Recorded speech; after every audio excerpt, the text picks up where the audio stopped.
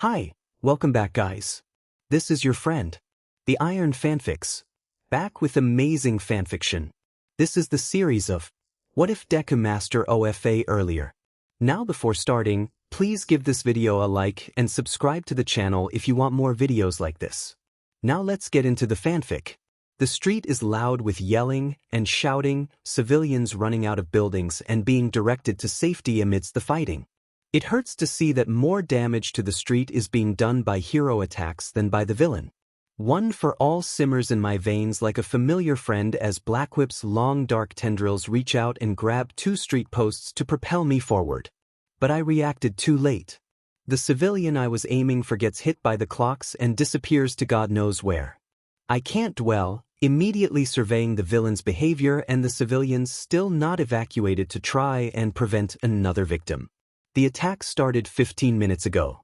The villain is slippery, evading the heroes with agile ducking, running and jumping, using the environment to his advantage by swinging off of poles and navigating through rubble faster than the heroes can.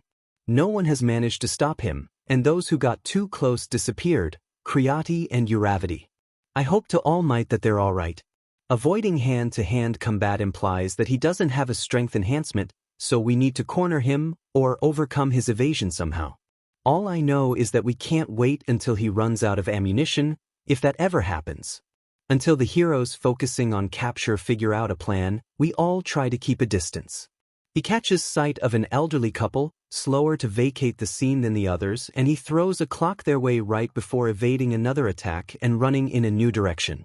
They're too far away. Thinking quickly, I switch to my Air Force attack to change the direction of the clock, causing it to hit the wall instead, and it disappears. The couple is safe and unaware, frantically searching for something in the battle. When I reach them, I carry them out of the way, further down the street. It feels like the only successful thing we've done this fight is contain him to that section of the street. My brows furrow in frustration, but I force them to ease when I place the couple down. I smile at them briefly, to assure them that despite how it looks and absolutely is we have things under control, but the lady grabs the sleeve of my glove before I can head back. Please, we were with our grandson, help us find him. She pleads. So that's what they were looking for. I give a determined nod, facing her and taking her hand in reassurance. I'll find him.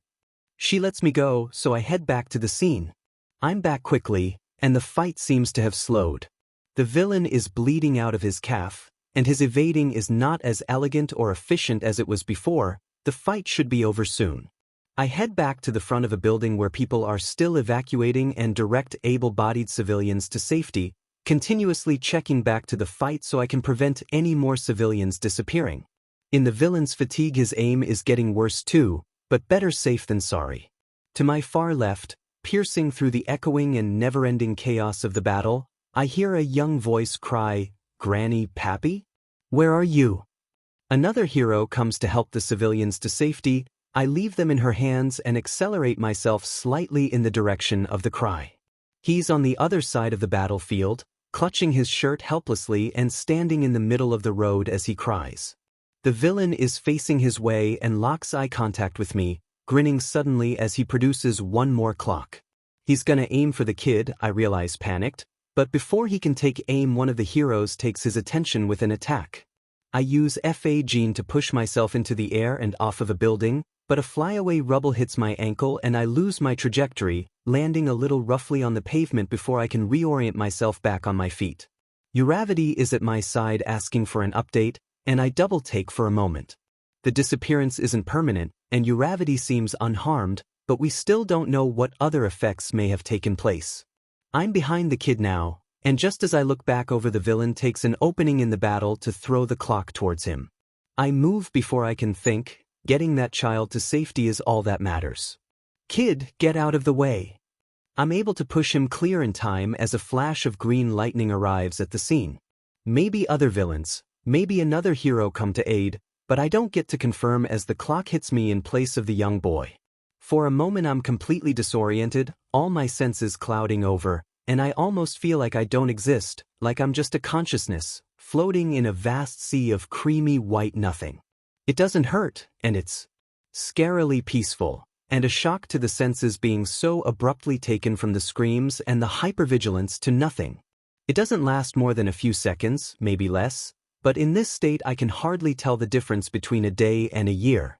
When my senses slowly fade back, I'm still humming in that peaceful calm, and as I register my surroundings, I check in with each sense. There's a really loud horn blaring. It smells like street food. My mouth tastes like paint for some reason. There's traffic on the street with no sign of a fight. There's a truck barreling toward me. There's a truck barreling toward me? I'm immediately torn out of my peaceful daze, eyes widening in surprise as I make eye contact with the driver who is frantically pressing the brake. I manage to just jump up out of the way with the aid of one for all and hover in the air with float, adrenaline soaring through my veins as I watch the aftermath. The car behind the truck swerves to the sidewalk to avoid colliding with the rear of the unexpectedly and exponentially slowing vehicle, and I fly forward quickly to move two teenagers out of the way. As I set them down, they check themselves over. A quick look over my shoulder shows me that the cars are back on their way and no one else got hurt, so I turn back to the teens, taking a few deep breaths to detox myself of the lingering fear and adrenaline. Are you two all right? Are you hurt? I ask, checking them over for myself, each of my hands still touching their arms in assurance. Okay. Thank you, says the taller one. He has bright blue eyelashes framing his nervous eyes. He looks shaken but overall relieved and unharmed.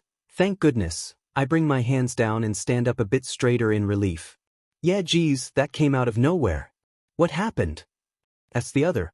He seems more amused at the near-death experience, which is fair. It's a natural reaction to laugh a bit hysterically once safe after almost getting hit by a car. We're all in the same boat in that regard. He has teeth framing his face, which must be his quirk, and looks really cool. I wonder what his quirk does. Before I can answer, I'm dragged back by the hood and pulled off the ground with only the tip of my boots still down. I feel, and probably look, like a bunny caught by the ears and draw into myself sheepishly, thinking that it's probably one of the pros, or maybe even Kakin, about to scold me for my recklessness. The teen's jaws both drop respectively, and the one with teeth on his face remarks, "Holy shit, it's Crimson Riot. What on earth happened here, kid?" The deep voice of the man holding me questions, and immediately I'm gushing out an explanation. I misso so risary was fighten gevillen and thiskid ways and troublesar and for to push him mushiofti waybuthan igo thitten stedendine de deferian dime soseria shold have dash. Crimson Riot? Crimson Riot retired 7 years ago. He doesn't even live in Japan anymore. Mr. Crimson Riot, sir. I'm such a big fan, oh my god. This guy here helped us, 'cause this car was about to hit us, which was crazy, holy shit. Anyway, he was just making sure we were okay. You can put him down. Please. Unless you think he's a threat, but he actually seems really nice and he did help us and dash. Oh my god. Stop talking, you're making us look lame in front of Crimson Riot. The tooth-faced teen groans while lightly shoving him. Crimson Riot puts me down and steps into view next to me, and he looks 15 years younger. The reports I heard from civilians when I got here pointed at you. He turns to me and, holy moly, I see why Kirishima drew his hero name from this guy. He looks so cool. Said you just appeared in the middle of the road and then saved these kids from the fallout. Show me your license, he asks, and holds his hand out to receive it. All I can do is stare and blink. What is happening? Crimson Riot is retired, and somehow he's here, in his hero costume, wherever here is. I mean, it looks the same as the street I was on before, but there's no sign of a fight. I got hit by the clock and somehow turned up here with Crimson Riot, and yeah, actually I remember that this street was one of his patrol routes, but from when he was active, not now. I swear to God, kid, you better have a license or something to prove to me you have legal permission to be fighting villains. He says impatiently. Next to us, the teens are filming the interaction on their phones and taking pictures with awe at getting to see one of their idols in person. Oh right. Sorry, I'm just trying to figure out what the quirk did to me. I reply as I reach into the pocket that I keep cards and documents in, pulling out my provisional license card and handing it to him sheepishly. I'm really surprised to see you. I thought you were retired in Hawaii, but you're here. So, I trail off, not knowing how to finish that sentence. Retired? I'm far too young for that, kid. I know the young'uns are overtaking me, but I'm not that far past my prime. He laughs and looks down at my card, then looks up at me, then back at the card. Birthday? He asks, furrowing his brows. July 15th, 2024, sir. I supply cheerfully. The teens stop taking pictures. Bro, what are you on? Yeah, dude, what? What do you mean? That's my birthday. I look back and forth between them. What's wrong with my birthday? Crimson Riot hands me back the card, and I put it back in my pocket. What quirk did you say you were hit by again? I'm still trying to figure that out. This villain was producing these clocks from his arms and hands and then throwing them at people, and when the people got hit, they would disappear. I think it's temporary though, because one of my classmates who got hit by it disappeared, but then was back later. And I'm also, back, so I should probably head over to Nightai's agency to check back in and let them know I'm okay. Crimson Riot looks at the teens for a moment, who have started to shift a little uncomfortably. He waves them off, and they walk past us awkwardly, waving and thanking me again before heading on their way. Okay, what is going on? Is everything all right, sir? I ask, feeling shy at the sudden loneliness. He doesn't reply immediately, hesitating, thinking, before putting his hand on my shoulder and looking me in the eyes. You're not in trouble, but I need to take you to the station, please come with me. He says softly, leading me by the shoulder to walk down the street with him. It gives me a better look at the street and I'm relatively familiar with this street. I take this route to go to my favorite stationery shop, and some of the stores here now closed a while ago and were replaced by new ones, so why are they still? Oh my god. The clocks, the younger Crimson Riot, the weirdness about my birth date. Kid, I need you to try and stay calm, we're gonna figure this out, and everything is going to be okay, okay? He's being gentle. Oh god, no. No, please tell me I'm wrong. I'm not, this isn't. Hey, take a deep breath, it's okay. It's gonna be alright. Let's get you to the station, okay? There's probably some protocol or other for this type of thing, don't worry. He soothes, still guiding me down the street and trying to help me stop hyperventilating because this cannot be happening. Okay. I'm in the past. So, this is where you'll be staying. He says, unlocking the door. The key's got a blue tassel on it and a thin metal plate that says, government housing. Dai is my social worker. Crimson Riot was right, they do have a protocol in place for things like this. Time travel falls under quirk-induced misplacement, and within that, there are workers like Dai that help us while we try to get back to where we are supposed to be. This means I get provided accommodation. It's not much, Dai tells me, and I see as much for myself as he opens the door, and I slowly enter, apprehensive and curious like a deer to a human in the woods. It's one room, one big window with bars over it facing the door, pale off-white curtains framing the view of the street where I can see a small cozy dumpling shop which I decide might be worth checking out if I get the time. I've never been much of a cook anyway, so eating out is gonna be regular, even if I do take this opportunity to learn some basic recipes. A futon is folded up in the left corner of the room that really doesn't look particularly comfortable, and a desk along the wall next to it with two slim drawers on the underside. Under the window is a metal kitchen counter that looks like an operating table, with a sink, a mini fridge, and on top of that, a microwave. On the right wall, there's a waist-height chest of drawers, not that I have anything to put in there at the moment. But it's got everything you need. He finishes as he steps inside and flips the light switch, the bright white light in the center of the ceiling flickering to life. Kitchen, bed, drawer, the works. The bathroom's down the hall. It's shared, but you get used to it. There are always new faces around here, and neighbors tend to be nosy. This building is only for victims of quirk-induced misplacement, so, you're not alone. He continues, and I suppose that should be comforting, but all I've been feeling since the walk to the station is a distant warm numbness. Shugs. It's weird to have a place to myself. It's going to be different than staying in the dorms. For the first time, I'm taking almost complete care of myself. I try to ignore how my face pales as I realize that, for the first time since I started at UA, I'm all alone. I'm stuck for the next who knows how long. The police are doing a search for the person who did this to me. He's likely a child at the moment, but if we find him we can figure out how his quirk works and see if he can send me home. Dai lurks in the doorway, grinning a little. You can see in his eyes that he's excited for me to have a new independence. So many teens would appreciate that, and I guess he's grown a deep appreciation for that as he watches me interact with the place. I'm glad that he's treating my space with respect, not entering uninvited, just leaning against the doorframe, here if I need him. When I turn to face him again, he tosses the keys up and over to me, and I catch them easily, pasting a grin to match his. I guess he's right. There's plenty to be excited about. This is an opportunity for me to explore my independence and live how I see fit. The thought brings a bit more life into me, less numb and more optimistic. As you know, you get a budget in cash and a debit card for travel convenience. I have the cash on me now, so when you're ready we'll head to get you a debit card and shop for some essentials. We can talk through your plan for what you'll get up to while we're out, give you some direction. Sounds good. Sounds good. I smile, turning to look out the window again and already making a list of what I need to get and what I should prioritize with my budget. I'll be downstairs then, he calls as he pushes off from the doorframe and starts down the hall. He leaves the door open, but I figure I won't stay back for too long, so I leave it.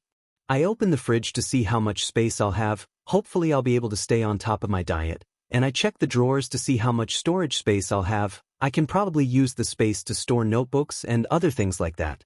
Man, I miss my notebooks. It would be so handy to write down all my theories about the quirk I was hit by.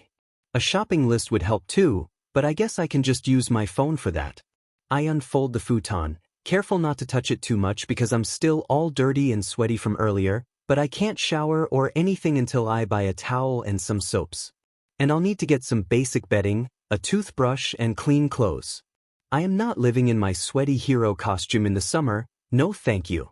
Speaking of my hero costume, I should probably consider getting in touch with UA and see if I can continue as a transfer student or something. That shouldn't be unreasonable to try, right? I have my UA ID, my valid licenses, and my phone with a bunch of evidence that I'm a student there, all stuff I used to prove my case to the police earlier. Plus, I'm pretty sure Nedzu is still the principal. Still the principal? Now the principal. Already the principal. Whatever.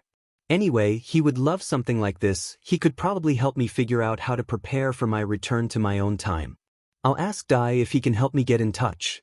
Satisfied that there are no bugs in the futon, I would have screamed, I decide to head downstairs. Locking my door behind me feels both so familiar in the way that I'm leaving home but so new in the way that this space is mine. Well, it's the government, but still. Downstairs, Dai is talking with the guard. Yeah, from the future this time. I swear these quirks are getting out of control. I'm calling bullshit, Tai Chi. You're all getting scammed. The guard huffs, rolling his eyes. Talking about me? I but amused. Midoriya. Ready to head out? Dai exclaims, turning to me and clasping his hands together. I really appreciate his enthusiasm, smiling more fondly as I nod. The guard heckles us as we leave. Scammed, I say. Dai laughs as the door closes behind us and we step into the afternoon sun. It's been such a long day from the battle this morning to now. And the steady lowering sun bathes us in a yellowy warmth, and I can't decide if it's making me feel better or gross. So, where to first? He asks as he turns to walk to his car parked a bit down the road. My main priorities right now are being able to shower and change. Today I think all I need are toiletries, a change of clothes, and something for dinner. We can get anything else I might need if we see it on the way, right? I ask, hopping into the front seat next to him. As he puts his hand on the wheel and turns his keys, the ignition rumbles and he immediately goes to turn on the radio, and My Way by Limp Bizkit's chorus washes over us. We both grin. Sounds like a plan. Do you think you could help me get in contact with Principal Nedzu at UA? I ask, as we walk down the dental care aisle, looking for the cheapest toothbrush. You want me to do what now? He deadpants. This brush is 340 yen. He offers after. I'm a student there back in my time, right? I have my ID card and my licenses and everything. I could be here for a while, but I don't want to fall behind. I explain, glancing over to look at the toothbrush he has in his hand. It's really basic, just wood and plastic bristles. I think that's the cheapest we're gonna get, huh? Pretty much. He agrees, and puts in the basket with the 244 yen 3-in-1 soap that we found on sale. I can hear Mina condemning me from the distant future for how far I've fallen, but on this budget, sacrifices must be made. If you're a student there, don't you have his email? Just email him and explain the situation, see what he can do, what you need to do to get in, etc. No harm in trying. He shrugs as we venture over to where the towels are. I stop in my tracks a little abruptly. You are so right, I reply. Feeling a little silly for not thinking of doing that myself, I start scanning the prices for the towels. They're a lot more expensive than the toothbrushes, but I guess that's to be expected. My eyes land on a tag that's only 1,500 yen, and, I'm so blessed, the cheapest towel is All Might themed. I'm getting this. I say, my mind is already made up. If anything is gonna make my place here feel like home, it's All Might merch. You a fan of the new number one? I got pretty high hopes for the guy. He's been doing some really amazing stuff the past 2 years. Oh my All Might, he's in his bronze era. I'm gonna throw up. This is the best day of my life. Kid, are you all right? He asks, face pulling into a cheerful concern. I can't respond. If I try to move, all I will do is scream and jump up and down in this supermarket, and I need to control myself. Okay, you're turning red. Are you breathing? He sounds genuinely concerned now, putting his hand on my shoulder gently. I don't want to worry him, but feel so overwhelmed with shock and excitement. I force myself to take a deep breath in. Dai sighs in relief. Geez, don't freak me out like that. Was it something I said? I release my breath, and the adrenaline from the sudden excitement fades a bit, leaving me feeling tingly and a little tired, and I know I'll feel embarrassed in a bit, but I crouch and grin into my knees, trying to keep taking deep breaths. Dai crouches with me, hands still on my shoulder. Hey, he starts gently. Hey, what's wrong? Is it the quirk? Did I say something? And his voice is so ridden with concern and care, and it's so sweet but so ridiculous 'cause nothing is wrong. This is awesome, and I can't help but let out a little giggle. I feel him physically relax at the sound. I squeak out, peeking up over my knees and staring into the towels and pressing my red face forward, causing my cheeks to squish. Dai bursts out laughing, and everyone in the supermarket aisle looks at him like he's mad. It's 9 p.m. now, and the moonlight that might be drizzling into the room is cancelled out by the light on above me as I sit crisscross applesauce, clean and full-bellied on my futon, hunched over my phone. We passed an electronics shop in between stores and realized it would be a good idea to get a charger, which is plugged into the wall behind me, so I'm not worried about my phone dying as I mull over what I'm going to write in my email to Principal Nedzu. I've typed his email address in the address to line, but after that I'm stumped. I'm about to call it a night when my phone pings with an email, and I go to check it instinctually. Not like I was getting any writing done. Izuku Midoriya. I heard from the police department that you're a future student at my school. The quirk you claim to be hit by sounds incredibly interesting, and I'm sure you're eager to continue with your studies. I know my students, and they don't like to fall behind. Would you like to meet for tea at some point tomorrow? Sincerely, Principal Nedzu. Hewitt. I can't help but grin. Of course he already knows. I start typing my reply instantly. Principal Nedzu. I was just about to reach out. Tea sounds great. Does 10:30 work for you? Izuku Midoriya. Hewitt. I wonder if my UA student card works. I think as I wait outside the Grand UA gates for Principal Nedzu and receive my visitor's pass. I swipe the card through the login dock. 'Cause I'm bored, early, and what's the worst that could happen? The doors go into lockdown. Thick metal dividers rise from the ground, red lights spin, and an alarm starts blaring, attempted intruder, on repeat. The cameras at the gate post zero in on me and squint as a red spotlight eyes me from above. 6. Why does it feel like things aren't going to go right today? I hide behind my hands as heat tingles beneath the skin of my cheeks, and the muscles under my eyes start to hurt from continuously wincing. Big firm hands grab my shoulders, and I jump at the contact. They spin me around and push me against the wall somewhat harshly and set off the alarm, and that was stupid, but I haven't done anything offensive. There is no need to be rude. What are you trying to pull, kid? The man fumes with a low rumbly voice. He's tall and bulking, wearing a green and black hero costume, but not one I recognize.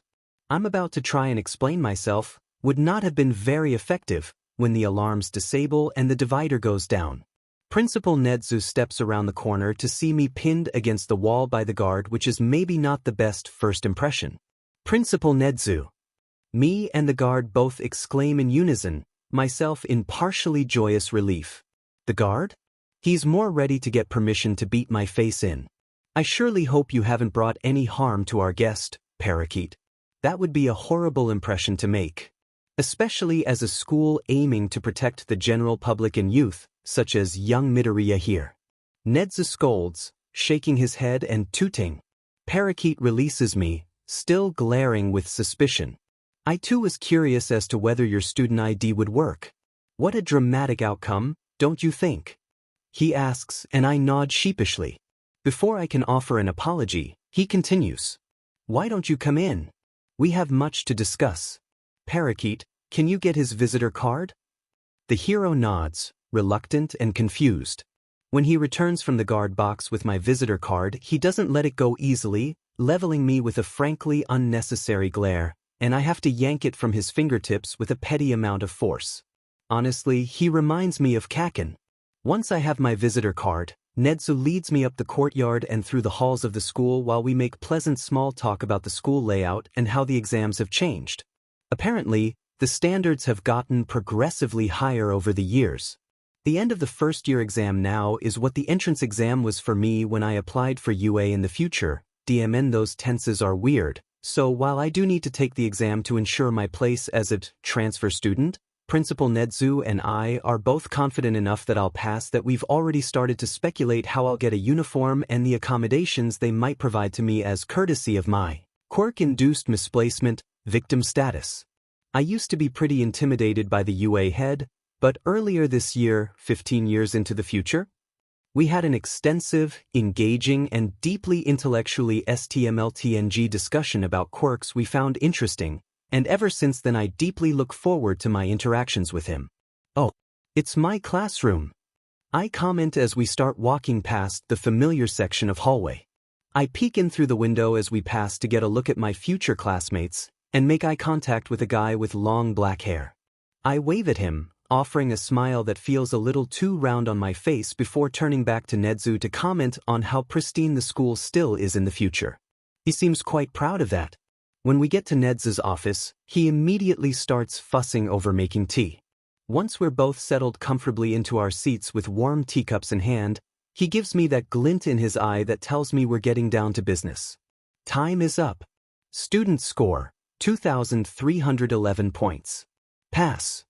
Booms an automated voice over the various hidden speakers in ground beta. Yes. I cheer, face flushed and panting, squinting in the early afternoon sun while raising my fist into the air, my back on the warm, uneven pavement. We redid the robot point exam towards the end of my first year as a checkpoint exercise, and based on my new results I've already upped my score by 21 points. It could be attributed to the lack of classmates being there to fight the robots for me, or maybe the robot difficulty setting potentially being lower. But I feel like I've been improving a lot ever since the doctors deemed my full recovery. I revamped my training schedule after the war. As I push myself up onto my feet, Class 2A comes into ground beta filled with enthusiasm that I was not expecting. Bro, that was insane. Where do you buy a quirk like that because I want one? Bro fights like he's seen Armageddon. I've never seen such a fierce approach to a sim, dude. Right on.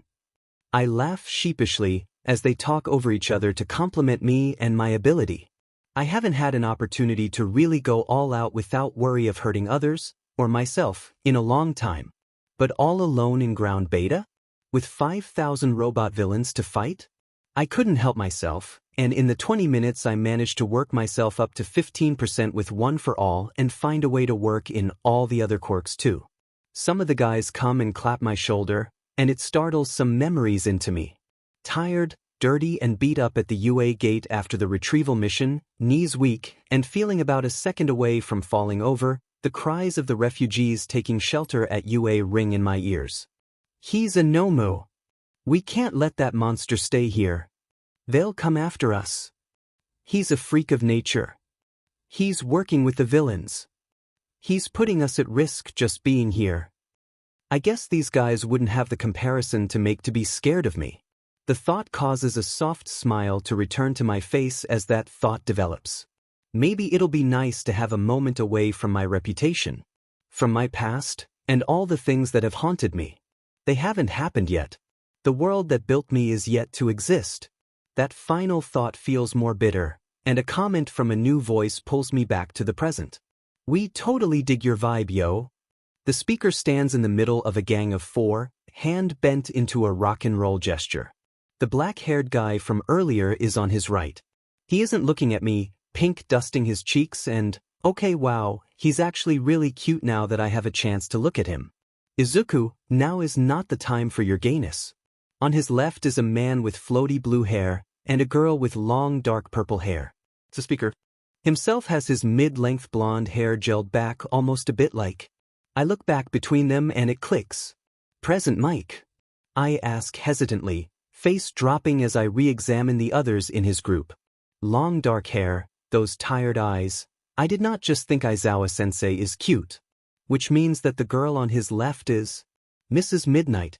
My eyes prick with the familiar sensation of tears as Present Mike is freaking out at Aizawa because I know who he is dude I'm famous, and Aizawa is looking right at me with both his eyes now, and Mrs. Midnight is laughing and she's alive and young and beautiful and she's, "Hey, are you alright?" Aizawa asks me, shoving the excited blonde teen off and reaching a hand out toward me gently, concern replacing the annoyed look he was giving Mike-sensei. The class has stopped cheering now, and they're all looking at me and I'm hyperventilating and the teacher starts to get the class to give me some space but I can't tear my eyes off of. My eyes are really stinging now.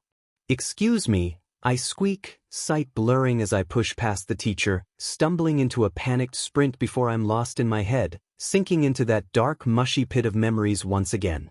That first fight with Shigaraki Kaken taking the blow for me, getting impaled, Aizawa cutting his leg off to stay in the fight, the blood pouring out of them, both of them, Kaken askew across the dirty floor and he's not going to make it, Kaken's heart out on the battlefield as Shigaraki laughs and he is not going to make it, it should have been me, the sobs that rack through me so hard my ribcage aches, desperately trying to continue fighting Shigaraki as they escape and I can do nothing, the coffin in the sky falling and Aizawa and Mike and Monoma falling, heading to the hospital, looking over from my ambulance bed to see Mina and Jiru sobbing, bloody, and bruised and shaking, eyes wide and manic while they hold shock blankets tight around them, seeing Midnight's destroyed body as they rush her into the hospital past me and no one comes back from injuries like that, the funeral, Aizawa and Present Mike speaking with tears streaming down their face of memories from high school, from parties and heartbreaks,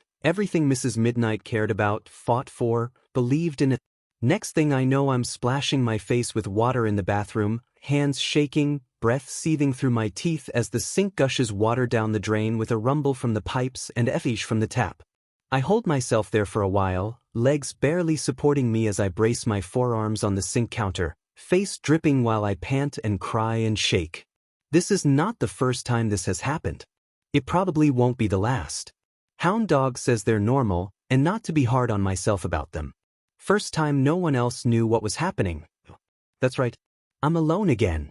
My breathing's still ragged and another cry rips out of me while I hunch over the sink, nose snotty as I rest my forehead painfully on the still running tap, neck strained as my back arches over painfully to accommodate my position. Young Midoriya? Calls a voice, startling me out of my illusioned solitude. Glaringly reminded of my current environment, I sniffle and wipe my eyes with my dirty sleeve and, not the best choice that stings, I whip my head around to see Principal Nedzu, standing in front of a concerned student. At my visible response, Principal Nedzu dismisses him, leaving us alone in the bathroom. The student must have been in here when I came in, or heard me from outside and gone to get a teacher. Drive a nail through my foot and drop me in the woods. That is so embarrassing. I splash water into my face again, fighting off the new wave of tears because there's no need to start that again. Skiing in a few final breaths, I speak to Nedzu, knowing we're now alone in the bathroom. We can't let anyone else know I'm from the future. I state, voice hoarse and sore from gasping and dehydration. Turning my head back to the sink, I drag my hand down my face to wipe off the remaining droplets, the touch feeling coarse and uncaring. The paper towel I use after feels just as offensive. Principal Nedzu sighs, and looks a little unsure of how to proceed.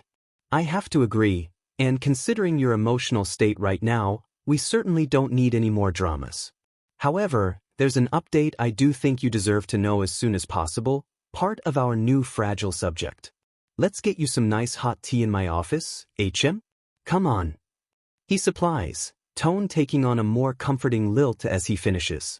After properly cleaning my face and nose with the rough and stiff paper hand towels, I follow as he leads the way through the corridor with my hands still shaking.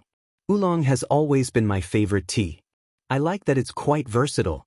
I can have it hot, with milk, cold, with boba, with other flavorings. It can be a calming evening drink or a sweet treat. Right now it tastes like cardboard. I understand this will be difficult for you, young Izuku. Please know my door is always open for you if you want to talk about anything. Principal Nedzu reaches over the desk to put his paw over my scarred and aching fingers where they rest, burning against the porcelain of the teacup. If you think it's right, we can inform the school psychologist of your situation. She can have a session with you if you want, and only if you want. He adds. I can't even nod. It's going to be 15 years before I can see my mom again. My friends. Kaken. Deep breath. Pull it together. One thing at a time. I can take my time to process the fact that I'm stuck here. I only have until tomorrow to prepare to be in the same class as. My eyes sting again. Mrs. Midnight, I start, the ball growing in my throat like a din I need to break. I can't meet Nedzu's eyes. I don't know if I'll be able to handle seeing his face. I don't know if I should be telling him this, but I have nowhere else to. She dash, and the tears spill. She died really horribly.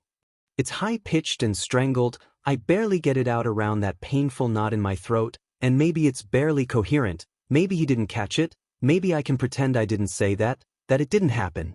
It hasn't happened, right? Maybe I can just ignore. Nedzu's paw tightens on my hand. I look to his eyes instinctively, and I've never seen that look on his face. Drawn and leaky-eyed and sympathetic and sorry. I don't think he's ever looked more full of human emotion, and it hits me right in the chest just how much Nedzu really cares about his students. And I've just told him that one of them dies horribly. I'm horrible. How could I tell him that? The sobs shake me so hard I almost knock over my tea. I hear Nedzu sniff across from me. Meeting his eyes again, I can't stop myself. I know it's not my fault. All the therapy with Hound Dog and the late-night conversations with classmates, comforting them, consoling each other, I'm a hypocrite for saying it, but what else can I say? I'm so sorry dash, I cry, and my nose is almost in my tea, but Nedzu cuts me off before I even finish, squeezing my hand tighter, and it feels like such an undeserved comfort, but I clutch onto his forearm with my other hand anyway. No, I'm sorry, young Izuku. I can't imagine the position this is putting you in. I would cry the same as you in your situation. You are so brave, and you've done everything right. Thank you for telling me dash. I hold his arm tighter. I don't want to be brave right now. Oh, you're just a child, Izuku. He continues after a moment, bringing his other hand to rest on the one that grips his forearm like a vice. His gentle paw meets my shaking and straining hand like a vine growing on an old wall, and it makes me crumble. Now I'm going to get to know her and the others, grow up with them, become heroes with them instead.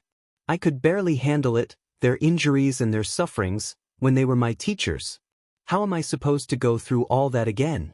How am I supposed to act around them knowing what's coming and knowing that I won't be able to stop it? The vent turns into a mad and desperate yell, and I'm distantly grateful that Nedzu's office is soundproof. Oh my god, what if it's not soundproof yet? The room is soundproof, right? I ask, tilting my head back up to look at him a little panicked and distracted by my new worry. The sudden change in topic makes him chuckle wetly as a tear spills out of his eyes. Oh, you dear child, it's all right. No one can hear you, it's just you and me. He smiles with that torn expression of fondness and care and sympathy and ache, the one I see in my mother all the time, and he holds my hands tighter. I take a deep breath.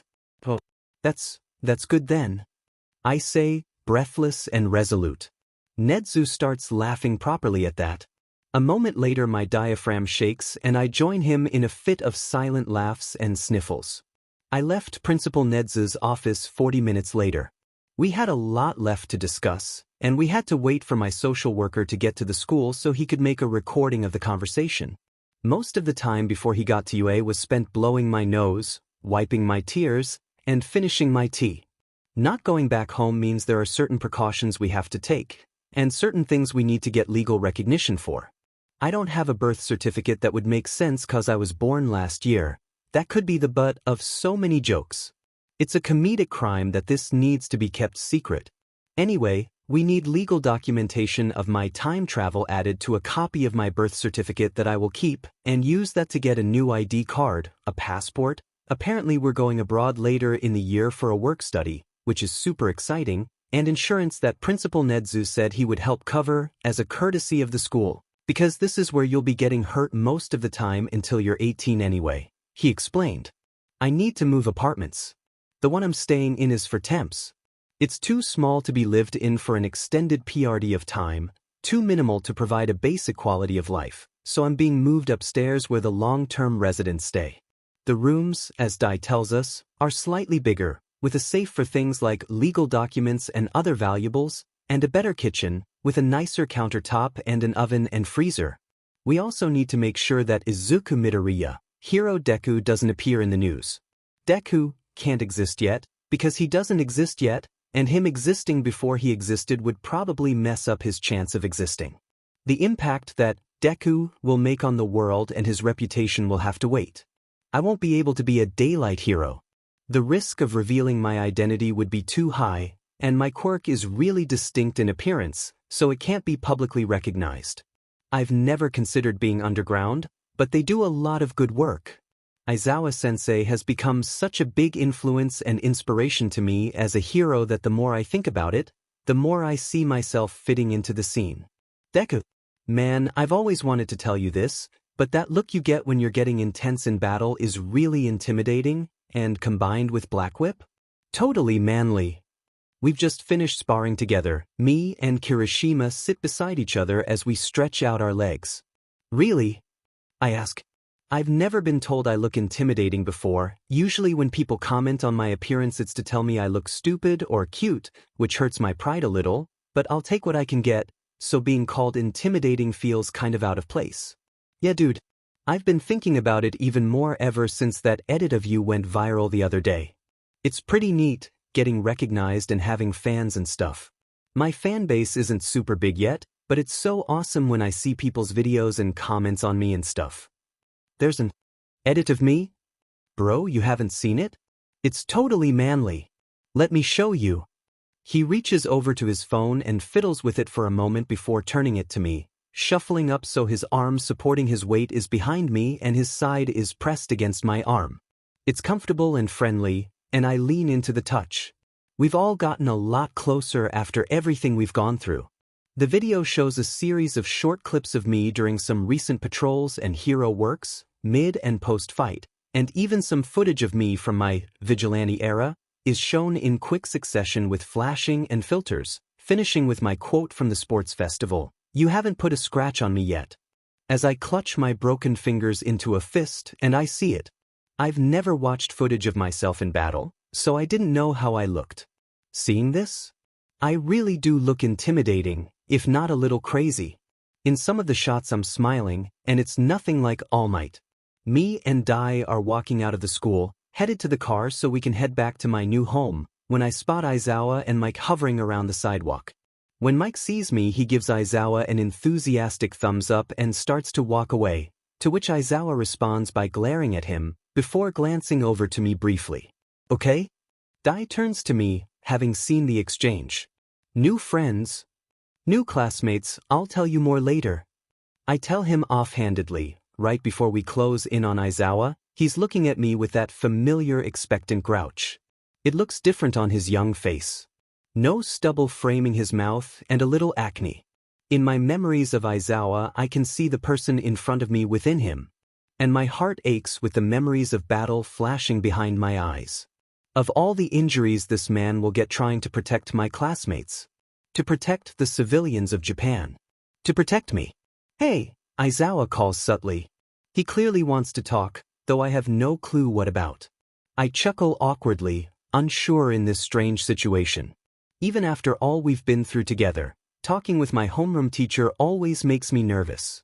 Hi.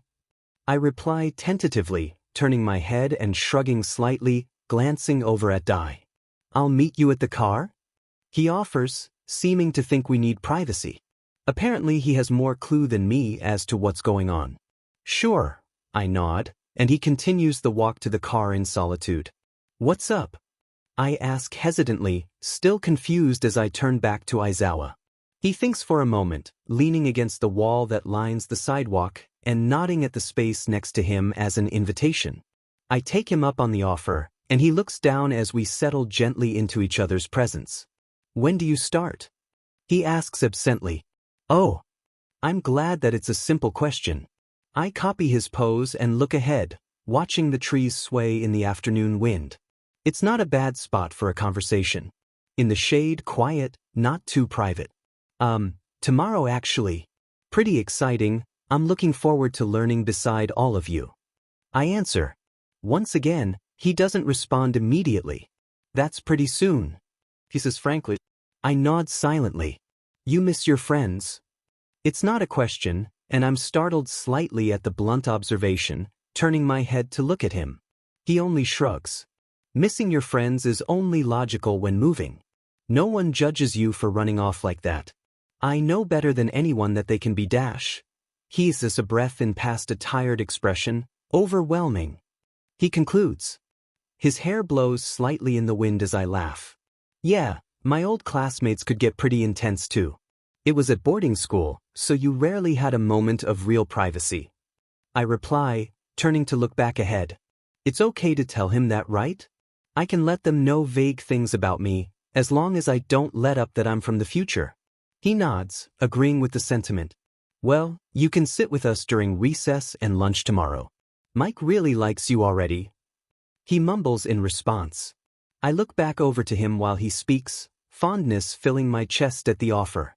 It's weird for Aizawa to treat me like a peer rather than a student, but his immediate kindness is endearing. It warms me that I'm being accepted so easily, especially remembering all the times I was so violently rejected. He tilts his head away from me, so I can't see his face anymore as he shrugs. Before I can thank him, he pushes off the wall to his feet. I better get going. He starts, do you? And his voice cracks in a way that is not cute and does not have me smiling like an idiot because he really is just an awkward, shy teenager, and that's something I can relate to. His face goes a little red as he faces me, but he doesn't meet my eyes, hands shoved into his pockets with his shoulders raised as he finishes. Walk to the gate with me? He retries. He glances up at me through his lashes after he asks, and he's trying to look nonchalant and it's really not working. In a roundabout way his nervousness makes me relax. I'd love the company. I respond, pushing off the wall. We walk together side by side. Your dad? He asks after a while, using his chin to point down the path and looking my way out the corner of his eyes, waiting calmly for a response. Oh, no he's my, I stutter, looking at him nervously, waving my hands in front of myself. So much for relaxing. I don't think I can tell him that he's my social worker because I traveled through time, but I really don't want to lie about it. I always get nervous and clammy and my voice gets all high and then I feel really guilty after and usually they can tell and that just makes them more suspicious and I just cannot lie. He's helping me move and get settled in and stuff. I stumble out. It's true enough. He glances at me and I quickly avert my eyes. He doesn't ask more questions, and I let my shoulders sag in relief from where they had unconsciously risen.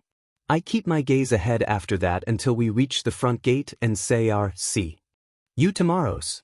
Overall, a successful interaction if I do say so myself. I inform Dai as I get in the passenger seat. Well, that's good. Now fill me in on all the less boring stuff that happened today. He asks as he pulls onto the street and we head back to the apartment. I excitedly launched into a retelling of my day, starting from how I managed not to burn the kitchen down with my phenomenal cooking skills. In the back of my mind, I'm still thinking about Aizawa and our brief little interaction. Of course. Even in a different timeline, I just can't avoid trouble.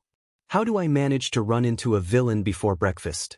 I use Black Whip to gently pull someone out of the way of the criminal's attack. He's shooting glowing green acid blasts from a barrel coming out of his palms, disintegrating the walls and the concrete of the street. I've been chasing him for less than a minute. Honestly, it was an accident. I was just on my morning run when he bolted out of a store and the cashier came out, pointing at him and yelling, "Thief! Where's a hero?" while frantically looking down the street. There wasn't one. This is usually a pretty safe area and it's the early morning. The criminal shoved someone out of the way, causing them to fall and scrape their knee.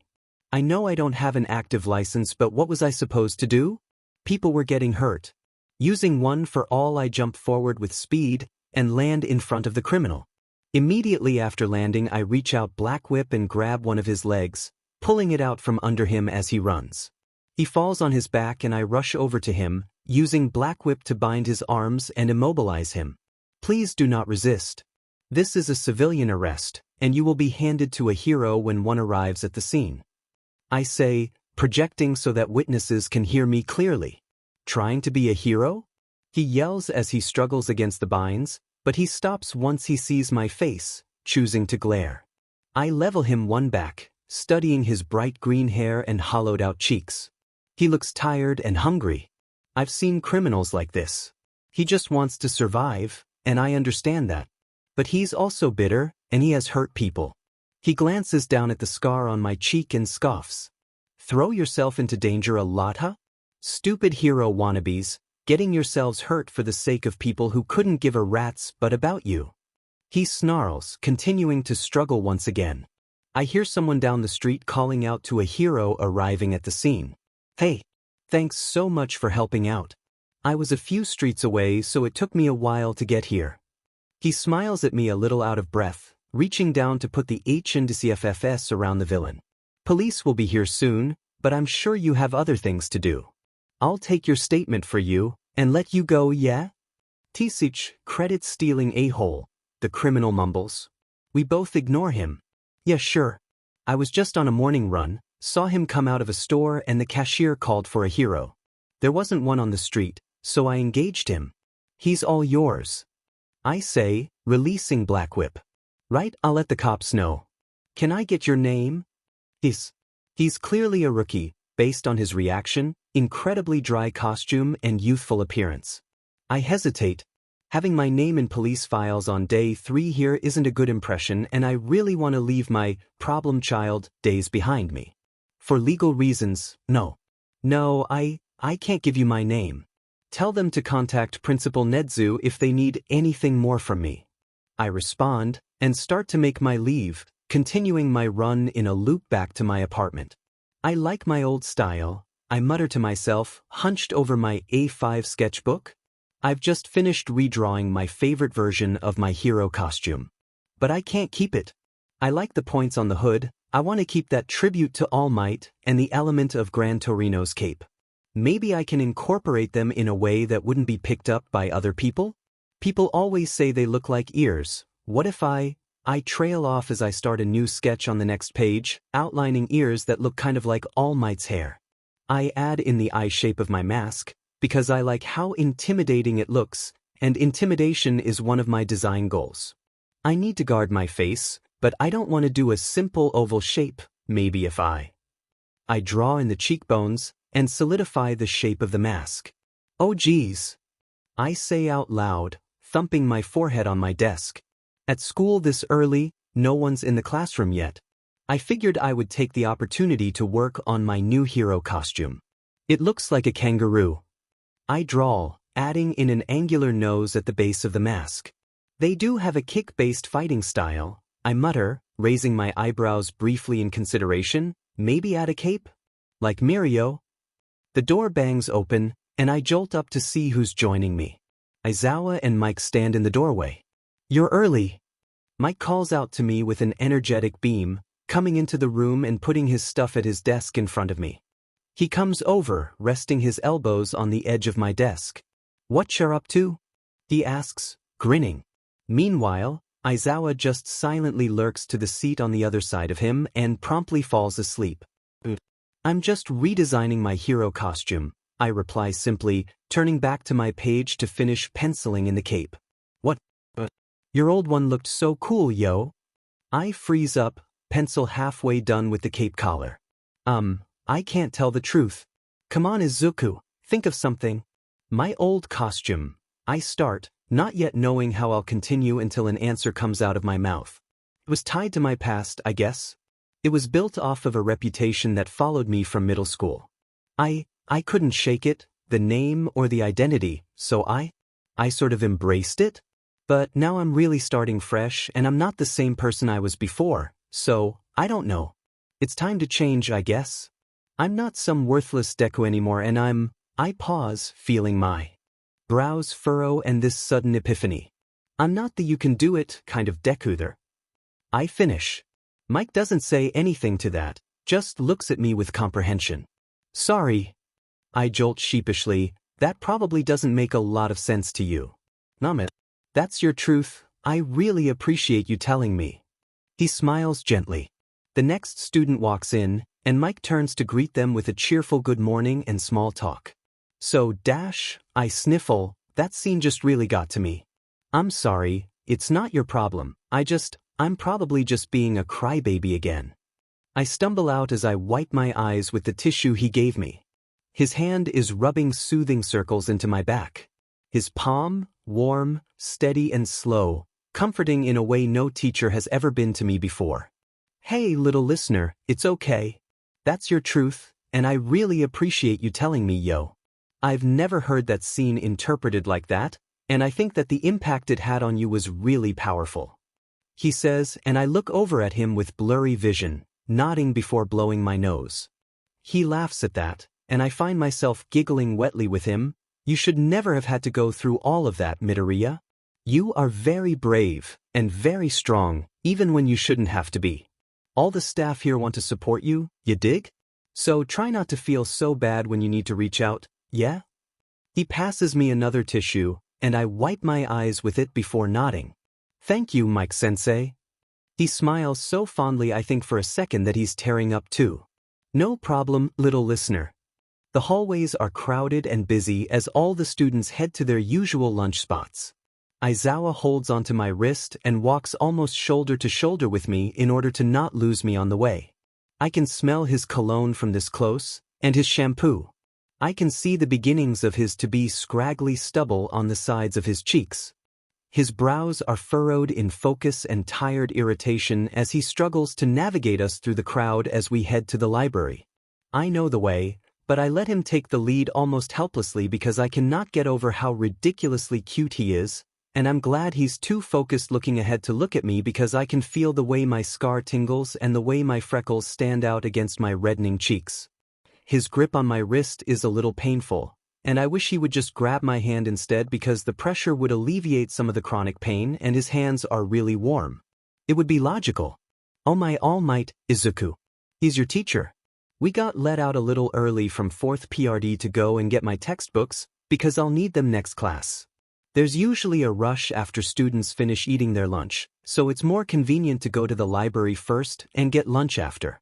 As we finally arrive, he takes a moment to lean against the wall next to the door, sighing heavily and still holding my wrist. I take the moment to try and clear my blush. Honestly, Izuku, you're being ridiculous. Thank you for bringing me. I know you're my student buddy, but I could have found it on my own. I say quietly after a moment. He just looks at me with a deadpan and lets go of my wrist gently, fingertips brushing across the back of my palm.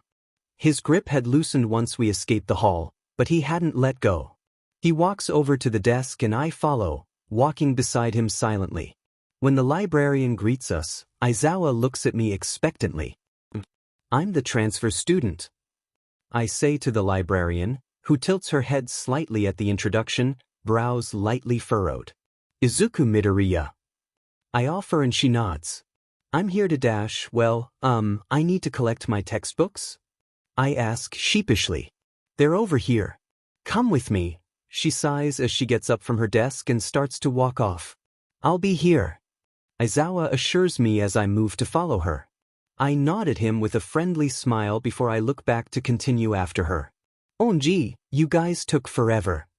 Mrs. Midnight groans as we approach the table and sit down next to Mike, facing Midnight and the blue-haired guy I'm yet to know the name of.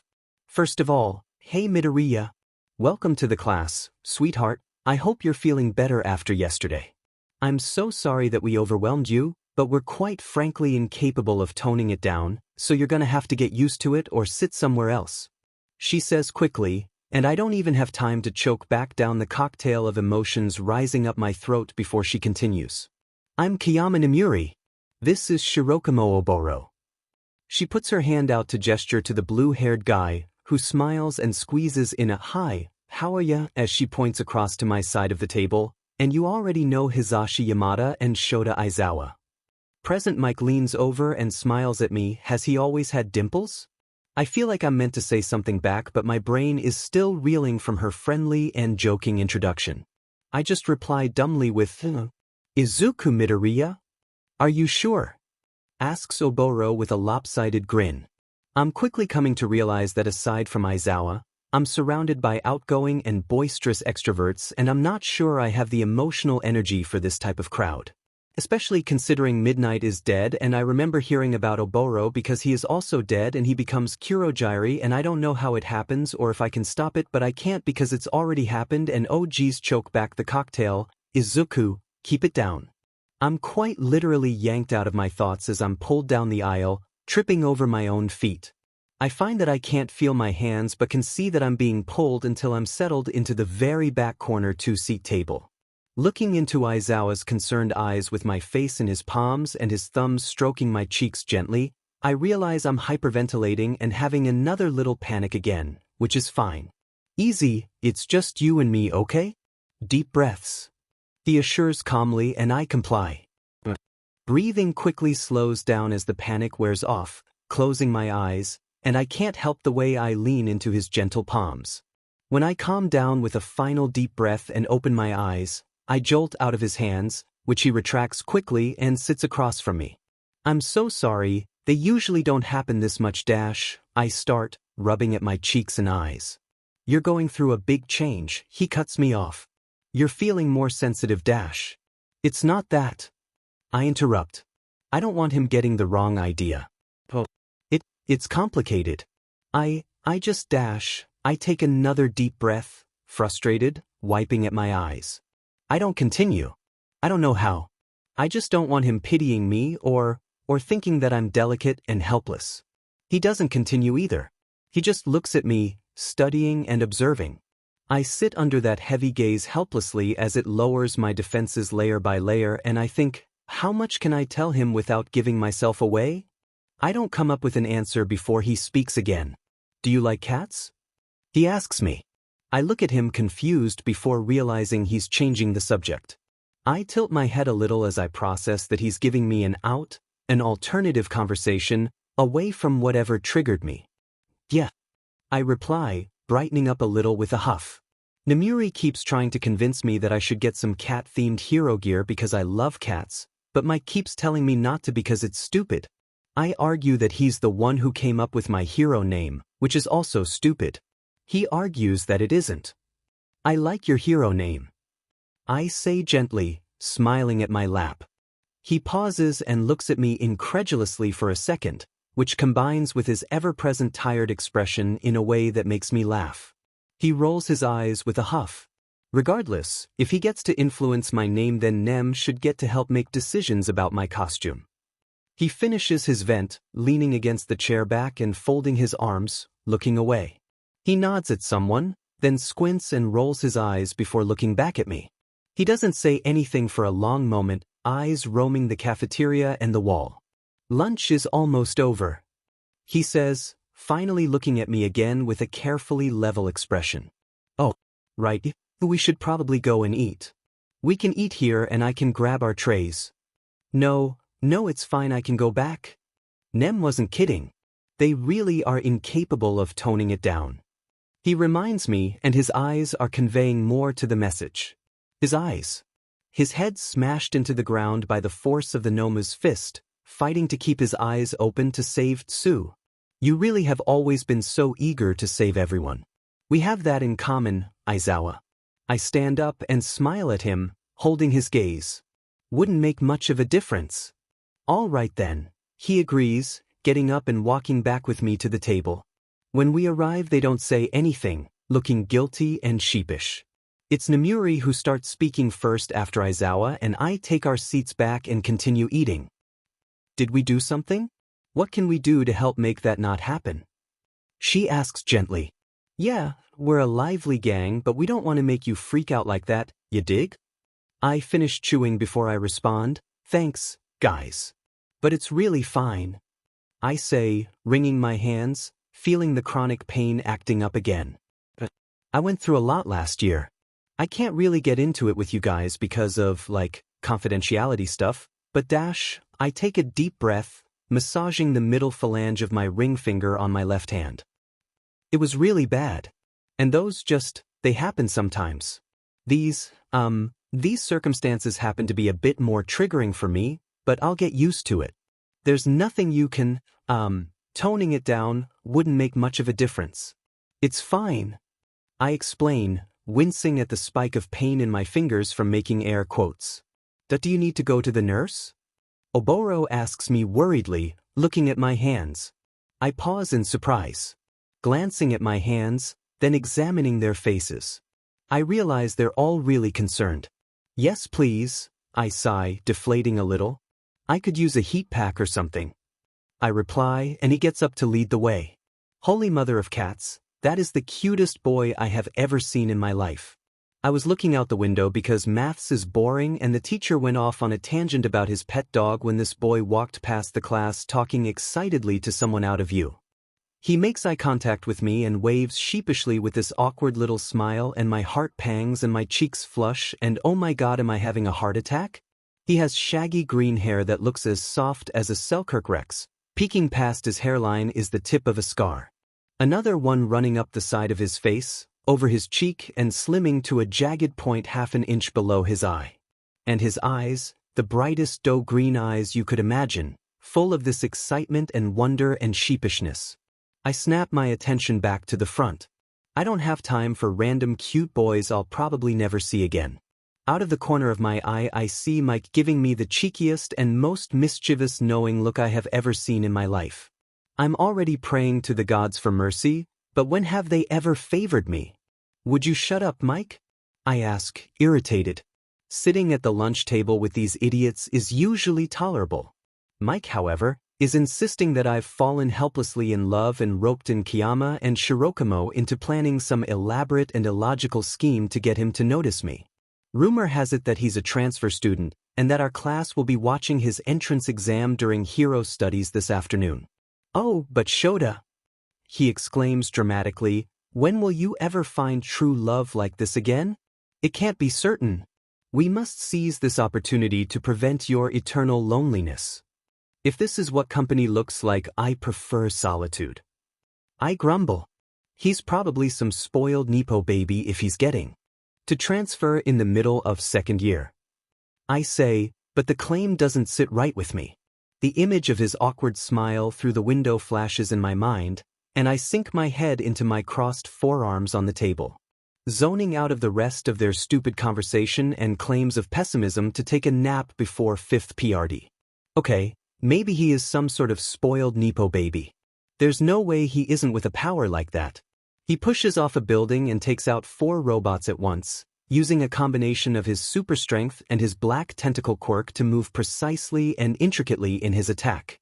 He pauses for just a second, panting and searching his surroundings, and for the first time in the exam we get a good look at his expression.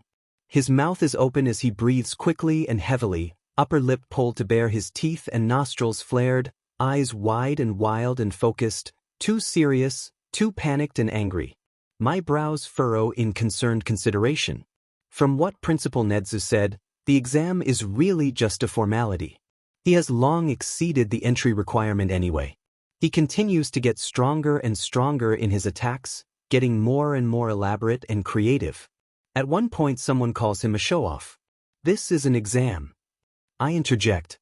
He needs to demonstrate his skill level and ability to give Principal Nedzu and Rework Sensei a foundational understanding of who they're teaching. It's only logical. One of them mutters mockingly. A few others snicker. I roll my eyes. He's defending him because he wants to get in his pants, comments Shirokamo. The entire class laughs as I whip around and cancel his quirk, face burning with eyes wide and angry. They stop laughing. It is logical he's saving time. Time is up. Let's go greet our newest classmate. Rework Sensei calls, leading us out of the observation room and to the examination grounds. When we get there, they all get rowdy and loud. I hang at the back, half apprehensive to actually meet him, and half apprehensive to get too close to our classmates. When I get there, I feel a blush creep up my cheeks. Damn it, why couldn't he have been a condescending jerk? Nepo baby or not, he received all the praise with humbleness and genuine gratitude. He's not a snobbish JRK or a condescending asswipe with a superiority complex, even despite his insane amount of power. He's shy and receptive, face red from exertion as he looks down to smile with a quiet proudness at himself. Then, one of the students clasps his shoulder and he goes from sheepish appreciation to being mentally absent, staring off into space with this not all there look. His expression fluctuates between melancholy, optimistic, and bitterness before you can say, pause, but it's over as fast as it started. Mixed compliment seems to drag him back into the moment in the blink of an eye. I don't think anyone even noticed, and if they did, they're too excited to be fazed.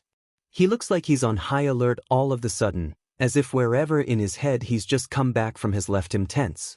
I look away from him quickly in embarrassment, not wanting to get caught staring. His cheeks flush again as he looks over our group quickly, then double takes. "Present Mike?" he asks, and I snap my head to look at him. He knows Mike? His face is dropping slowly, drawing into an unreadable expression before his eyes flick over the rest of us again. Panic colors his face now, and he's starting to hyperventilate as Zashi starts shaking me, yelling about how the cool new kid knows him, but I don't take my eyes away from the panicking boy, quickly shoving Mike off and taking a small step towards him. "Hey, are you all right?"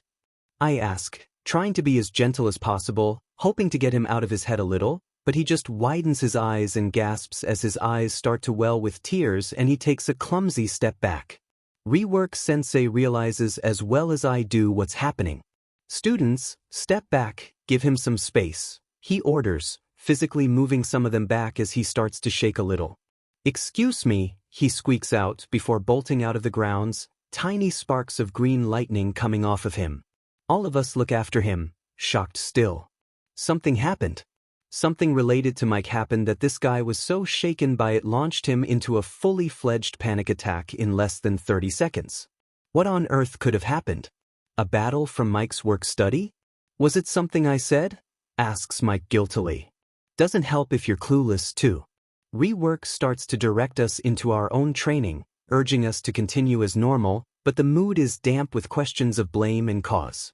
"I think Aizawa should talk to him," suggests Shirokamo. We're in the changing rooms, and discussion of what we should do about the new kid has continued. For one, he totally has the hots for him, and for two, Aizawa was the one to notice something was wrong in the first place. He could probably tell what upset him and is keeping it to himself out of logic or something. He continues, and I feel eyes turn to me. "Respect," I reply sharply, then finish pulling my pants on while considering. "Fine.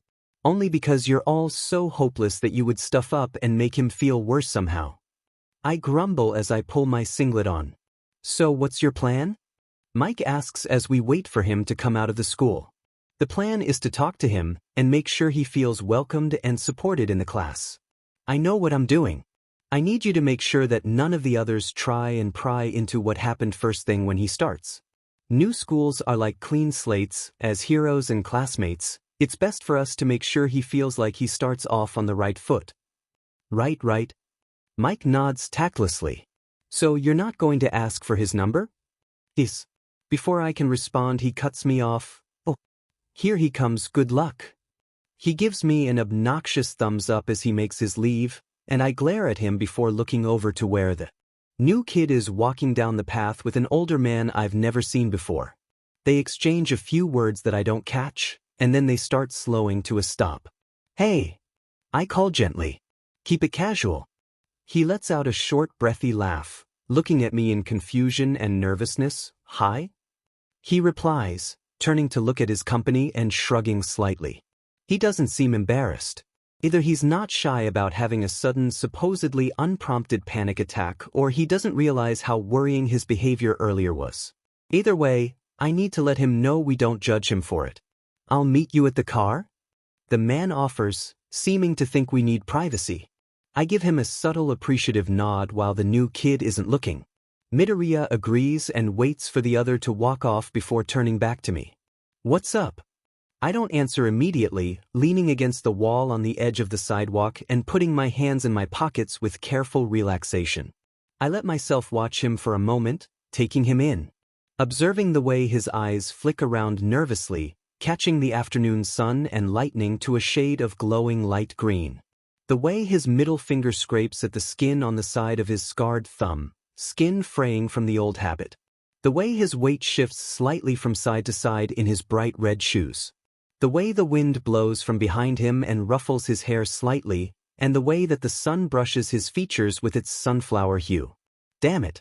He really is cute. I nod at the wall next to me, inviting him to join me.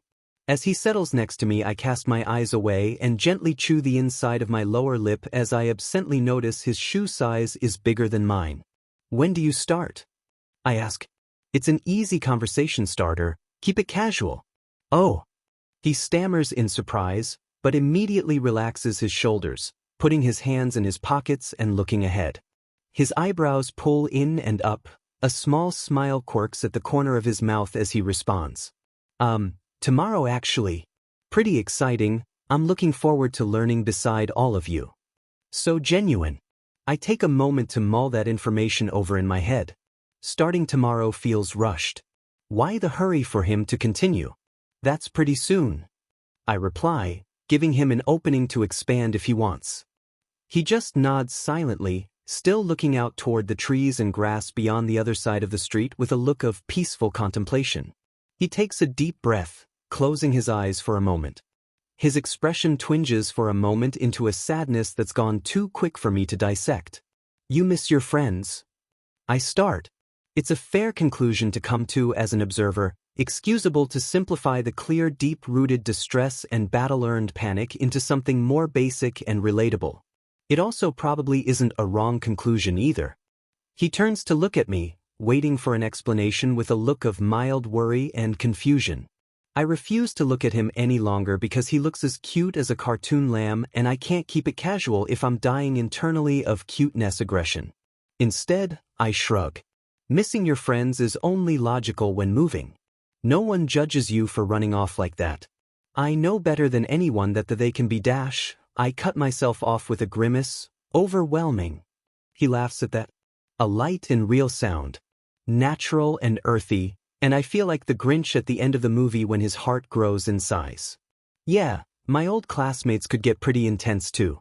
I was at boarding school, so you rarely had a moment of real privacy. He replied, turning to look back ahead. I stare at him, doing my best to conceal the awe flooding my chest. It's honest and unhidden, how easily he's letting me into a part of his life, and it's so simple. It's nothing really. But the gentle and reminiscent air about him as he takes in the view and the breeze and the sun makes my heart fill with something unfamiliar. "Well, you can sit with us during recess tomorrow. Mike really likes you already." I blurt out, almost tripping over my own tongue in an attempt to change the subject. Glancing at my watch, I realize Mike has been waiting for a while. I better get going. I start, but my voice cracks and I pause, clearing my throat a bit before retrying. "Walk to the gate with me?" I ask, trying to keep it casual. He smiles at me fondly, and my chest warms again with that new funny feeling. "I'd love the company," he responds, pushing off the wall. We walk together side by side. "Okay, you're doing great so far, Shota. Keep it light. What's some easy small talk?" "Your dad?" I ask, nodding my chin forward down the path to make the message clear. No, he's my, he stutters. "You're such a F up, He was calm for like 2 seconds. He's helping me move and get settled in and stuff. I don't respond. I don't want to cause any more tension for him. After we say our goodbyes, I walk up the path to meet Mike. So did you get his name? God f***ing damn it. You're both late. The whole class stays an extra 10 minutes to catch up on the lost time. You'll do well to learn quickly that I treat this class as a team, young Midoriya.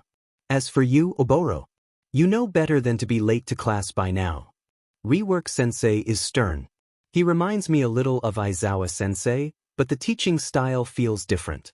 Aizawa would have just started without us, and if we didn't have a good reason to be late, we would be expelled. If you don't care enough to show up on time, then you don't deserve to be here. As he finishes his scolding, he crosses his arms over his chest and huffs. Oboro doesn't seem disheartened at all, even as the whole class glares daggers from where they hold their planks. Sorry, sir. Midoriya needed to go to the nurse and pick up his sports uniform, and you know that they're on different sides of the school. The nurse's office? He raises a brow and clicks at the beeper in his right hand. The whole class flops over, releasing their plank. Positions. How have you already gotten hurt? He grumbles at me questioningly. It's not a fresh injury, sir. I have chronic pain in my hands from breaking them quite badly last year. Multiple times. Oboro, he offered to help me get a heat pack dash. I start to explain sheepishly, trying to keep my voice down out of slight embarrassment. However, Rework Sensei cuts me off. If you've already been so reckless as to damage your body in training, he interrupts loudly, calling the attention of the class. Then maybe you don't have a place at this school. I don't know why the rat favors you, but don't think his kindness extends through me. He glares down his nose at me, the whole class letting out oohs and snickers at my expense. He turns from me to gather the class to explain today's exercise.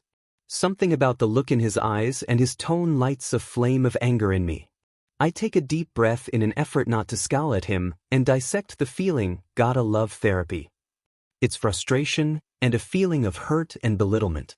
I hurt my hands helping people. In battle against villains. Protecting people, protecting myself. It's not fair that he jumped to a wrong conclusion and was brash to me. So how do I stop feeling like this? Rationalize. He has no idea what I went through. Considering my close relationship with Nedzu, it's fair to assume that it was his favor and kindness that got me here, but it wasn't. It was part of our business and legal discussion. He told me that I'm considered a student from a school that is parallel to or an alternate version of UA. Therefore, in face of misplacement, I am welcome to take the entrance exam for any course at a customized level depending on grade, age, and experience. I'm here because I already attended UA in the future, which Rework Sensei doesn't know. I take another deep breath and tune in as he starts describing the mission, feeling better.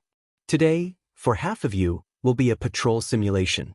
For the rest of you, it will be a mission simulation, except you will be acting as villains. Heroes will receive patrol routes and depending on your area some information about villains who are often active there. Villains will receive their mission details and, again, depending on the area, information about what heroes will be on patrol. All heroes will be working in pairs, villains will be working in groups of up to 4. Are we clear? A chorus of yes, senseis throughout the class. Right then, I will call out the hero pairs. When your name is called, come to me to collect your folder. Head to the agency, in ground beta to review your assignments. He starts reading out different hero names. Not many I recognize, but present Mike and Midnight are called as a pair. They seem excited to work together, grinning at each other as they collect their folder. He moves on to the villains, more names I don't recognize. Oboro gets called to work in a group of 3. The other guy in the group is tall and muscular. He wears a tight dark blue costume with pale yellow stripes down the front that wrap around his neck and calves. The girl with him is short. Leather jacket and denim pants like Kaminari's costume, with bright yellow hair. You know what, that might actually be Kaminari's mom. Aizawa and Midoriya are in a pair. He calls and he stresses my name like it tastes bad in his mouth. Despite how this causes my anger to flare a little, I decide that I appreciate him putting me in a group with Aizawa, being the only other person in the class I've really interacted with. Aizawa and I meet rework sensei simultaneously. He takes the folder and we walk off to an unclaimed space to examine our mission. So Mike and Nem will probably be the ones we're going up against. That's not too bad. Aizawa tells me as we scour through the folder contents. They'll probably split up so that Midnight can use her quirk without inhibiting her teammate, and same for Mike. It's a rough pairing, frankly. A quirk that needs air and a quirk that contaminates it. I mutter, but he nods in agreement at my analysis. Probably not new information to him, but I've never had to fight them. How long can you hold your breath for? I ask more pointedly. While fighting. I add after a beat. About 30 seconds probably. Why? He asks with a deadpan. You should fight Mike then. You can cancel his quirk and engage him in combat. I'm not sure how advanced his fighting ability is, or how good you are with fighting, but I assume you're pretty good because you need to rely on combat without an offensive quirk. Sorry, I'm digressing.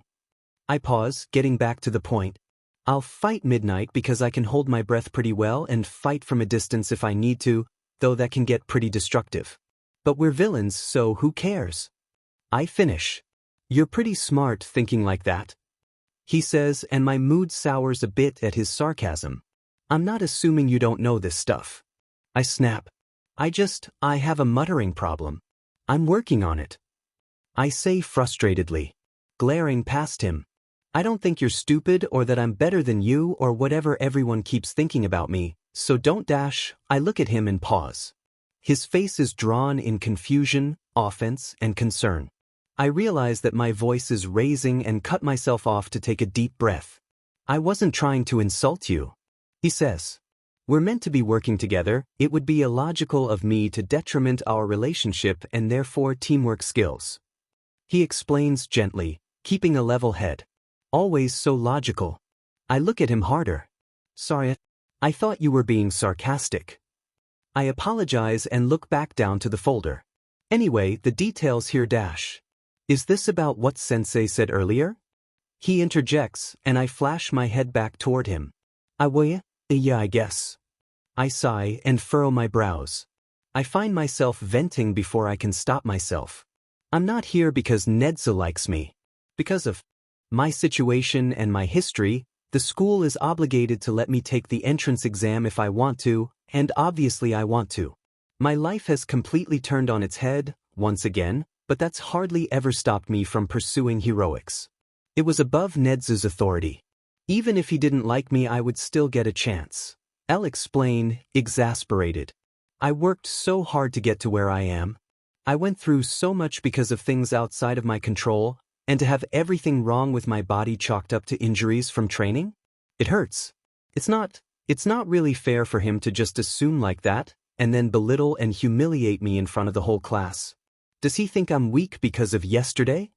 Hey, it's okay. He gently puts his hand on my bicep, over my burn scar from the sports festiva, hidden by the sleeve of the UA sports uniform.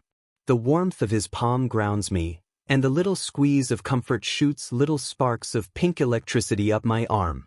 My cheeks heat a little at the contact. Rework Sensei is hard on you because he wants to toughen you up.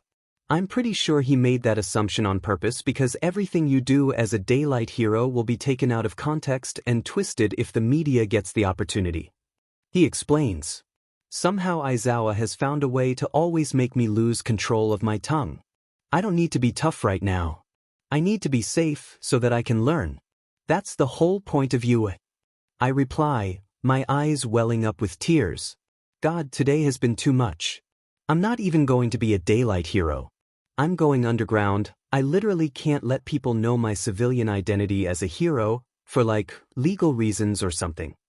I say with a breathy, wet laugh. I probably shouldn't have said that last part. I wipe away my unfallen tears and take a deep breath again. Aizawa looks surprised at the premise, but decides to focus on a different issue than my future in heroics. I genuinely think your analysis was pretty smart. I have no idea how you know so much about our quirks, but your reasoning is logical.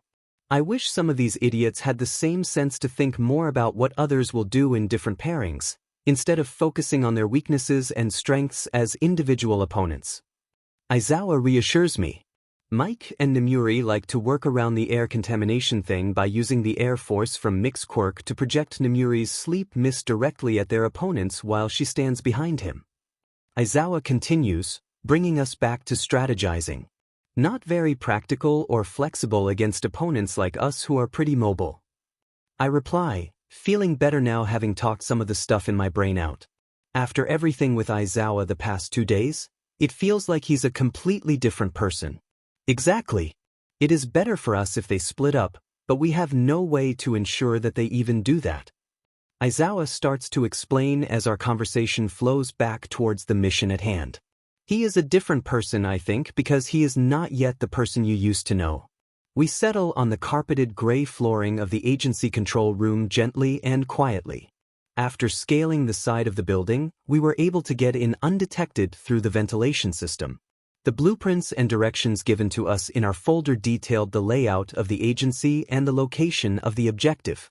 Our mission is to steal intel files from a desk inside the Hero Agency and get out of ground beta without being noticed, or at the very least without getting caught. We also know that the only people still manning the agency and not on patrol throughout the simulated city are Mike and Midnight. Aizawa says they're probably thinking that their job is a piece of cake. Good, it means that they won't be paying attention as hard. No alarms. Yet. Aizawa whispers to me. I nod at him, but then realize he probably can't see that inside the pitch-black room. He turns the lights on and we blink at the sudden brightness. We've discussed the plan extensively to minimize communication and work as fluently as possible. Aizawa goes to the desk with the surveillance system and boots up the monitors so we can loop the feed of the cameras that will catch our movement as we sneak to the 5th floor to get our prize. Meanwhile, I stand at the door, listening for any movement and tuning in to danger sense. After a moment, Aizawa finishes and joins me at the door. We exit the security room quietly and start making our way down the hall to the staircase. After each floor descended, we listen in through the doors to try and detect where the heroes on site are. We don't hear them by the time we get down to the 5th floor. They're probably doing patrols throughout the building, working their way up and down. We should be careful. Aizawa whispers lowly to me. I give him a sharp, single nod.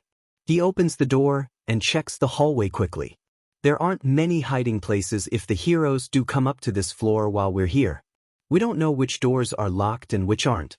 The coast is clear, so we check which rooms we might be able to use as cover on the way, only to find all of them locked except a tall, empty supply closet. Just as we go to close it, we hear the elevator ding from around the corner. Aizawa steps into the closet and I squeeze in after him, closing the door behind me with Black Whip as quietly and quickly as possible. We have to stand in front of each other to fit in the narrow space, and we've ended up facing each other. It's a tight fit. A really tight fit. Because of how much muscle I've gained to accommodate one for all, this space is struggling to accommodate me. In order to not push the magnetic clasp holding the door closed open, I have to press my hips forward and into Aizawa so that my cursed but doesn't press the door open. I feel myself flush with embarrassment and I under no possible means can make eye contact with Aizawa. Scratch that. I can't even face him. Our faces would be inches apart if I did. We just met yesterday, and now I'm, all might save me, pinning him to the wall in a freaking supply closet. I think I'm going to implode. Or pass out. Hopefully both. My arms have literally nowhere to go. There isn't enough width for me to keep them by my side, so I have to put them forward, and at some point as I was forcing myself into this microscopic space, I put my hands on Aizawa and now I can't move them. Please kill Manaum Riadidodi. He's warm, his waist small and lean under my shaking palms, firm, and I can feel his controlled, slow breaths move through him. It reminds me to try and control mine. We're flush and pressed hard against each other from the chest down to our thighs, which slot in between each other slightly. I can barely hear anything over the blood rushing through my ears. How long have we been here? Seconds? Minutes? I can't tell anymore. Focus on the mission. I tune back into my hearing, forcing my senses past the rushing blood. The footsteps are fading in the opposite direction, so Mike and Midnight are checking down the other end of the hall first, nice and far from this precarious hiding spot. I turn my head forward and lean in next to Aizawa's face so my mouth is right next to his ear, and I whisper as quietly as I can. They went the other way. We should wait until they go to the next floor. Aizawa gasps a little as I speak, chest pressing against mine and waist skiing in under my palms. I flinch at the response, feeling guilty, and then hating myself for the subconscious gentle squeeze I give him as an act of comfort. Sorry. I whisper, grimacing. He takes a ragged breath in, and I feel him press himself into the wall harder to alleviate the pressure between us. It's fine. He replies, his hot breath warming the skin where my neck meets my shoulders. I do my best to ignore the sensation, nodding gently and leaning forward more to press my head against the cool silver metal of the cabinet wall, gaining balance and trying to clear my mind. It doesn't help much. All we can do right now is wait. I find that as much as I'm trying, I can't escape the intimacy of the moment. The smell of him works itself into my senses. Coffee and wood. It's nice. Calming. I find I don't mind breathing it in. Underneath it I can smell a bit of catnip, and I huff a quiet laugh as Midnight and Mick's footsteps start to echo closer. I wonder if he keeps it on him to lure street cats, or if he has his own cat at home. The picture of Aizawa playing with a cat and smiling softly passes through my head, and I smile gently, letting out another little breath. He totally would. I feel myself relaxing a little, shoulders dropping and arms untensing. Aizawa seems to be relaxing more too, no longer forcing himself against the wall and leaning into my firmly forward-pressing form just slightly. My hands slip a little down to Aizawa's lower hips, but that feels okay, somehow, as we breathe slowly and quietly in gentle pulses. The stiff awkwardness from before has faded away, replaced by something more understanding and comfortable. Mike and Midnight wander closer and closer, enough for us to hear their casual conversation. Literally like he's crazy cute. Even with the scar, I'm sure he's gonna be crazy popular. He seems super sweet too. It's a real shame that Sho already dibsed him, otherwise I would totally go after him. He's more decent than most of the other dimwits in our class, that's already clear. Midnight rants. Is she talking about me? Why does everyone keep saying I'm cute? What does dibsing someone even mean? Should I be weirded out that my future teacher just said she would go after me? He really seems super chill, yo. And I'm really glad that the grump has finally found an interest in someone, even if it's a Nepo baby. And even as a Nepo, Midoriya seems super humble, and from the look of him, he clearly went through enough shit last year to deserve some ease in his life, you know what I'm saying? Mike responds as they pass us and reach the end of the hall, turning back around. Does everyone think I'm a Nepo baby? Are they right? I'm only here because All Might gave me a chance. Is that the same thing? Do I deserve the opportunities that have been given to me? Oh, totally. Those scars on his face look fresh, and the panic attacks he keeps having have me genuinely concerned. I feel so bad. Yesterday, it kind of felt like I was the one that set him off. I don't know what it was, but when he looked at me that second time, it's like that was the moment shit started going downhill. And then earlier today, it was my fault again. I feel so bad. I know I already apologized, but maybe I should do something to help make him more comfortable around me. Midnight vents as the elevator dings, and the doors open and close, leaving us alone on the floor. I didn't mean to make you feel like these attacks were your fault. I'm sorry. We can get out of the cabinet now, Aizawa says in a purposefully normal tone, interrupting my thoughts. Right? I respond, pressing back away from him and stumbling out of our hiding space as quietly as I can, despite the loud clang of the door releasing. Aizawa steps out and closes the door. Are you okay? That was pretty close. He asks, not in a whisper but still keeping his voice down. I just nod, head still swirling with everything that just happened. Let's focus on the mission, I say, suppressing all other thoughts. We start moving down the hall again with light footsteps. Neither of us are surprised to find the door locked when we reach the room where the intel files are being kept. I crouch in front of the lock and release Black Whip. I've never done it before, but we agreed earlier that if the door was locked I would try picking it with my quirk. I jam the end of a Black Whip strand into the keyhole and fiddle it around, trying blindly to activate the mechanism. It's 3 minutes until I finally manage to work the door open. Nice work, Aizawa says to me evenly and walks in. I flush a little at the compliment. How is he so casual? Thanks. I mumble and follow after him, closing the door and locking it behind me from the inside. Leave no trace, we're only fully successful if it's like we were never there, Aizawa says to me while we interpret the mission brief. I'm inclined to agree. It doesn't take long to find the intel file, and before we know it, we're unlocking the window and making our way back down the side of the building. Aizawa using his capture weapon to steadily descend himself with leverage from a pipe, and myself using float and holding the file. After we land safely on the ground, we delve deeper into the alleyway.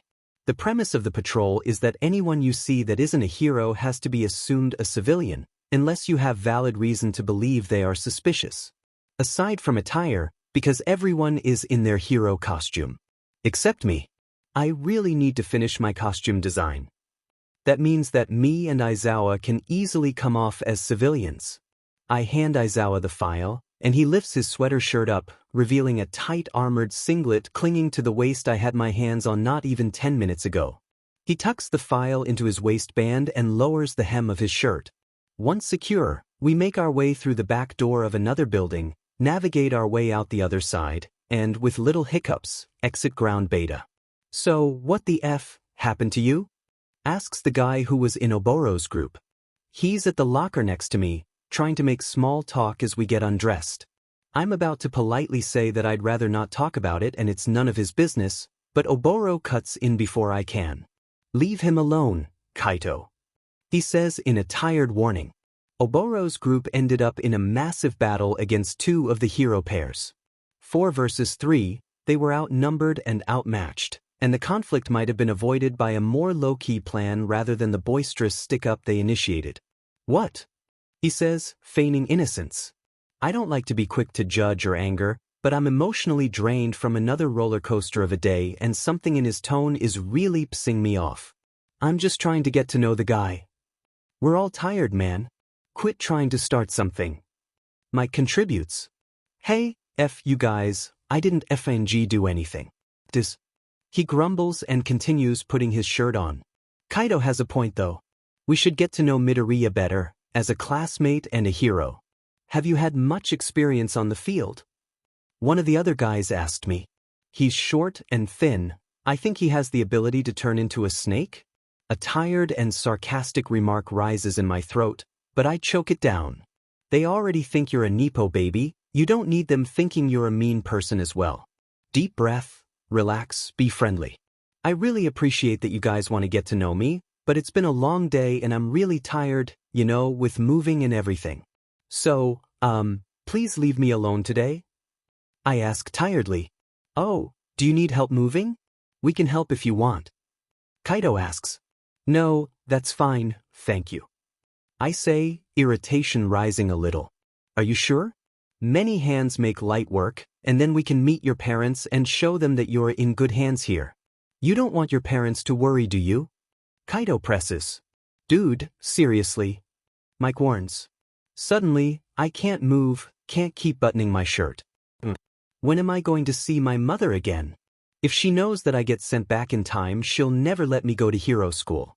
Does that mean I can't see her again until after I get hit by this quirk? Is it going to be 15 years before I can see my mother again? FNG damn it, Kaito. Hey, I didn't do anything, man. What do you want from me? I don't know. Maybe don't pester a guy who literally just asked you to leave him alone for the day. What did you do? Completely FNG ignore his FNG boundaries, man. Not cool. It's okay. I yell, breaking myself out of my trance of grief. It's going to be, I don't have, I'm living alone. Right now. I explain messily. Nice one, Deku. What? Actually? Asks the snake guy. Why? I can't talk about it. I reply quickly as I finish buttoning my shirt. Why not? He presses. Oh my god, dude, drop it. Mike yells, frustratedly. I leave the changing room in a hurry, and almost bump into Aizawa who stayed back to talk with Sensei about something. As I speed walk away, I hear him ask the room, "What the hell did you idiots do?" In that scolding tone I know a little too well. I can't bring myself to look, but I'll bet he had his quirk activated as well. Ding. I get into the cabinet quickly, Midoriya following close behind. We're out of sight in less than a second, no hesitation, just execution at lightning speed. Now all we can do is pray they didn't hear us, and that they don't check the cabinet. They won't, right? Logically, they won't think someone is hiding in the cabinet on this specific floor. It's too small and they don't even think there's a mission to be protected. I've learned that Rework Sensei has a lesson he tries to teach each of us with every exercise. For me, this exercise is trying to teach me teamwork. It's not my strong suit. Stealth is, however, and Midoriya is actually really nice to work with, despite the misunderstanding earlier. He's intelligent, quick-thinking, fully capable, and open-minded. I couldn't ask for a better partner. Regardless of whether or not we succeed in our mission, the lesson to Mike and Nem is to always be on guard when acting as a hero. It's our job to notice when there's sneaky drag deals in alleys, or when another person is threatening someone in the street. They wait for threats to make themselves big and obvious, but often threats are small, timid and polite, walking right next to you, or hiding in a cabinet. For Midoriya, it's probably more a test of his abilities. We know he can fight big and put on a show, still can't wrap my head around the fact he wants to go underground, but can he be subtle and quiet? Can he work in a team? Will he take missions like this seriously? So far, yes, and yes, if the way he's desperately pressing up against me in this tiny as F closet to keep us hidden is any indication. But let's not think about that. Not about the fact that I can tell that his scar is painfully fresh from this close to his face, or about the fact that his hips are pinning me to the wall with a steady and firm strength, or about the fact that his broad shoulders cover me entirely, or about the fact that his chest is almost the same height as my face as it rises and falls. We are not thinking about any of it. We are focusing on the mission. But then, I can't really think at all when he leans in close and his warm breath brushes over my ear, and his hair that really is as soft as cat fur is brushing over my face, and I don't even catch what he says because I'm too busy hating myself for the almost wanton gasp I let out what is wrong with me and then feeling every single fiber in my body pull taut in response to the squeeze he gives my hips. When did he even put his hands there? What the F dash? Sorry. He grimaces, and this time I catch it. And for a second I'm a fool for the sound of him whispering. Sorry about what? Are they coming for us? Are Mike and Nemuri about to find us like this? They would never let me live it down. No, their footsteps went the other way. Is that what he said earlier? It's fine. I stutter out, managing to keep it a whisper even though the words desperately wanted to be a whine. It is fine. This is fine. Deep, slow, quiet breaths, Shota. We can handle this. We are going to make this work. God, with how tense I am, he probably thinks I'm uncomfortable. I stop pressing so hard against the wall, and even as I lean into him a little, he doesn't budge an inch, and that does not affect me at all. That would be ridiculous. We ease into a small NTMT little piece as we wait for the heroes to leave, hearing their conversation as they patrol this side of the hallway. Literally like he's crazy cute. Even with the scar, I'm sure he's gonna be crazy popular. He seems super sweet too. It's a real shame that Sho already dibsed him, otherwise I would totally go after him. He's more decent than most of the other dimwits in our class, that's already clear. Nemuri gossips. Is she seriously talking about Midoriya right now? While we're in the FING closet right next to them. Do the gods really hate me that much? Also, I did not dibs him. I didn't do anything to him. She's right though, Midoriya is so much better than the assholes in our class. Midoriya tenses. This is gonna be another trigger, isn't it? How can I stop this? How can I help? He really seems super chill, yo. And I'm really glad that the grump has finally found an interest in someone, even if it's a Nepo baby. And even as a Nepo, Midoriya seems super humble, and from the look of him, he clearly went through enough shit last year to deserve some ease in his life, you know what I'm saying? Mike remarks. Midoriya clenches my hip hard and I don't think he realizes. He pulls his head back and looks at me but not at me. He's in his head, angry and confused. After what transpired before the exercise with Rework Sensei, Hearing that probably doesn't help with the internal inferiority complex he has going on. Oh, totally. Those scars on his face look fresh. Are you kidding me? She isn't bringing that up with him right here. This is a joke. And the panic attacks he keeps having have me genuinely concerned. I feel so bad. Yesterday, it kind of felt like I was the one that set him off. I don't know what it was, but when he looked at me that second time, it's like that was the moment shit started going downhill. And then earlier today, it was my fault again. I feel so bad. I know I already apologized, but maybe I should do something to help make him more comfortable around me. Midnight muses as the elevator dings, and the doors open and close, leaving us alone on the floor. Oh, you should definitely try and make this up to him, Namuri. Thanks. We can get out of the cabinet now. I say after I'm sure the coast is clear. We should keep it professional and keep moving. And maybe if I get him focused on something else he won't spiral. Right? He responds, and stumbles out of the cabinet with an impressive amount of noise control. Are you okay? That was pretty close. I ask as I step out after him, giving him an option to talk about it in a way that doesn't expose anything. I'm not whispering because obviously with how loud those idiots were talking this place is pretty soundproof if we couldn't hear them, but I still keep my voice down. He only nods, looking dazed with the remnants of anger in him. Let's focus on the mission. Sensei, can we talk? I ask as the class quickly trickles out of the debriefing room to the changing rooms. He nods and leads me to sit at the desk in the front left of the room. He sits opposite me, sitting up straight. He's relaxed but present, arms resting on the table in front. What's the matter, is it Midoriya? Yeah. I wanted to confront you about your behavior at the beginning of class today. He scoffs. If he can't handle people being judgmental, then daylight hero work dash. Would be a challenge, yes. He knows. And I don't disagree. I think 100% he should be able to take criticism and hate and judgment. I think all heroes need that because villains will always talk down on us. But he shared with me more about his life before this school today, and I think you need to change your approach with him. What do I need to know? He resigns, leaning back forward in his chair so his diaphragm presses into the table gently. See, that's the great thing about rework sensei. He never immediately turns down an idea from students, he hears them out and helps them with their communication and reasoning, helping improve the idea and accepting it or logically explaining why he refuses it. Those injuries aren't from training. I start, because this needs to be addressed first so he can have a better understanding of Midoriya's experience. He tilts his head and his eyes widen slightly in surprise. He said that much explicitly. He says he went through a lot last year because of things outside his control. He had another panic attack at lunch today, and he said that last year was really bad, and that these circumstances are triggering for him, which is language used for trauma.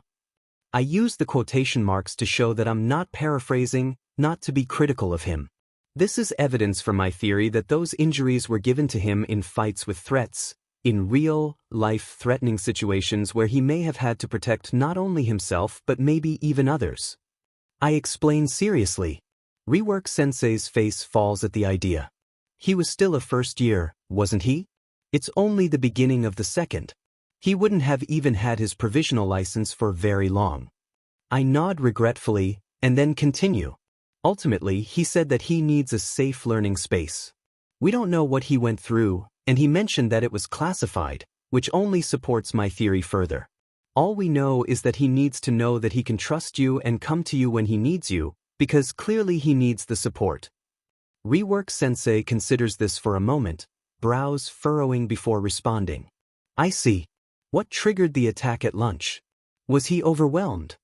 I thought so at the start, but Namuri said earlier that she feels like it's her that's triggering it, and the logic adds up. He also said that us toning it down wouldn't help, so it's not logical that it's crowds or noise that is triggering him. Interesting. I'll speak with him tomorrow and see if he wants to tell me anything, and I'll apologize for my behavior today and see if we can figure out the type of teaching he needs, what he wants to focus on, what his weak points are. Is there anything else? You definitely need to apologize. You humiliated and belittled him in front of the whole class on his first day knowing that he is struggling mentally. That wasn't the right move, despite a lack of genuine ill intention. Also, people keep saying he's a Nepo baby. We heard Mike saying it and you implied yourself that Nedzu favors him. While he clearly does, Midoriya also told me that he isn't here because the rat gave him a chance. He's mentioned that Nedzu was required to let him take the entrance exam. Rework sighs and leans back in his chair, scratching at his beard. This is probably the type of stuff they'll tell me more about in the meeting I'm currently running late for. He laughs lightly. I've messed up a lot today. Thank you, Aizawa. You're a great student and a good friend. Only right thing I've done with that problem child so far is getting you to take care of him, I reckon. See you tomorrow. He greets and rushes to his meeting. What the hell did you idiots do? I scold, letting my hair float as my frustration sets my quirk off instinctively. Nothing. Kaito replies with that mock innocence that makes me want to knock his teeth in and means that it was definitely not nothing. Kaito was pushing him about his personal life. Roki replies, pulling his shirt on. You were too, Roki. Mike snarls from further into the room, obviously furious. Hey snake, you Isuke. Kaito swears. Enough. Midoriya does not need any sheet from any of you dickheads. Leave him alone or I swear you will wake up bald. Do you understand? I threaten, eyes starting to dry. Geez, put your bnur away. You realize you just met yesterday, right? I thought it was lesbians that moved too fast. Kaito teases, and he should know that he's pushing it. I wrap him with my capture scarf without warning and pull him out of the changing room. He's still in his undies with his school pants around his ankles, making him stumble and trip, clutching the opposite wall for support. Just in time, the girls exit their changing rooms in a pack, chatting tiredly about whatnot until they see Kaito. I rush into the changing room and lock the door. None of us are leaving this room until we are all dressed and ready to go. Got it? I say, with as much menace and authority as I can muster. Outside we can hear the girls squealing and laughing, Akiko using her mud quirk to make him slip and scramble as he begs to be let back in. At least the girls understood the assignment. I smirk as I start to get ready to head home. Now I'm going to get to know her and the others, grow up with them, become heroes with them instead. I could barely handle it, their injuries and their sufferings, when they were my teachers. How am I supposed to go through all that again? How am I supposed to act around them knowing what's coming and knowing that I won't be able to stop it? How indeed? Midoriya is far too young to have suffered this much. Let's assess the facts. He got sent back in time far, far away from his friends and family and anyone that could possibly understand what he's gone through. He has been stripped of all possession and comfort and left to live in a small, minimal room with a bathroom shared with an ever-changing group of strangers. He has to organize his life in a completely new setting, with none of the people he expected to grow up with. Years of connection and intimacy and experiences are lost forever, because when he finally sees them again, it will have been too long, and he will be too removed from the person his old friends knew. He is without the unconditional love of his parents, and the guidance from those who know him with enough intimacy to help him improve and achieve his dreams. And then there's before that. His teachers and now classmates were injured gravely, some dying in battle and in pain in his presence. Losing his leaders, his luminaries and shepherds to battle, before even the conclusion of his first year in hero training. He has had 3 severe traumatic attacks in the last 2 days because of this. Because my students die under my watch and leadership. One of my students goes through all of that under my leadership and guidance. One of my students faces extreme and grave danger and stress in their first year as my charge and then gets separated from a world where that happened. How isolated he must feel. To be the only one. Like maybe it was all a horrible dream that felt too real. How do I fail so largely to protect my charges in the face of grave danger? What don't I know? What won't I know that leads to this tragic fate? Time will tell. At least he seems to be getting on well with Aizawa. I think Rework Sensei was smart to pair them together. Aizawa's perceptive, logical, and observant nature combined with his honest compassion and merciful approach to people's personal lives is exactly what Midoriya needs. Someone who will care and be gentle with Midoriya when he needs it, but sincere as well. A good listener that won't push to hear anything and won't grudge against what he's told. And they have great chemistry as heroes as well. To be able to respond to each other's quick thinking and improvisation in the face of sudden complications and to plan so thoroughly and efficiently is impressive. Sadly, I wasn't able to meet with Rework and the other staff yesterday after Midoriya's admission. They'll be caught up now in our meeting. I'm sure my colleagues are curious, as they bristle in front of me around the table. The meeting delayed. Rework's always running late, can't we start without him? It's his pupil. If anything, he's the only one that needs to be here. Goes to show how much he cares. The conversation is cut off when the door bursts open with a clang. I'm here.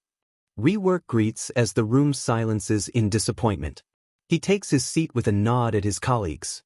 Sorry I'm late, I was receiving a student's perspective on Midoriya. He explains, then shifts to face myself where I sit at the head of the table. What do we need to know? I take a deep breath and link my fingers on the desk in front of me, making sure I have the room's attention. I don't want to have to repeat myself, after all. Today's meeting is to make sure we are at an even understanding about the new transfer student. Izuku Midoriya, quirk super strength, under classified cause was eligible for transfer to this institution. He passed the Heroics course second-year entrance exam yesterday with flying colors and started his study here this morning. You will find that I cannot answer all your questions today, but I will do my best to tell you as much as I can with respect to my pupil. Why is it classified? Asks Jumpstreet. Midoriya's specific circumstances are classified in consideration of not only himself, but our student body as well. In the future, some others may be privy to his situation if deemed necessary and at the complete comfort of the student. Is that clear? I inform. Well, yeah, all right. But that's fishy, replies Troutman. Now then, there would not usually be need for further discussion, but I want all of you to be aware. All teachers will be required to take the mental health refresher course over this weekend. I start, and a series of quiet groans and murmurs wind themselves between my staff. Because young Midoriya is suffering from severe PTSD. I finish. They stop complaining, now at attention with concern. He has, in the last year, suffered extreme misfortune and injury, and witnessed the same for others. His circumstances have him completely removed from everyone he knew before, and he will not be able to see them again for a very long time. There are many things that may trigger and overwhelm him, and you all need to be able to support him and recognize early signs to prevent him avoidable distress. I explain and then pause to let them digest and consider. Can you tell us what happened, specifically? The peer asks tentatively. I do not yet know much, I only know what he has told me. The only thing I know he experienced for certain is that one of his previous teachers, who looked very similar to young Namuri Kiyama in Class 2A, died gruesomely in a battle. I assume based on his statements that he was also involved in the fight and may have even seen her body. I detail grimly. It is close enough to the truth. I assume that Mrs. Namuri looks quite similar to herself now in the future. Oh my God. Rework mutters, leaning back in his chair and bringing a hand to his mouth. Others in the room perform similar gestures. Horrified and concerned faces are worn throughout the room. Moving on. I declare gently after giving them adequate time to digest. If you have seen him today, you will notice that he is scarred from injury. I do not know the specifics, but it is clear that he received them in battle with villains. This was in his first year? Asks Pale One. Yes. I confirm. Usually, I appreciate that we push our students to surpass their limits, but please make sure that he does not strain and worsen his injuries. I'm aware he suffers chronic pain in his hands. If he needs pain medication or heat packs, let him go to the nurse. Any other questions? You said he was completely removed from his old connections. How is that so? Can't he just call or text them? Asks Jumpstreet. He is incapable of any sort of contact with the people he used to know. He seems to know you. Rework Sensei states.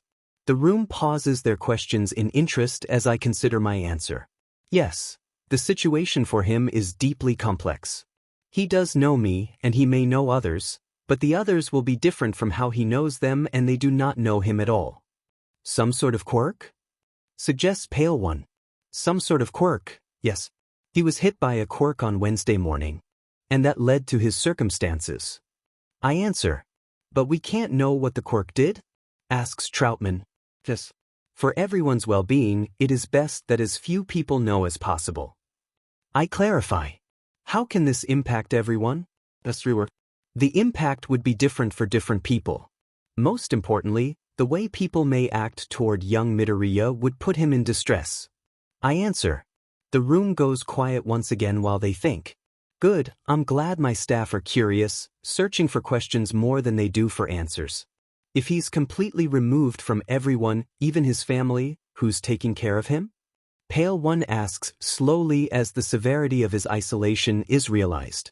Others in the room's faces draw in worried disbelief. A good question. The government is providing for him, and he has a social worker working with him to make sure his living standards are met. I reply cheerfully. Where was he studying before here? It would be nice to know how he performs academically, asks Jumpstreet. I cannot say. However, Midoriya seems to be quite well in his studies by my judgment. I'm sure he was able to handle the work you gave him today. I know his old curriculum was slightly different, so there may be things he doesn't know. The room settles into silence again. If you have any further questions, you may always come by my office to ask. You're dismissed. Have a good weekend, everyone. I cheerfully bid them farewell. They all stand up and trickle out of the office, but rework stays back. The student's opinion, tell me more. I prompt as he sits there holding his forehead in his hand, thinking and seemingly frustrated. He huffs. Caught a scolding from Aizawa. I acted poorly under false assumptions at the beginning of Practical Heroics today. I want to meet with him Monday morning to make that right. He explains as he brings his hand down. I see. Aizawa thinks he got injured in battle too. He's on the nose about everything as usual. Observant kid he is. Apparently Nemuri's caught on already about her being a trigger. Now that I know that for sure, what should I do going forward? It's so heartening to see young students put the puzzle pieces together. You can ask young Midoriya on Monday. He knows what's best for him. I reply. Right. He nods. Right, thank you, sir. He leaves the room. Sunday mornings are a pleasant affair. Sitting with my paperwork and my tea. Listening to some classical music in the comfort of my living room, safe in a space designed for me. Catching up on the news and reading articles by the window where the white morning sun walks through, about technological advances, quirk research, climate change combatant endeavors, and the steps being taken to combat other world issues and make the world a better place. A nice way to spend a morning indeed. A young girl in Glasgow, only 12 years old, designed a solar-powered blanket that heats up at night to help keep the homeless warm during the freezing nights of her area, and the invention's prototypes are already helping people. Imagine how that technology could be used to keep nighttime heroes' costumes warm. How it could aid heroes who need heat for their quirk in their performance during the colder months. A phone call interrupts my reading and theorizing. I put down my reading tablet and pick it up, hopping out of my reading chair to wander around the lounge room as we speak. This is Nedzu. I answer chirpily. Hello, Mr. Principal. This is Detective Akechi. I'm calling because one of your students earlier this week aided the capture of a criminal who is now missing. We need to talk to the student for questioning, but in lieu of a name, we were told to contact you if we needed him. He has green hair and freckles, responds the man at the other end of the call. His voice is gruff and his tone is professional. Far less pleasant than an invitation to lunch, but far more interesting. Yes, I know which student you're speaking of. I was unaware of such an exchange. The criminal is missing. Disappeared in captivity. Not by the rights of his quirk, so maybe someone else's. We need to question him for his involvement. I don't believe my pupil is capable of making a criminal disappear, nor does he have the motive to. I reply, unappreciative of the hidden accusation, but keeping my tone chipper. Regardless, this case just got more complicated and we need all the facts. Can you bring him to the station, or contact his parents to bring him? He presses. A please would be nice. Honestly, the younger generation needs to learn some more manners. This man interrupted a perfectly pleasant morning after all. I'll bring him. Which station? I comply. Makesa Station. He provides. We'll see you this afternoon. Thank you for the call, Detective. Goodbye, Nedzu. Principal Nedzu. The sprightly young man greets as he jogs over. He's dressed simply, in a white short-sleeve t-shirt and simple sports shorts. Young Midoriya, is your weekend going well? I ask, smiling warmly at him. He seems to be in high spirits, and this is pleasing. Yeah, just been studying and training. I'm so sorry. I should have mentioned I helped capture a criminal, but it completely slipped my mind. What exactly do they need me for? We turn to walk down the street and toward the station. Past the bustle of Mozaka's ambient streets and the rich street food smells wafting down the hall. After a quirk accident destroyed half the district 50 years ago, the city rebuilt itself on a culture of generosity, culture and family, and such attitudes are still ever present today. Apparently, the criminal disappeared while he was captive. Thus, the case is more complicated, so they need to know as much as possible. I reply, makes sense. The rest of the walk to the station is filled with idle and enjoyable chat about his training regimen and study until we get to the station. A drabbier construction than the other homie.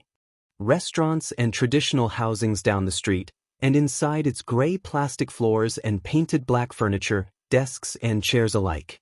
Despite the old and cracking stale paint on the walls, the technology has not been left unevolved.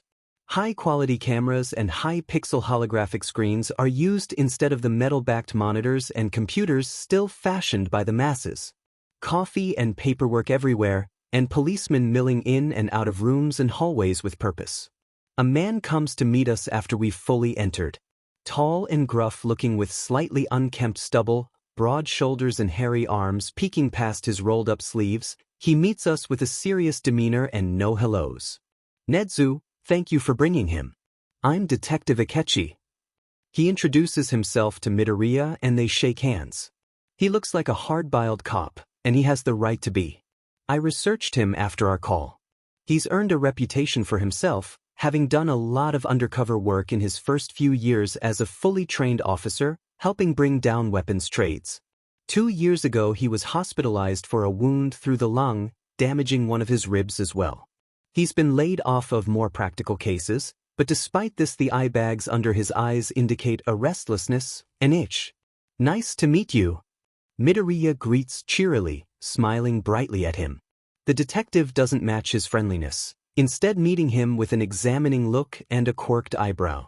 This way. He turns, the toe of his leather shoes smooth against the linoleum. We follow him down a few hallways to an interrogation room and he gestures for Midoriya to enter. Not Units. If you wish, you can watch from the room with my partner. He blocks me and points at the next door. Should he not have someone with legal knowledge present with him? You think he needs a lawyer? I thought you said he didn't do anything. He retorts. You want to be there to clean up his mess? How interesting. Humans certainly have fun ways of persuading people's actions through false claims and unspoken threats. I go to the observation room, where another cop is waiting. I'm sorry about him. The cop says, younger than his partner, newer to the field. He has a habit of blowing things out of proportion, and he doesn't like me getting in his way. I see. He misses the field work. Exactly. I just hope he doesn't go too hard on the kid. He seems nice. Young Midoriya is a student at my institution. I have no doubt he will be a fine hero one day. Wow. Well, that's good.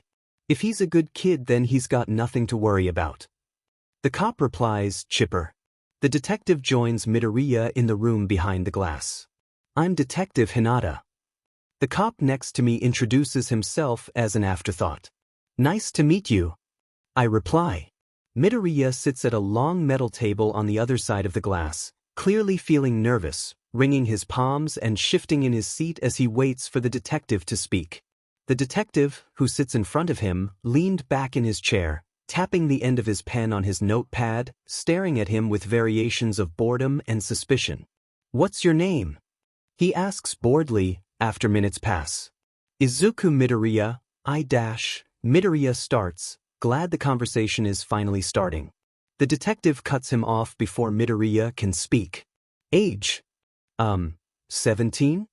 Aha. He writes it onto his pad. Why did you refuse to give your name to the hero who apprehended the robber from Friday morning? His tone is accusatory. Leans forward in his chair. This is most disappointing.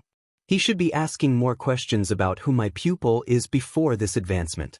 Always too quick to look for answers, one of the fatal flaws of humanity. Such a shame. I fear this interrogation will end in escalation. Midoriya doesn't answer immediately, taking a moment to think carefully about his answer. Well, I didn't want my name in any records. I'm trying to avoid, trouble. Midoriya replies. Well, if you didn't do anything wrong, why would your name go in the records? What are you worried about? I was an active participant in an arrest. I knew that my name and actions would be recorded. So you know you engaged illegally with a villain while using your quirk? I participated in a legal civilian arrest with the aid of my quirk to prevent harm to the people around me. I withheld the villain from escaping and allowed the hero to make the arrest. Midoriya counters easily. I feel a smile play on my lips. My pupil is handling this situation quite well.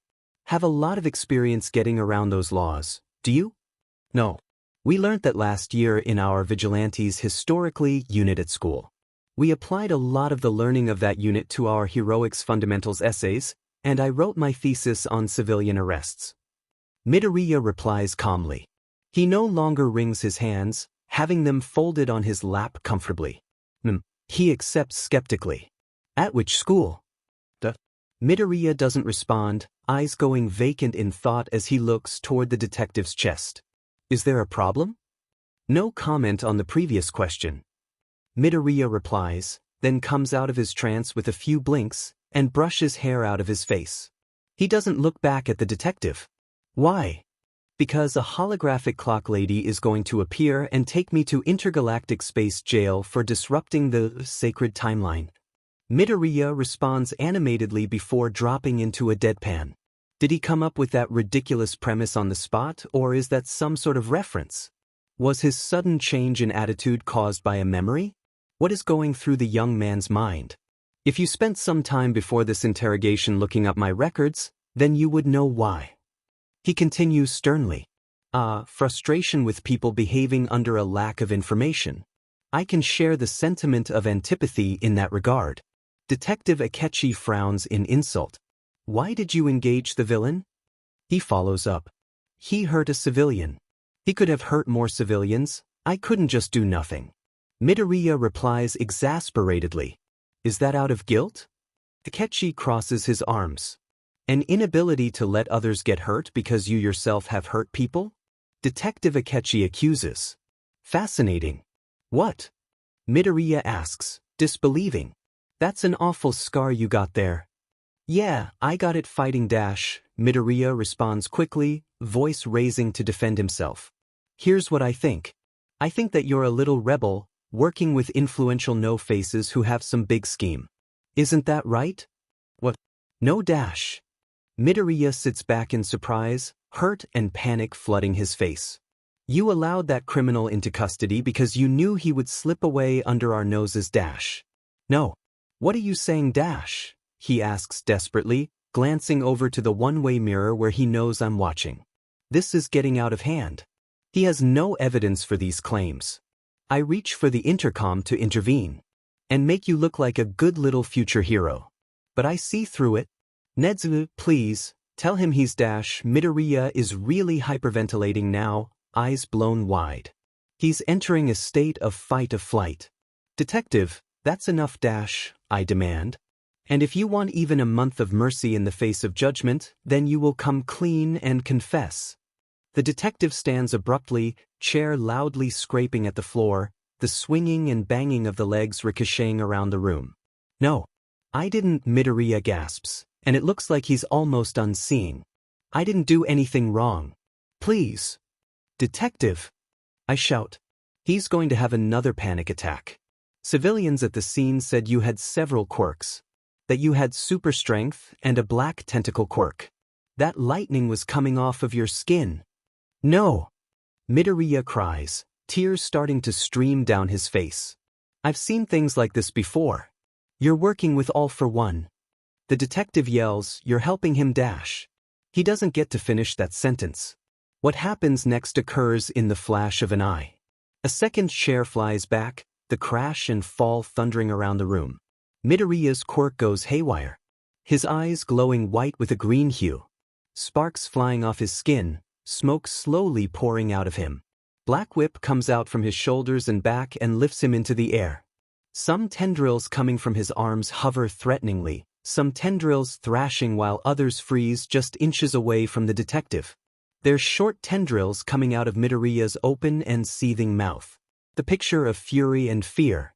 The detective stumbles back in fear. Midoriya, it's all right. I say over the intercom, but he doesn't even seem to hear me, just hovering there in his trance. I rush out of the observation room and into his. Midoriya! I shout from the hallway. Other cops are arriving at the scene, guns and tasers drawn. A pro-hero is coming down the hall. Kid, deactivate your quirk, now. One cop cries, gun pointed at Midoriya. Don't shoot. I scream, panicked. They can't hurt my students, they can't hurt my students, they can't hurt my students. One tendril of Black Whip shoots out like lightning and disengages the police officer's weapon, throwing it down the hall. I scramble into the room, using Akechi's discarded chair to get onto the table in front of Midoriya. Midoriya, it's all right. You need to calm down. I plead. You're a villain. Detective Akechi yells, back pressed against the wall and hand extended to point at him. No! Midoriya screams, and it's distorted and layered, like 9 voices in one. The smoke thickens and the tendrils thrash harder, and Midoriya's tears glow like his eyes as they pour down his face. I reach out to him, but he's just out of reach from the edge of the table. Midoriya! Enough! Shouts a voice that cuts through the crowd. Suddenly there's a silence over all the shouting I had barely registered over the adrenaline rushing in my ears. The only sound is the crackling of Midoriya's quirk and a quiet chorus of heavy breathing. For a long, long moment, nothing happens. No shots are fired. Midoriya doesn't attack anyone. He doesn't move at all. All quirk action has frozen, Black Whip hovering pictures still in the air. And then he lowers.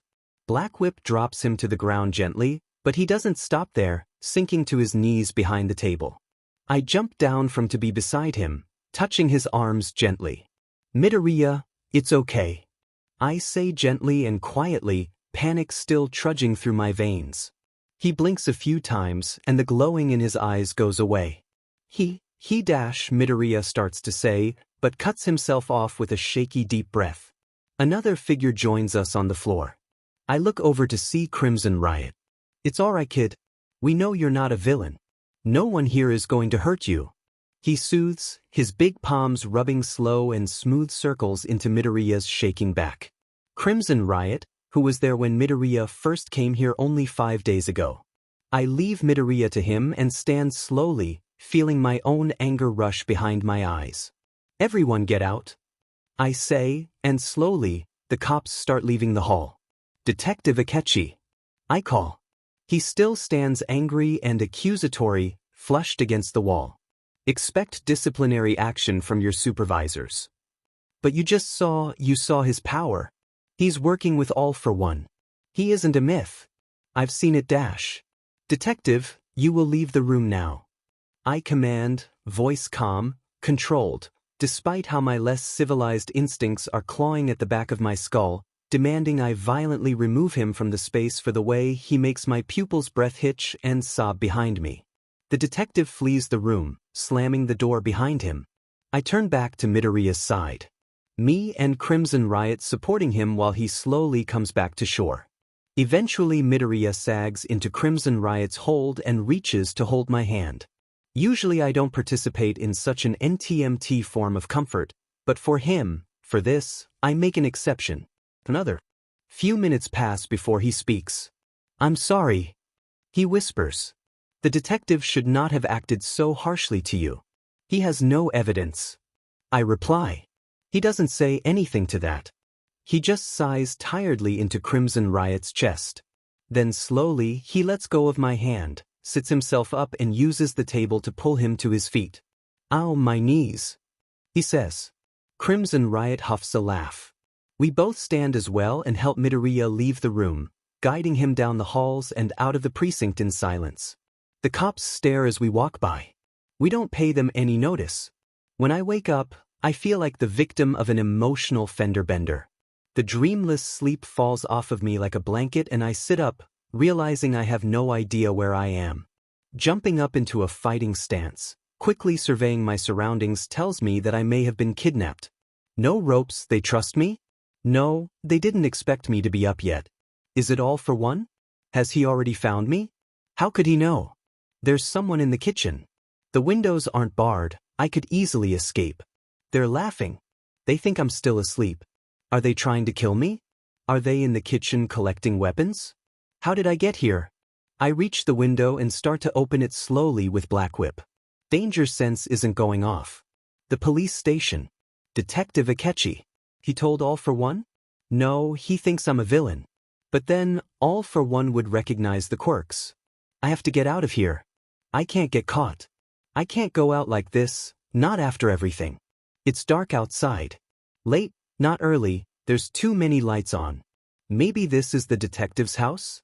Evening, a gentle voice interrupts my escape. "Jage." I yelp, whipping my head over to the source. "Where are you off to?" asks the woman. She's only a little shorter than me, long dark blue hair, round cheeks, white cardigan spilling around her arms as she leans out the window. Danger sense still doesn't go off. Where am I? I'm outside the apartment, fingers hanging on to the windowsill. Riot's apartment. Nedzu said his place isn't good for hosting guests. She replies. You fell asleep in the car. Crimson Riot's. Right, he was driving us to his place because Nedzu didn't want to leave me alone. I was tired after my little freakout. I must have passed out in the car. Or I was hit with a quirk and she's lying. Best not to risk it. Nedzu will understand, right? I let go of the window ledge, falling down the side of the building. I reach for my phone. Still in my pocket, thank goodness. If I was kidnapped, they would have taken it, right? They would have searched me. I check maps. Using one for all, I'm maybe 2 minutes from home. Young Midoriya.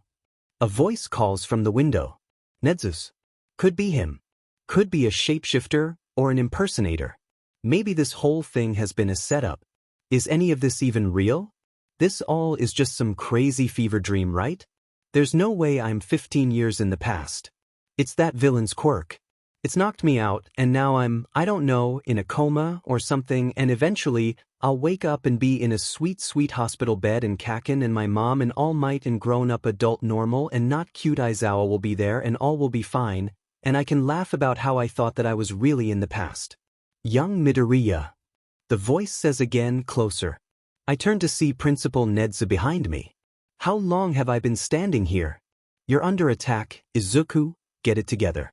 You have to prepare for the final battle against Shigaraki. I settle into a fighting stance, and the Nedzu impersonator steps back. Midoriya, it's all right. You fell asleep in the car, and we brought you to Crimson Riots for dinner. We both agreed we didn't want you alone. Right? So I should go back with you to the apartment? This is an illusion. The trap. I'm not stupid, I've seen this before. I snarl, stepping back out of the alley. You'll trick me, and next thing I know I'm falling right into his lap. Not happening. I won't let you hurt anyone. I stare him down for a long moment, waiting for him to make his move.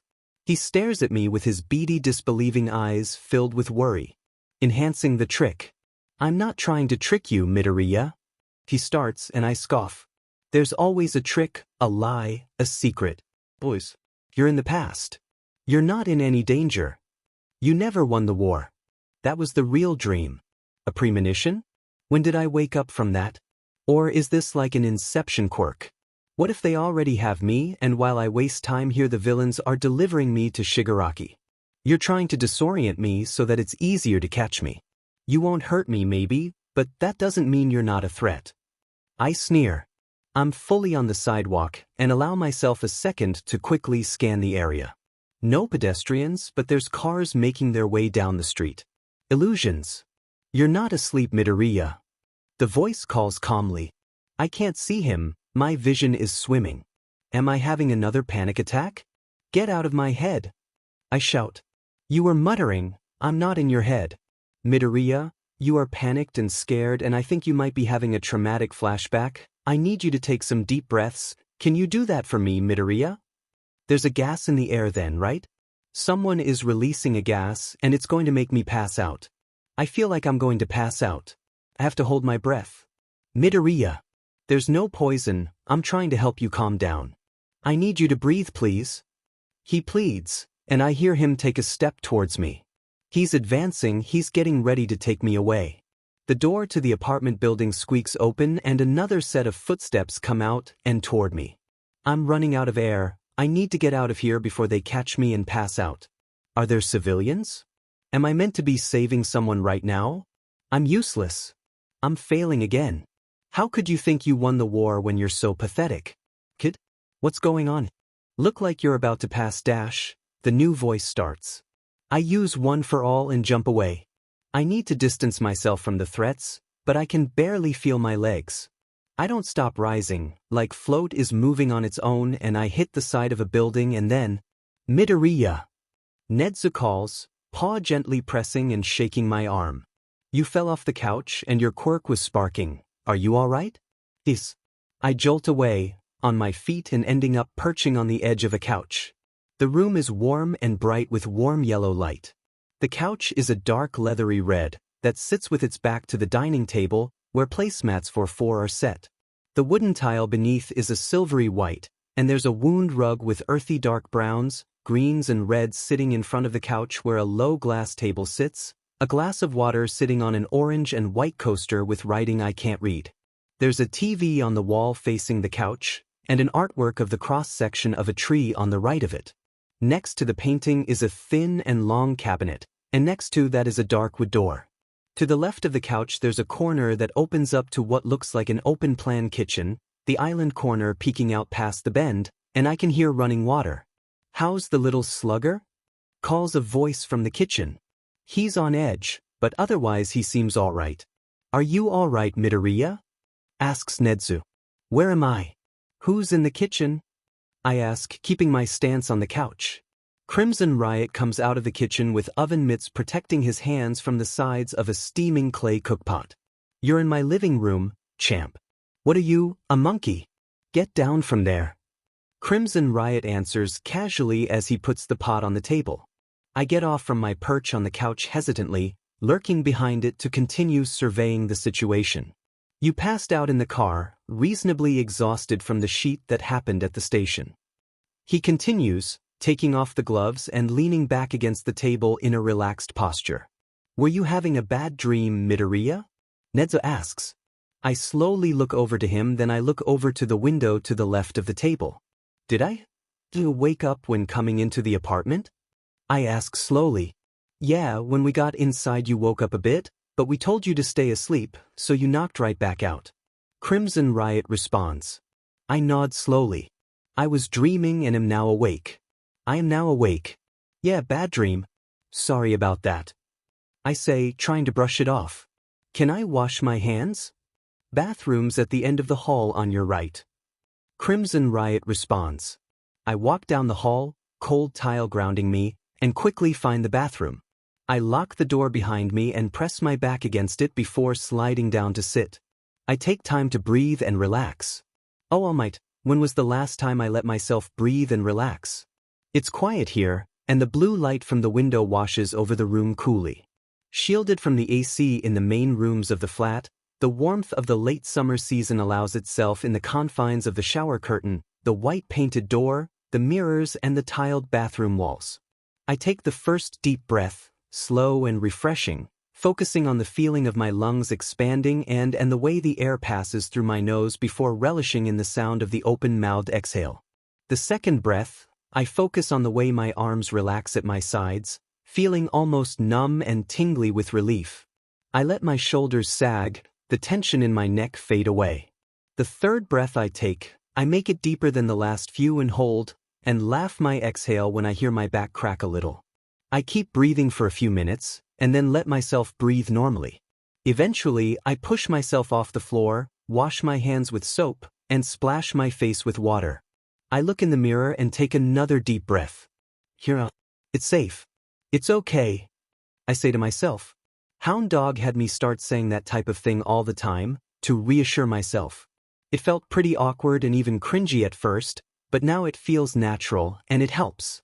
Hey, hurry up. Dinner's getting cold. Crimson calls through the door with a knock. Coming. I reply quickly, wiping my face with my shirt and leaving the bathroom. Immediately I'm getting hugged by soft arms. Oh, there he is. Hi, I'm Ming, Rayato's wife. He told me all about the little time traveler. I didn't think we'd meet. She introduces herself as she releases me. It's the woman from my dream. Thank you for letting me in your home. I reply as she guides me to sit at the table. Oh, no worries. Rai told me a bit about what happened at the station, and we all agreed that we didn't want you home alone for dinner. She replies as she sits down next to Crimson Riot. Sorry, who? I reply. But then Crimson Riot kisses Ming on the forehead. Ryato is my given name. You can call me Kura-Muzan, or something shorter. He explains.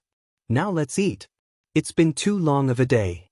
He holds his hand out for Netsu's bowl next to me, all already filled with a rice portion, and Netsu hands his bowl to be served dinner.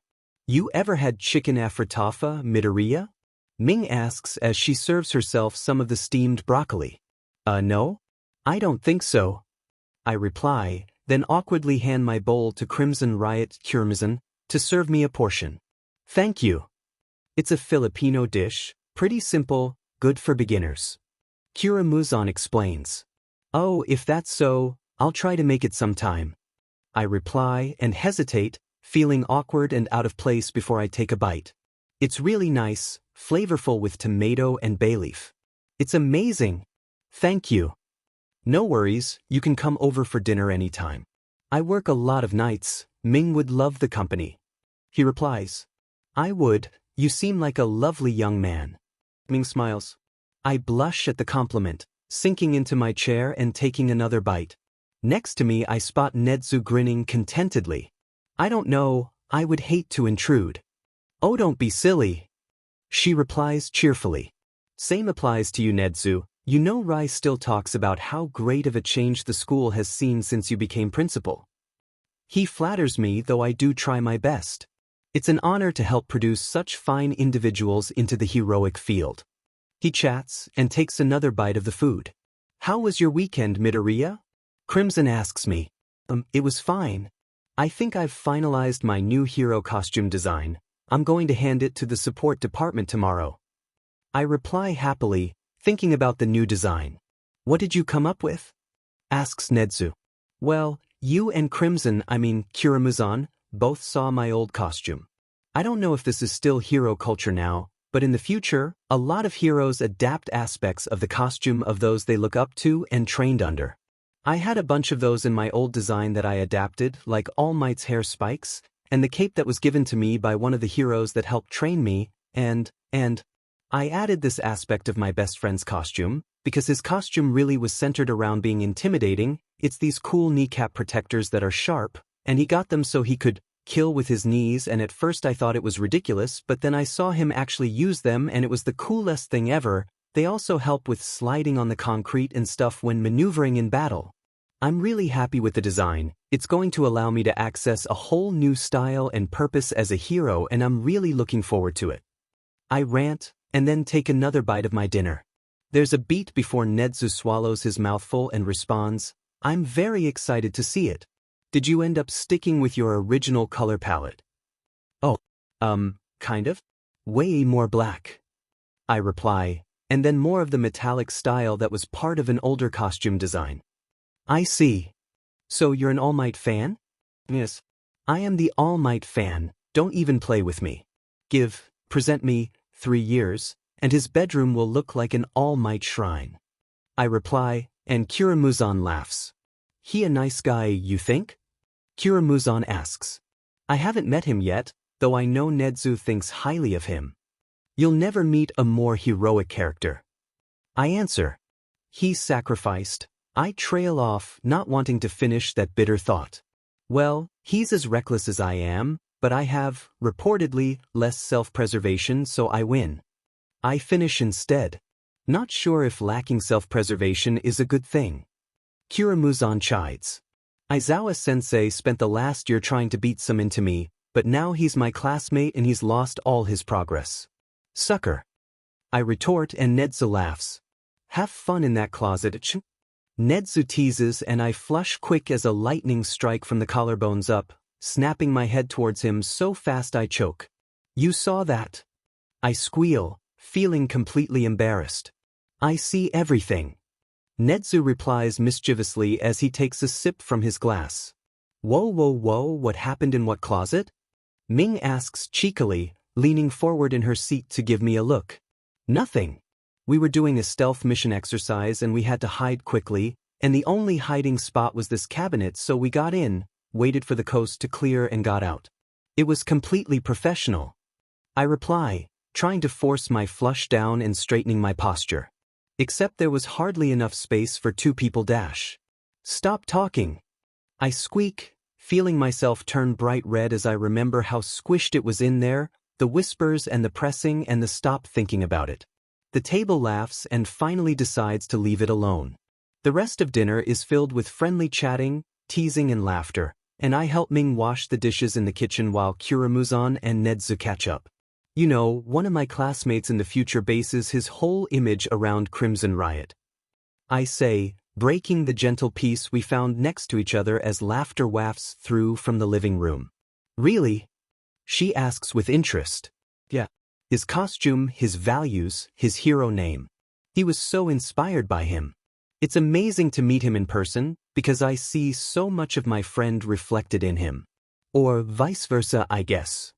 I say, smiling gently at the bowl I'm scrubbing. Ming hums, you miss your friends? Yeah.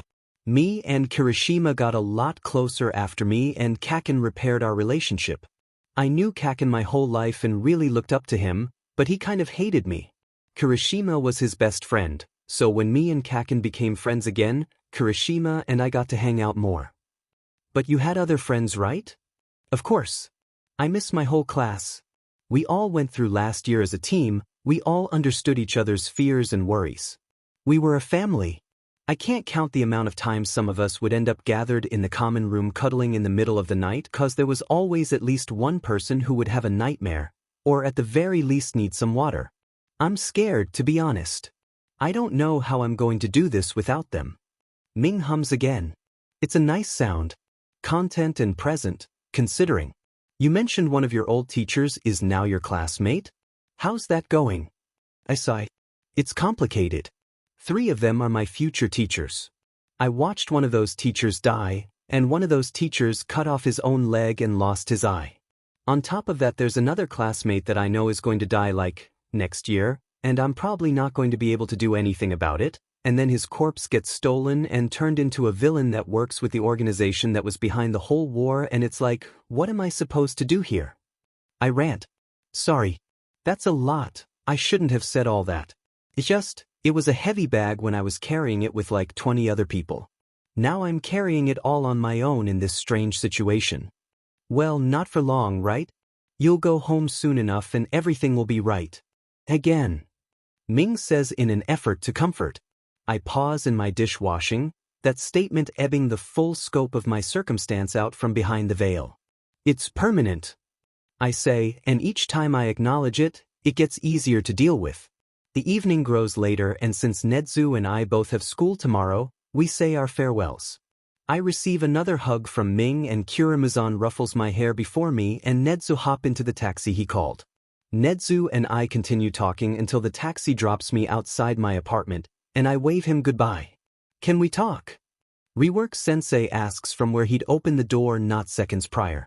I nod before I pack my notebook and pencils which I'd been using to redraw my new hero costume into my bag, leave it on my desk and follow Rework out the door. He leads me to one of the conversation rooms, like the ones Kaken, All Might and I would have had lunch in or important talks in last year, and I struggle to choke down the wave of nostalgia and the grief that I've been trying to ignore the whole weekend. I sit down opposite him nervously, noticing that the couch feels newer than I'm used to under my thighs, the foam less worn, firmer and springier than the plush sink I grew so familiar with last year. The undesired mix of emotions rolls in my gut, so I distract myself with the matter at hand. Is everything all right, sir? I ask. Everything is fine. You're not in trouble. There's just a few things I wanted to clear up before you continue with your classes today. Rework soothes as he gets comfortable. Okay, I say, shifting slightly in apprehension and nerves. Is he going to tell me that he doesn't want me here? That I don't deserve to be here? That I'm too behind? I'd like to start by saying I'm sorry about Friday. He approaches. I can only gape at him in surprise and confusion. Sorry what? He clears his throat. I humiliated and belittled you in front of the class, I openly disrespected you, and I made a false assumption that may have led to you feeling bad about your injuries. I am incredibly disappointed in myself for my behavior and I'm sorry to have no excuse for those actions. It won't happen again. He continues, then looks down at his hands. After class on Friday, Nedzu informed me and the other staff better of your situation. One of your peers also spoke up to me about how I upset you. Knowing more, I realize I have acted completely out of line and I sincerely apologize. I hope we can amend this so I can be a better teacher to you moving forward. Rework tells me seriously, returning his look into my eyes and leaning with his elbows on his knees. Oh wow. I stumble. I'm sorry.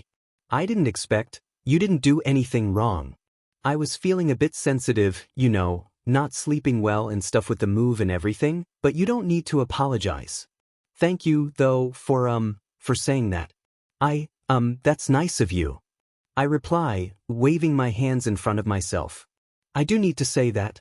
Rework starts sternly, but cuts himself off. He looks down and furrows his brows. Teaching is my life, I love all my students and all I want is to push them to their full potential. Getting people to become the best they can be has always been my dream. I take my job extremely seriously, so when I make a mistake, Midoriya, I do everything I can to fix it. He explains, and his vulnerability stuns me as he looks at me again.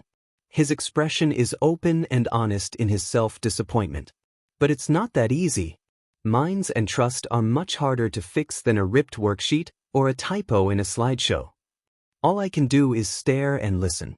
Never in my life has a teacher apologized to me. It's fine. It's really not that big a deal. I've had way worse from other teachers. Sensei I gush with a smile, trying to assure him. And did you go to them when you needed help? He interrupts, and I sense that he is making his point. I slump and look away as if I was caught in a lie. No. He sighs. When you need help, I want you to come to me.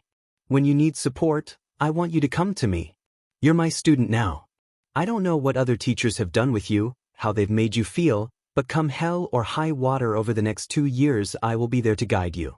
I can't do that if you don't trust me, right? He promises, reaching out to put his hand on my arm. The warmth of the comfort sears through my body and reminds me of the safety I found in Kuramuzan's apartment last night. It rips through the veil of fog, through the feeling of distance and isolation and confusion that has been settled in me since I woke up and leaves me feeling raw and teary. I hadn't even realized I'd been holding anything in.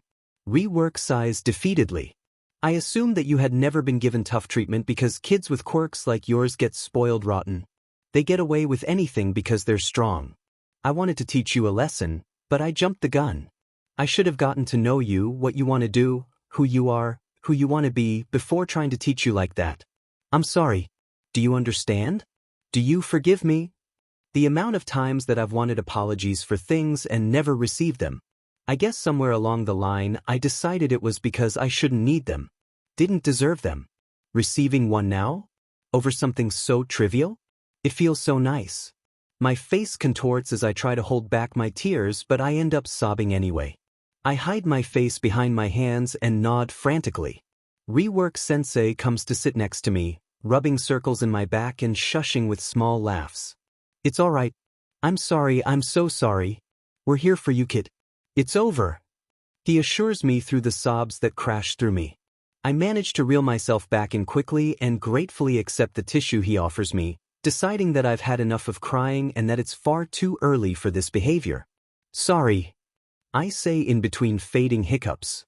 I thought you hated me. No. No, kid, I could never hate you. I love my students no matter what, even the ones that are absolute shitbags. He comforts, then adds, like Kaito. I laugh a bit at the joke, remembering the way Kaito was pushing my buttons on Friday while Mike told him to quit it. Yeah, Kaito seems like AD-. If he ever gives you trouble, by the way, let me know. I really gotta work that kid's head out of his but before he graduates. He continues. I laugh again.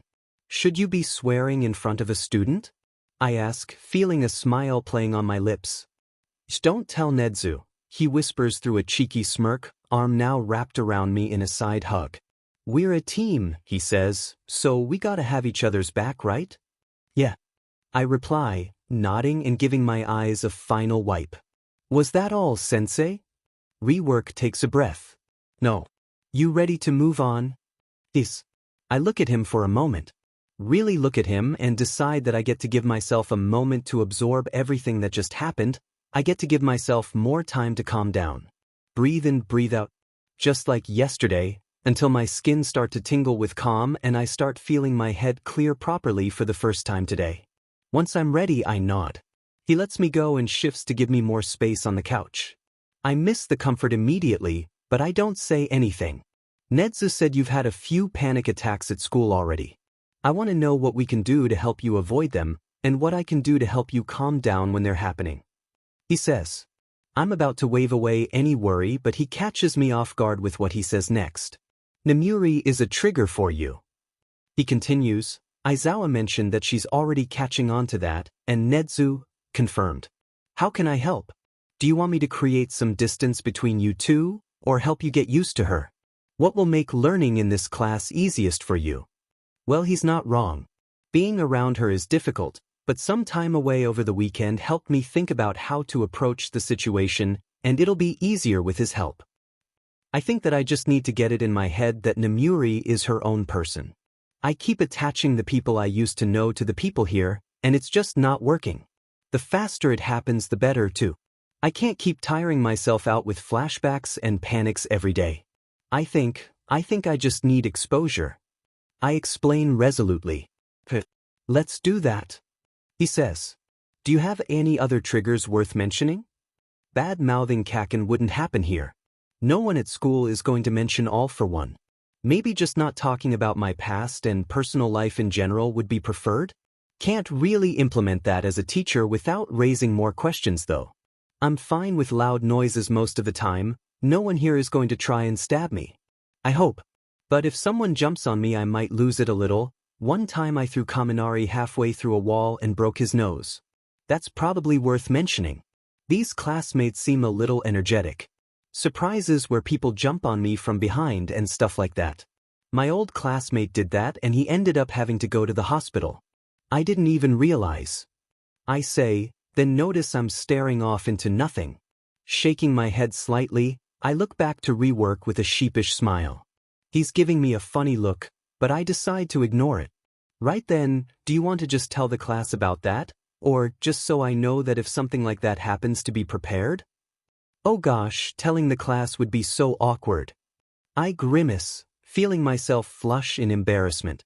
And they'd probably try and test it, which you really don't need. Rework adds. I think that's just for you to know. I reply. Rework nods. Hero training this afternoon. At the beginning of each term I usually give out a goals sheet where the students can share where they feel they are doing well and what they need to work on, but I reckon you and I can just have a chat now while I have you. Is that all right? Sure. I reply. Finally, a field I'm comfortable talking about. I've seen that you are incredibly proficient in combat and stealth so far, as well as in collaboration and mission planning. You're at a level to be learning much more specific skills, and just really fine-tuning your ability. What is it that you've been working on recently? Gah, thank you. It's nice to be keeping up with everyone. He raises an eyebrow at that, but I choose to keep going. Gaining muscle mass, mostly. I had to take a long break in working out for recovery and stuff, and I'm still under orders to go easy on myself to not rupture an organ or anything dash. I'm sorry, what? Rework interrupts. That's a joke, right?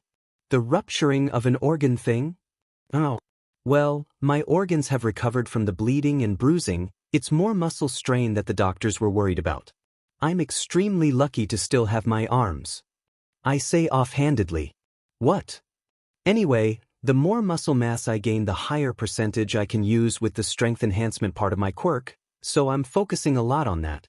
Other than that, learning different moves and fine-tuning my technical ability are my focus. Since I'm going underground, I want to learn more about information gathering and improve my stealth ability. Even though you think it's fine, there's always room for improvement. I continue animatedly, leaning back on the couch and letting my eyes wander around the room. So why underground?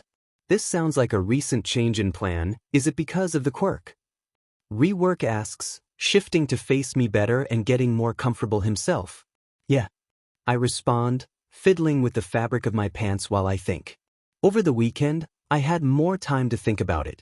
For a long time, daylight heroics was the plan, but that became more because of what people expected of me and less because it's what I wanted. The more I learn about underground heroics, the more I feel like that's where I'll be suited or, happy? I don't know, maybe that's selfish. Selfish. Rework prompts.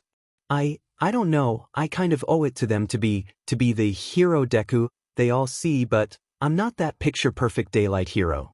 I don't want to, I mean of course I want to, but it isn't, I groan, dropping my arms to my sides from where they rose as I struggled to find the right words. I know who I am, and the next All Might, the next symbol of peace, isn't that. I say, and I realize it was hard to admit because it scares me that I'm not going to be what I thought I was, that I'm not going to do what I thought I wanted to. The first bell rings, but Rework doesn't move. He just stares hard, thinking in that calculated way with a look that Aizawa used to give me when he was finding the truth behind the truth. I shift in my chair. Maybe I said too much. No one here is asking you to be anything else, Midoriya. It's just you. He says. I look into my lap and nod, letting myself breathe that in because he's right. I won't be facing those expectations for a long, long time. If this whole time travel spiel has one benefit, it's that I am more free than I have ever been. Now head to class, I gotta go meet with Nedzu. He dismisses, rising from the couch. When I get back to class, Aizawa and Mike are there to greet me good morning and ask about my weekend. Nothing interesting happened. Just training and studying. I reply, then proceed to be irresistibly engaged by Mick's dramatic regaling of this interaction he had with a family on the train that morning. All right, Izuku. You can handle this without losing your cool. It's just lunch with your new friends. Nothing more to it than that. So, Midoriya? Nemuri calls my attention. I feel myself freeze but force myself to face her and smile. Yeah. Nemuri shifts to face me better from her spot next to me. Right next to me. Her leg is literally touching my leg. Without losing your cool. So, I know you just moved, right? You probably need new clothes because you got rid of your old ones and stuff or whatever. If you want, my parents usually do this sort of community thrift where you can exchange clothes and stuff.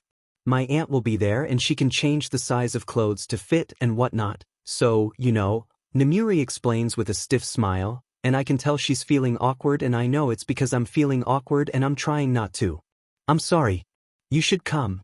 The whole house will be participating so you can steal from my dad and my brother, or, well, me and my mom too if that's your thing. She continues, turning back to her food in what I think might be faux nonchalance, but I'm not sure. I know I already apologized, but maybe I should do something to help make him more comfortable around me? But this must be that. I should say yes, right? I only have 2 white shirts and 2 black sports shorts in my wardrobe. I should say yes, I'll be saving money because I won't be spending it on clothes. What was it that Mina called that logic? Girl math? That sounds really cool. I didn't bring a lot with me on the move, and we're kinda on a budget right now, so I'd really appreciate it. Thanks for inviting me. I respond, doing my best to relax. Really? Nemuri asks excitedly, suddenly sitting up straighter and facing me. I give her an enthusiastic, slightly sheepish nod.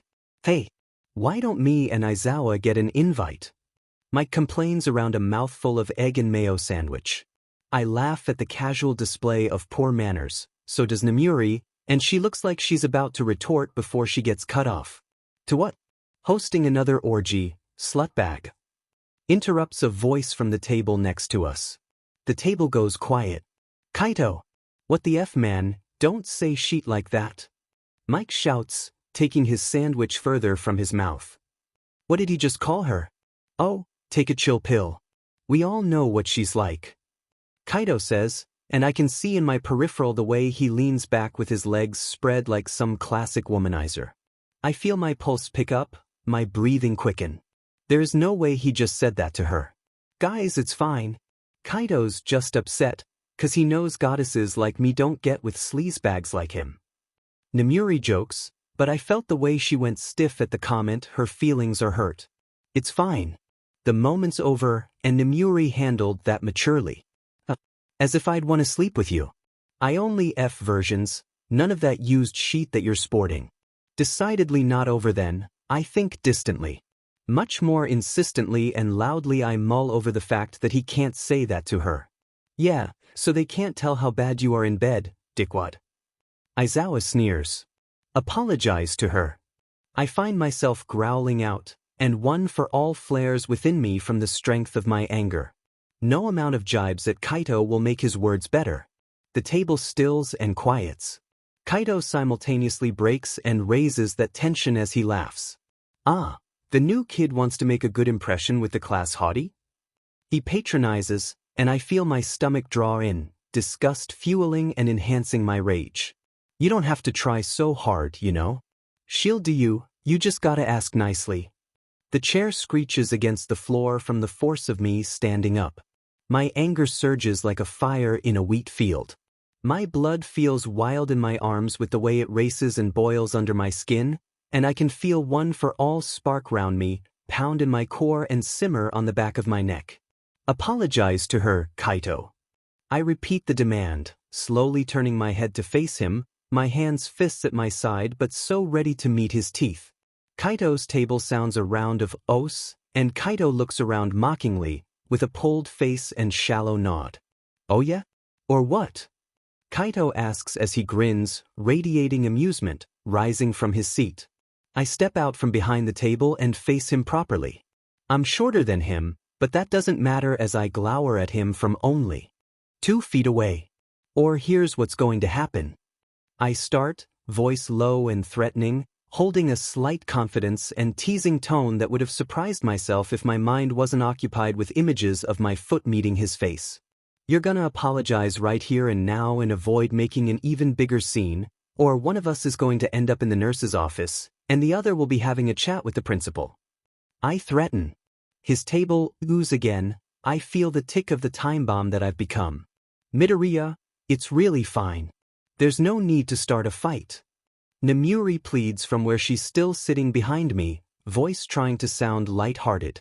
It does little to calm or deter me from what I've now decided is inevitable. I'm not going to let him talk to you like that. He's not going to talk to anyone like that if I can help it. I state, turning my head only slightly while keeping my eyes locked on Kaito. I'll talk however I deem well, please, shitbag. You don't really think you'll get away with fighting another student on your second day here, do you? Yes. I laugh at my internal response of I've gotten away with worse, but settle for a much more casual and leading maybe not. With a shrug. I return to the steely glare. Apologize, Kaito. This is the last time I'll ask nicely. No.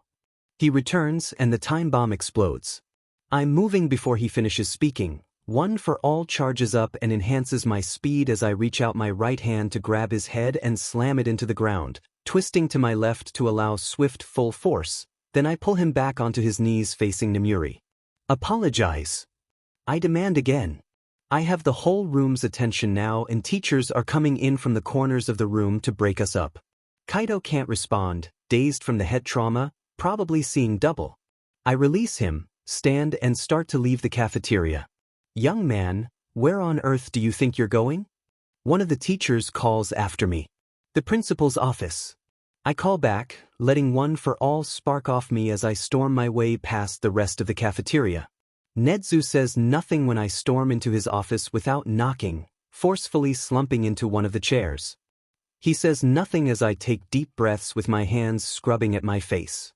He says nothing until I rein myself in, let the anger fall off my shoulders, and I can look him in the eye. Kaido's parents are on the way to pick him up. He says calmly while pouring me some tea. The nurse thinks he might be concussed. What do you have to say for yourself, young Midoriya? I watch him pour the tea as I consider my answer. I didn't hit him without warning. I start, because I feel it's an important detail. He said something that would cause provocation, and that's what happened. I told him what was going to happen if he didn't apologize. I explain. That said, I know that hurting him may not have been the best way to go about that situation, and I can't go unpunished. I understand if you need to expel me. I just hope that Kaido learned his lesson. Someday he's going to provoke someone much less kind than me. I continue. Nedzu looks at me carefully. Then, after a scrutinizing moment that only after it's over I realize it was a silent battle between the two of us, does he hum and lean back. Well, you'll talk to his parents when they get here. What did he say to provoke you? The footage doesn't reveal much. Just a bit of a standoff. I flush with embarrassed blush, not feeling comfortable to repeat what was said. He insulted Namuri unprompted and then refused to apologize. We weren't even talking to him, it was so unsolicited. And then he said even more nasty stuff about her and dash. I take a deep breath to tame my flaring anger. You know how I feel about Namuri, about what happened. I won't let him talk to her like that. I finish.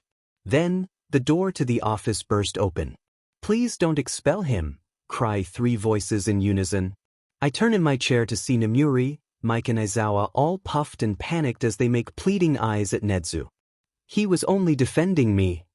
Namuri continues, looking horribly guilty. Nedzu calmly beckons them to come in, and they all stand around me where I sit. Will you tell me how things happened from your perspective, please? Nedzu asks Namuri, gesturing for her to sit in the seat next to me. She sits, pulling at her hair over her left shoulder repetitively. I invited Midoriya to my place for this thing and he said he would come, and then Mike was like, "Where's our invite?" And it was all playful, you know? They come every year, so Mike was just, like, kidding. But then Kaido butts in and is like, she starts talking in a mocking tone. Invite to what? Hosting another orgy, slot bag. She goes back to talking like herself. You know, like a douchebag. And so Mike and Aizawa are like, dude, that was so not cool, and then Kaido said like, if you want her just ask nicely, and making it sound like I'm aware or whatever, which like, okay a-hole. And then Midoriya is just staring at the table with his hands and fists, and I'm thinking like, dude, are you okay? And then he's just like, dude, apologize, and being really serious and stuff, right? And then Kaido is like, the new kid wants to be tough, or whatever, and just seriously being a deech, and like Midoriya is so sad, right? He stands up and is like, dude, seriously apologize, and Kaido is like, yeah what? Make me, or whatever, and Midoriya claps back like, either apologize or you'll end up in the infirmary and I'll be in the principal's office unless you apologize, and Kaido's like, F off. And then Midoriya like really attacked him like it was so fast all I saw was the lightning flash, and then Midoriya was storming off. Namuri takes a deep breath. And that's what happened. She concludes with a nod, leaning back from where she was hunched forward. Nedzu nods and hums again. He called you and excuse me for clarifying, I need to make sure. I have the facts before his parents arrive. A slut bag? Very distasteful. Nedzu says, shaking his head. The three of them nod and I put my head in my hands, feeling embarrassed again at the repeat of those nasty words. And he went on to say other degrading things about you and refused to apologize. What very, very poor behavior from an aspiring hero. I'll have to consider appropriate disciplinary measures. He shakes his head, tooting. Midoriya, would you like me to call Dai as your legal guardian, or would you rather handle this yourself? Nedzu asks, turning to me. Aizawa interrupts before I can reply. Why haven't you already called his parents? He asks insistently. Oh, didn't you say on Friday that you're living alone right now? What's up with that?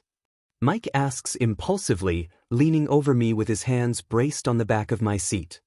I sink down into the chair. Never mind that. Nedzu answers for me, and I give him a look of deep appreciation for the assist. He then shoots me a look that encourages my response to his previous question. I don't want to bother him. I mutter from my low position. I'll handle it. Alright. Now, Midoriya needs to stay here. Rest assured that he will not be expelled for his actions. You're excused. Nedzu says to Nomuri, Mike and Aizawa. Slowly and anxiously they leave the room, and I'm grateful both for the privacy but also for the sudden realization that they are really good friends. I smile warmly at my hands where they fiddle in my lap before Nedzu continues to prepare me for explaining myself to the parents. Dealing with Kaito's parents was a bit of a challenge, but the overall agreement was that I would receive 3 weeks detention after school every day doing cleaning duty, and Kaito is suspended for 4 days. We were all satisfied with those penalties. After classes I head over to the support department to hand in my new costume design. You look like a fucking kangaroo, mate. Reese tells me as he flips through my costume design. Reese is a 3rd year specializing in hero costuming and offered to take on my costume as part of his end-of-year exhibition. The only catch is that I'll have to model it, but I decide that it's not a problem considering the costume will conceal my identity. The ears are a tribute to a hero I worked with last year. I explain sheepishly.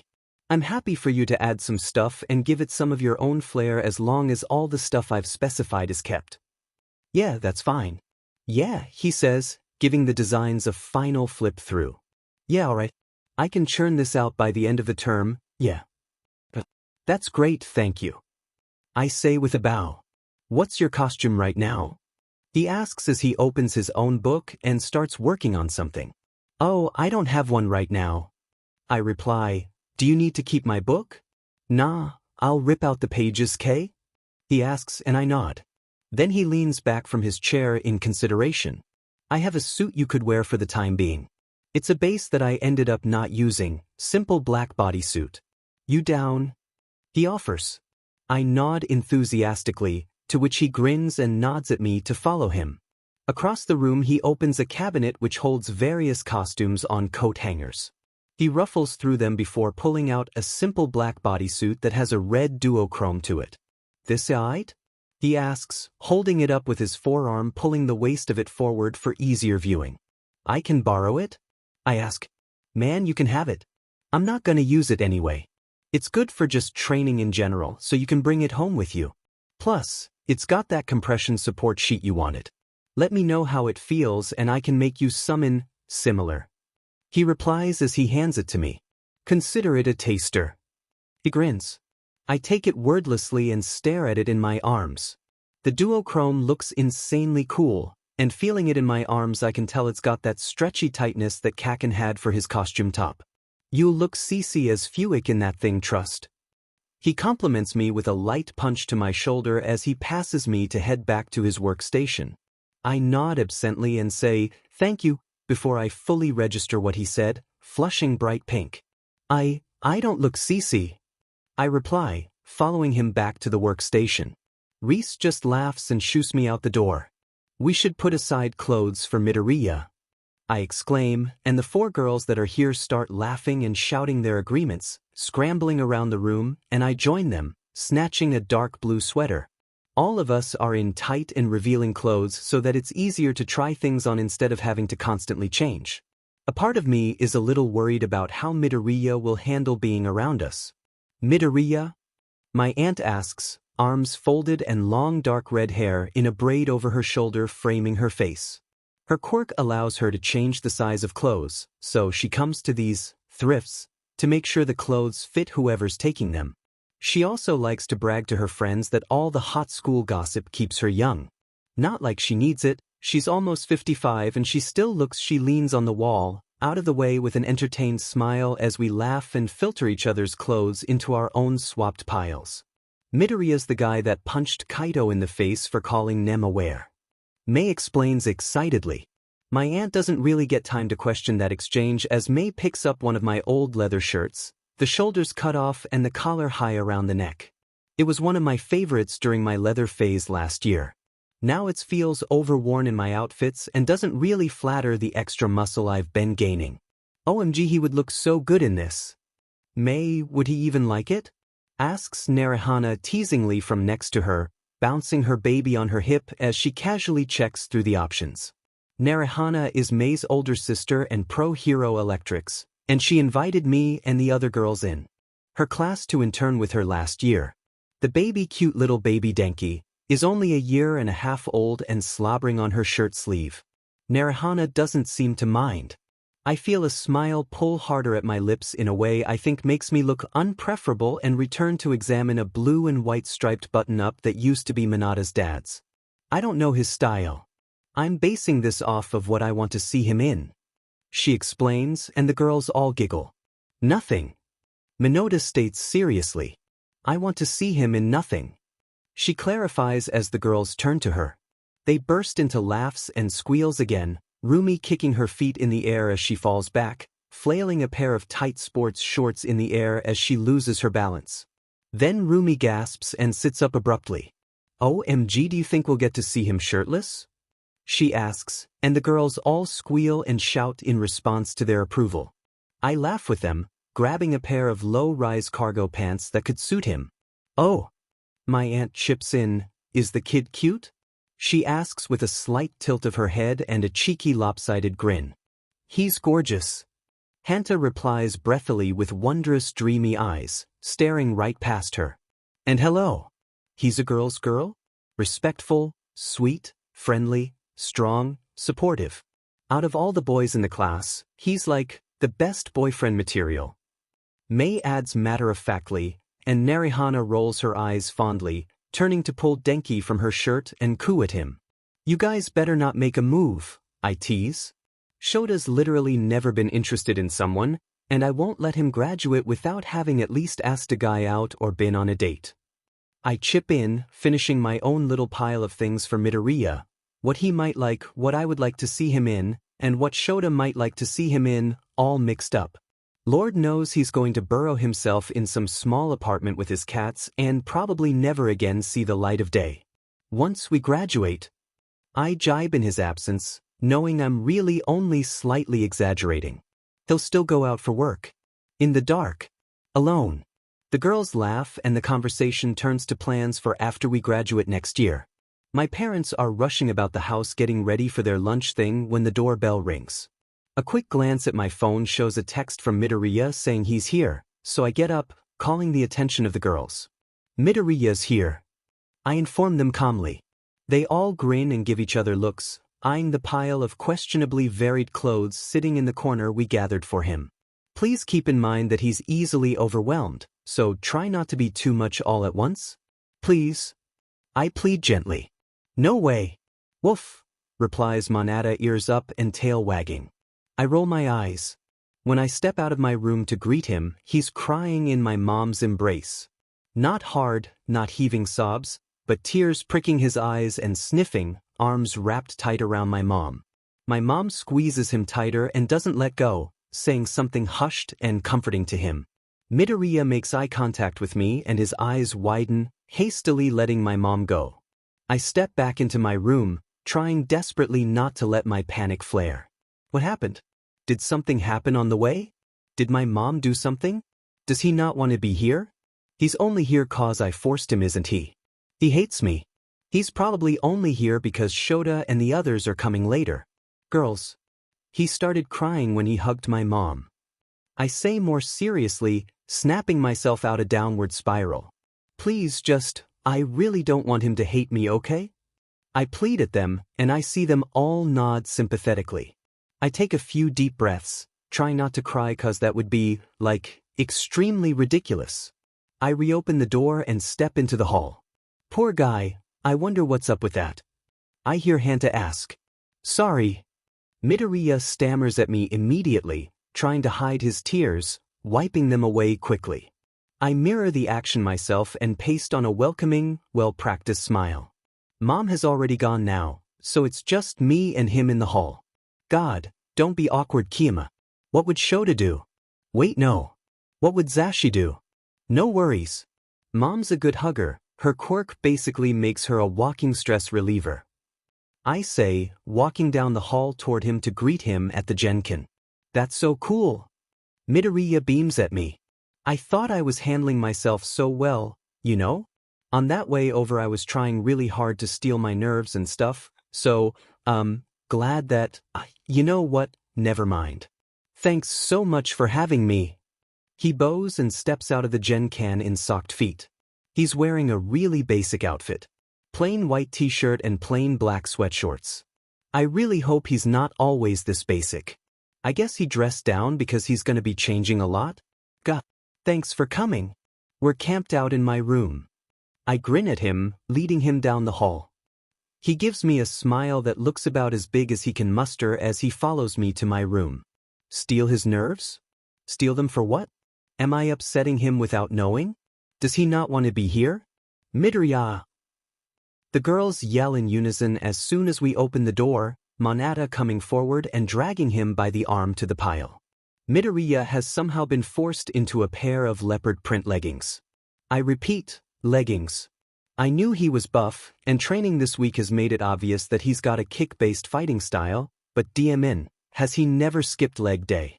I notice that I'm biting my fist and quickly pull my hand away from my mouth, averting my eyes and bringing my hands together. The other girls don't seem as worried with drooling over him, openly gawking and muttering. Bro, I need to see you crush a watermelon with your thighs. Monata says shamelessly, directly to Midoriya's face. Felix. She's sitting cross-legged just staring. To his credit, Midoriya seems completely unfazed. Oh, I have a video of me doing that actually. Gimme a sec. He chirps and pulls out his phone from his discarded shorts. Monata is next to him in a flash. Rumi and Mei cackle excitedly. It's not that hard to crack them open actually. I don't really understand why so many people ask me for this sort of thing. My old class were so insistent about it, though, so dash, he explains, and tips his phone in a gesture that tells us he's found the video. I share a look with my auntie. Oblivious, we both think. We crowd around Midoriya to watch the video, Monata pressed up against his right on the bed, and Rumi next to her. I jump onto the bed and sit slightly behind Midoriya, leaning on his back with my forearms and pushing him forward slightly. He tenses for a second but relaxes quickly. I count that as a win and try not to focus on how massive his delts are.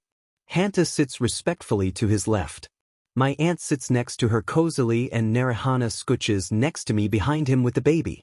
The video shows him at the beach wearing nothing but Speedos with a watermelon between his thighs, sun-kissed and freckled and bathing in sunlight. He's got scars all over his arms, chest and legs, varying from jagged lines to large burns. Vinji Christ, what happened to him? My carefully carefree and upbeat mood falters at the realization that maybe this is what happened to him last year. I suddenly feel guilty. For making him stiffen earlier, or because I feel like I've been too pushy, I'm not sure. Oh sweet mama. Monata mutters, tail hitting me in the thigh repeatedly. Midoriya laughs brightly at her, shoulders rising jumpily and jostling the screen. Are you guys sure about this? He asks in the video, looking past the camera and around to the left. There's an impressively large crowd shouting affirmatives from behind the screen and he blushes a bit, smiling sheepishly. Then, his face goes concentrated, his thighs start to squeeze and Monata literally snatches it from his hands and does the zany face with record-breaking enthusiasm. Midoriya's head throws back as he laughs at her, bumping my shoulders slightly. Screams and cheers of delight are heard from the phone speaker. Hey, what phone is that? Hanta asks after the video ends and the phone is returned to Midoriya. Oh, it's my friend made it for me. It's specialized for hacking and stuff like that. It's synced with my old normal phone, but this is all I had on me when I made the move. Midoriya shrugs, putting the phone into the legging pocket and wandering back to the pile of clothes we picked out for him. It sounds like you were not ready for this move, man. Your parents just sprung it on you, or are you just that unprepared? Narahana asks, shifting baby Denki on her lap from where she's sitting on the bed. Oh, sure. The move wasn't really dash. He cuts himself off and tilts his head, noticing the baby. He didn't really have a chance to see who else was here before the girls were shoving him into the bathroom with the leggings to change. Oh, I haven't introduced myself. I'm Narihana Kaminari, Mei's older sister. This is Denki, she introduces and turns to the baby. Say, hi, Denki, she says, voice going high and gentle and gently guiding Denki's hands into a messy wave. The baby just blubbers cutely, doing a thumbs up, then offers a thick teo, before falling back on his but into Narihana's lap. While all the girls coo in awe, Midoriya starts to burst out laughing, the sound gleeful and warm and kind of out of place, but who am I to judge? I haven't heard him last this much. Oh my god, I'm sorry. He says through laughter, can I take a video of this? He's so cute, he coos, pulling out his phone again. Of course. Narihana smiles, and starts bouncing baby Denki on her thigh.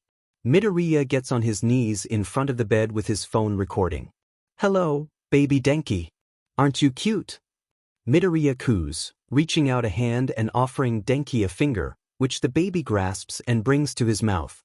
The display is adorable, and I'm sure more of us would be awing at the interaction if we weren't so distracted by Midoriya's legs as he sits in a low Virasana pose. I actually don't hate it. Midoriya says as he looks in the mirror, turning around to see the back with his head over his shoulder. He's wearing my old black leather shirt that Mei picked out.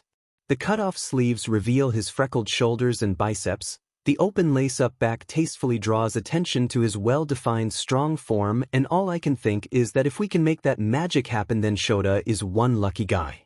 You look like totally amazing. This is so much better than what you showed up in. I reply from next to him.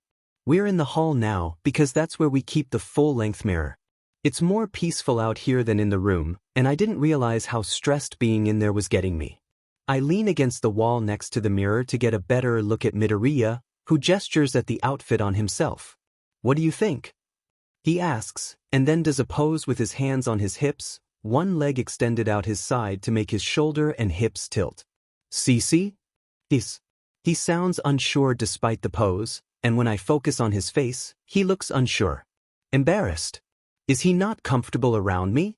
His face falls and I quickly laugh and reply. It really suits you. You should keep it. I say sincerely. His spirits don't seem lifted and a flit of worry bridles in my chest. Did I have up? Is something wrong, Nimuri? He asks, having stepped out of his pose and then toward me. What? No, nothing's wrong. I guess maybe I'm a little bitter that top looks cuter on you than me, I tease, playing a sly grin on my face. Midoriya doesn't seem convinced, and he contorts his pretty, scarred face into the curious and concerned expression that actually makes him look like a cartoon lamb. My resolve crumbles, and I sag against the wall behind me. I don't get what I did to make you hate me. I say, averting my eyes to instead look at where my fingernails pick at my nail. Beds. What? Nimuri, I don't hate you. Midoriya exclaims panicked. I distantly notice that conversation in the bedroom has gone quiet. You don't? I ask, lifting my head to look at him. He's looking at me with so much concern and an almost uncomfortable amount of guilt that I feel stupid for even thinking that. Sure, he slammed Kaido's head into the ground for me, but that really could have been just because he has a strong moral code against degrading women or something. He certainly seems like the type. And maybe it was nothing about me, the panic attacks or traumatic flashbacks or whatever they are, even though I keep triggering them. But maybe he hates me because I remind him of it. I mean, why would you like someone who reminds you of a horrible time in your life? Why would you want to spend time with them? But then he still does this. Maybe it's because he feels bad and doesn't want me to think he doesn't like me, or maybe he hangs out with me because I'm friends with Shota and he doesn't want to cause issues in our friendship group by not being friends with me. Maybe he, I don't know, hates himself and hangs around me to torture himself with bad memories. But he's been having so much fun today, talking with everyone, and sure he seems a little tense at times, but maybe that's just how he is. Nimuri? Are you okay? I swear I don't hate you. Like, not even a little. Gosh, I've been spending my whole day around teenage girls and now I'm talking like one. He realizes with a look of such genuine mortification that I laugh. I'm sorry, I start. But Midoriya cuts in with a, "Don't be," before I can power on. I feel like it's my fault. The messy moments you keep getting. You had another one earlier this week, 'cause of me again, and I think you're amazing. And I want to be around you and hang out with you and stuff, and you make Shoto really happy, so I want you to be a part of our group, but you're not really part of the group if you don't like me. Well, no, that's not, you can be, but one of us would be left out or something, and then dash. Nemuri. He cuts me off, putting his hands on my arms and looking in my eyes with so much guilt and worry, and it's honestly not even a big deal, it was just a small misunderstanding, he shouldn't be looking at me like that. God, is this guy, a saint or something? I'm not mad at you. I don't hate you. My messy moments, he repeats carefully, are not your fault. At all. It's really complicated for me right now, my entire world has been turned on its head. But you have been helping me so much to feel like things are normal. I don't have to be freaking out all the time. 'Cause I've been freaking out almost 24/7 since I moved. He tells me, and laughs a little before repeating, 24/7. I just look at him and take all that in, let his words creep beneath my skin and ease my mind. Let my shoulders relax under Midoriya hold. Let his gentle hands pull my head into his shoulder. Let myself breathe for a few seconds. Aw, you guys are so cute. We both snap our heads up to see my aunt shamelessly peeping on our private moment, leaning in the doorway with all the other girls peeking from behind her. Auntie USCK. I deadpan, pulling away from Midoriya. Well, I think this is plenty of clothes for me. I should probably get going. Midoriya says after he finishes shoving all his clothes into a massive trash bag to bring home. All the girls cry out in protest. Even baby Denki wants him to stay, making grabby hands at him and pouting. Come on Midoriya, don't you love us? Pouts Monata, showing off her best puppy eyes and bringing her ears down. Yeah, we're all sleeping over. Mike, Cloudy and Eraser only show up for the snacks and movies after we finish up anyway. Rumi adds. Oh, I thought they weren't coming, since they weren't here yet. Midoriya says, tilting his head. After a day of rooting through and trying on clothes, no one wants to clean this mess up. So after we're finished we buy takeout and snacks, pull out all the futons, stay up late watching TV and pass out in the living room. Oboro's bringing his cats too, 'cause they're super playful and love everybody. I explain, pulling my knees to my chest. Midoriya's brows furrow in question. Aizawa's not bringing his cat? Aizawa doesn't have a cat. I reply, so you'll stay. I add hopefully. But Aizawa he starts, but cuts himself off and shakes his head. Yeah, I'll stay. I didn't really want to go home anyway. He says, and all the girls cheer. Mom peeks her head through the door, calling our attention. She and Dad got back an hour and a half ago. Dad came to talk to Midoriya and say hi before he went to watch TV in the living room. He's had a long and stressful week. I'm really glad he's taking time to rest instead of forcing himself to deal with rowdy teenagers like he usually would. Kiyama, sweetie, who's staying the night? I need to make sure I have all the emergency contact numbers. Mom says, we're all staying, Sho, Zashi and Kumo are coming in a bit. I reply, okay, Midoriya, can I get your mother's number? She asks, turning her attention to him. Midoriya gets up and steps out into the hall. I went to hers for this event twice last year.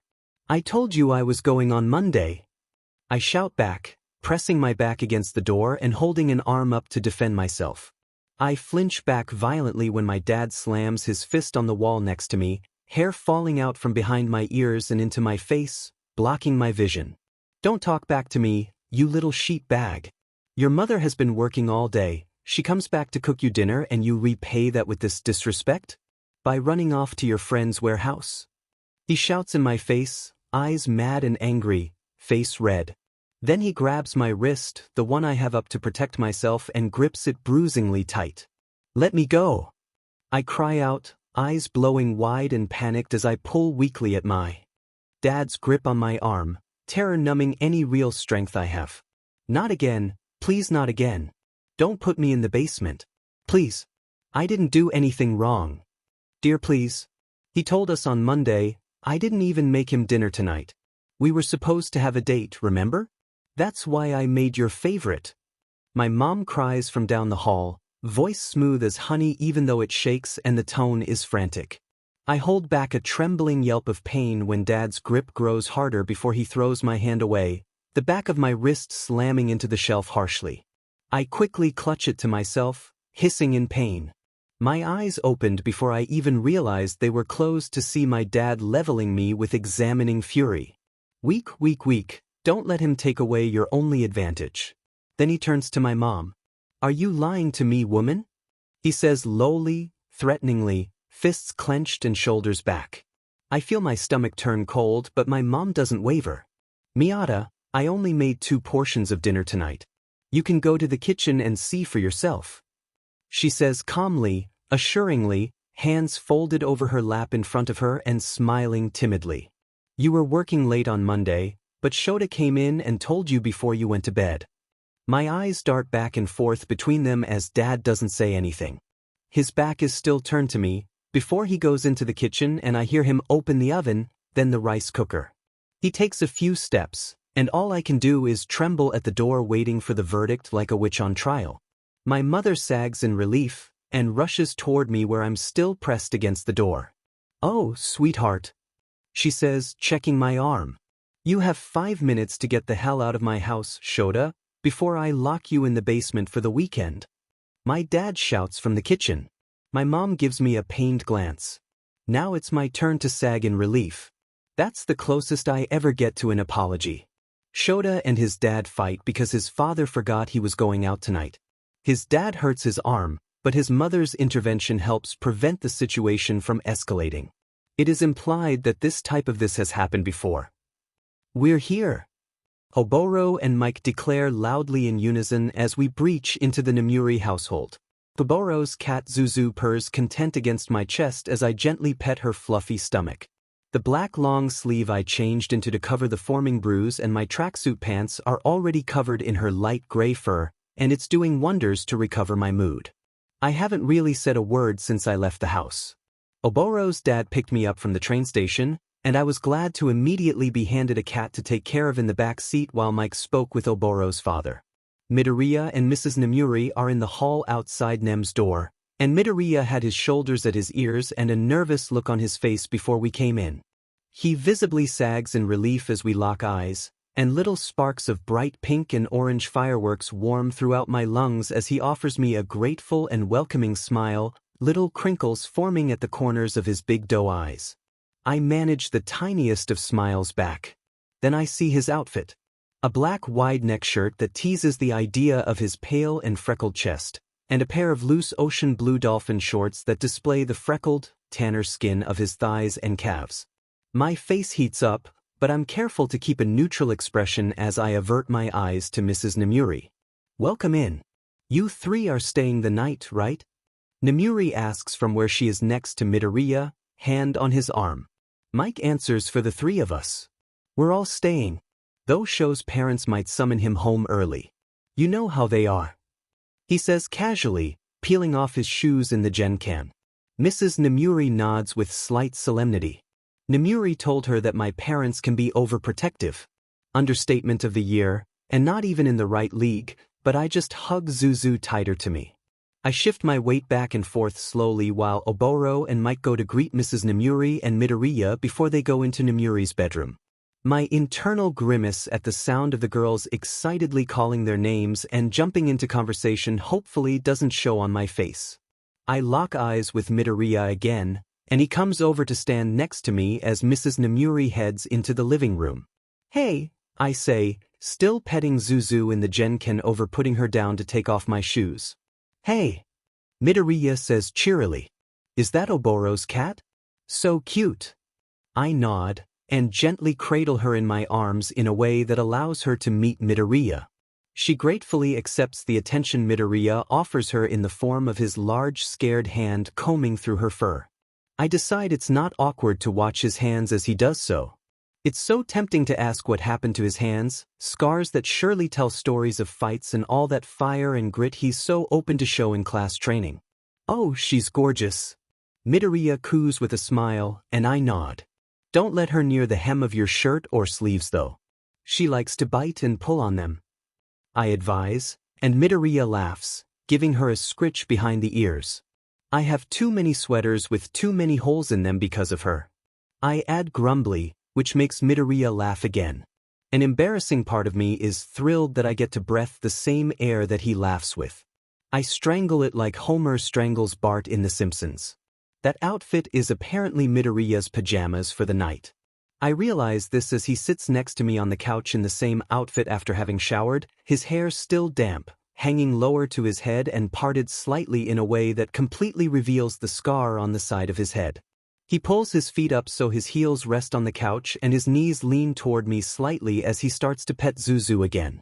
I try to ignore the way that his shorts roll up his thighs to reveal his underwear, which is clinging to his damp skin in a way that makes it look like the fabric is straining against the huge muscle. Ouch. What happens to your head, Midoriya? Asks Monata, leaning back on Mrs. Kaminari's legs from where she sits on the floor. Midoriya looks sheepish. Oh, just fight with a villain last year. I don't really want to talk about it, he says, and returns his attention to Zuzu, who has decided to offer up her belly and flash her big cute blue eyes to pry more pets from us, her disciples. Sometimes I swear, it's Zuzu's world and we're just living in it. Hanta, who is sitting next to me, much to my dismay, mumbles, "Cuddles, slot," before reaching across me to join Midoriya's hand in her stomach where she lies in my lap, also much to my dismay. I shift uncomfortably, trying to scorch back to get away from the surrounding touch. Midoriya pulls his hand back from Zuzu after a moment and looks up at me slightly through his lashes, and I swear to God he looks like a painting. An actual FNG painting. "Come to the kitchen to get water with me?" he asks after a beat, hopping up from the couch, and he waves Nemuri off when she says he should pick the movie, saying he doesn't mind. Glad for an excuse to get away from unwelcome proximity, I gently peel Zuzu from my lap and put her in Hanta's, who seems thrilled, and go to the kitchen. Mike is talking loudly with Mr. Nemuri and I have to activate Erasure to get him to tone it down. Midoriya interrupts to ask for a glass of water, and is directed to the glass cupboard and the tap by both Mike and Mr. Nemuri. I lean against the counter next to the sink as Mike and Mr. Nemuri head out of the kitchen to join the jury on which film we're watching. "You seem so sad today," Midoriya comments gently, looking into his now full glass that's balancing on the edge of the sink between those huge, scared palms. "You seem happy," I reply non-committally, looking at the entranceway to the kitchen and spying on the back of the couch, listening to Mike and Monata bicker about whether they should watch Secret Life of Pets or Mission Impossible. "You seem more comfortable," I add, and turn around to lean my arms on the counter and look out the window. It's dark out now, and a voice in the back of my mind panics that my dad might want me home and that I haven't checked my phone in a while. Is it the clothes? I muse, changing the subject. Midoriya shrugs. "You're sleeping over, right? Can I ask you a favor?" he says with that same gentle tone. I straighten up a bit with a nod and face him, trying to look receptive. "I get nightmares." He rushes out. Sometimes my quirk flares up and gets a bit violent. If it becomes a problem, could you cancel it and wake me up? He asks sheepishly, almost seeming ashamed. "Sorry. I know I'm a hassle and I don't want to interrupt your sleep, but I just, like you said, I'm happy and I didn't want to go home." He adds guiltily. "I know it's selfish to ask that of you, Dash." "It's fine." I interrupt. "And it is fine, it's a logical request and doesn't ask much from me and my already atrocious sleep quality. I have a condition though," I add, and he looks at me with his eyebrows pulled in and up slightly in a way that makes him look so innocent, I think it might as well be turning my heart into a balloon with the way it's swelling. I let out a slightly cocky grin as I continue. "You have to go out there and side with Mike, because there is no way I'm watching some lame cartoon tonight." Midoriya laughs, his face lightening up in a way that I would very much like to get extremely familiar with, and shakes his head at me as he leaves the room with his glass of water. I vote for Mission Impossible. I've watched Secret Life of Pets too many times. Midoriya says to the living room. "We have a tie-breaker," Nemuri exclaims, and there's an equal mix of cheers and boos from the room. I smile slightly to myself, and in a rare moment of privacy at the Namuri household, I pull my sleeve back to check my arm. The red and raised mark wrapping my wrist is like a poorly chosen tattoo staring back at me. Yeah, that's gonna bruise. An explosion goes off in the film and startles Midoriya awake from where he had dozed off on my shoulder. Startles him so much, in fact, that his quirk is activated and he stands in a low combat position seething like he's already in battle. Nightmares. I cancel his quirk and he whips around to me with a wild look in his eye that stutters, then falls. He stands almost dumbly, surveying the room and the TV and the surprised faces. It's a good long moment before he speaks, the film playing in the background making him look more like a silhouette from where I'm sitting. I thought we were under attack for a second there. My bad, he mumbles blankly as he sits back down next to me. The movie is paused and rewound a bit, but not continued. No doubt the girls are gonna ask questions, already scooching around to face him with concerned and curious eyes. Sorry Midoriya, I can't help you. You good man? Hanta starts. Tame, open-ended, and probably won't be the end of it when he denies any issue. The movie will be paused for 5 to 20 minutes making sure that the new best friend of the girls in our class is okay, then we'll finish the film and shoot him worried looks until the end of the sleepover. I can handle that situation, it's a logical outcome. I almost hear in my head the sheepish and forcedly upbeat, "I'm fine. Don't worry about it," from Midoriya, but it doesn't come. Midoriya doesn't say anything for long enough that I turn my head to see if he's okay, only to find he's still wearing that blank face. Still staring off toward where the wall meets the wood-like tile. I'm sorry, can we change the film to something that's not, I'm sorry, I thought I'd be able to deal with this today because everything's been so great but I guess I'm not ready for films like this yet. Sorry. He mumbles, slowly coming back to himself with tears welling lowly in his eyes. Flashbacks, I realize. Distantly, the explosion activated his fight or flight, and now he's having flashbacks because of an explosion. What the happened? I feel my eyes widen in surprise and concern and everyone starts moving and talking, some asking what happened, what he would rather watch, if he wants to go home. Namuri goes to get him some tea to help calm him and I'm just worried about whether or not I should give him some space or not. Remembering a battle with explosions amplified by the distortion and intensity of dreams is different from feeling overwhelmed and lost in a social situation. Do you want me to MO dash? I start, deciding it's more logical to ask than assume. No! He shouts, snapping his head toward me. I flinch back a bit in surprise. It's the first answer he's given anyone, and thankfully it seems to shut everyone up. Regrettably, now there is a tension on me as well. Please. He adds more tamely. The physical touch, helps ground me. Easier to stop the flashbacks when I can feel where I am, that I'm not alone. He elaborates, trailing off towards the end and getting that distant look on his face. Not the same as the blank expression from before, but something more present. I want to pry that expression open and see the trees of worries in his mind's garden with my own eyes, to pluck the sour fruits and bake them into something sweet. His response only draws more questions. Flashbacks. Rumi presses, the group seeming to simultaneously and spontaneously decide to start talking one at a time. I decide to as discreetly as possible lean into him. Midoriya takes a deep breath and presses back slightly. I went through some pretty intense stuff last year, so I get, a little panicky about it and stuff when exposed to certain things. It's getting a lot better, but since I moved I don't have my therapist anymore, and I really don't think I can explain everything that happened to a new one, so I'm just, coping on my own. He explains vaguely, and it seems that they can pull the logic together amongst them to not pry for more details. I want to stay. It's easier to calm down if I'm around others. At home, I wake up thinking they got me or something, depending on the dream. No further questions are asked, his vagueness speaking for itself that he doesn't want to elaborate further. People return to their spots to pick a different film. Midoriya leans further into me, tilts his head toward mine, and gently whispers, "Thank you." Then he leans his head on my shoulder once more, sighs, and contributes cheerily to movie suggestions and digressions among the group. My heart doesn't stop racing until halfway through Ratatouille. It's quieter in the hall, so I figure now's as good a time as any to properly meet Midoriya. He still seems a bit down after what happened in the cafeteria. Sorry that we freaked you out earlier. I start casually. What?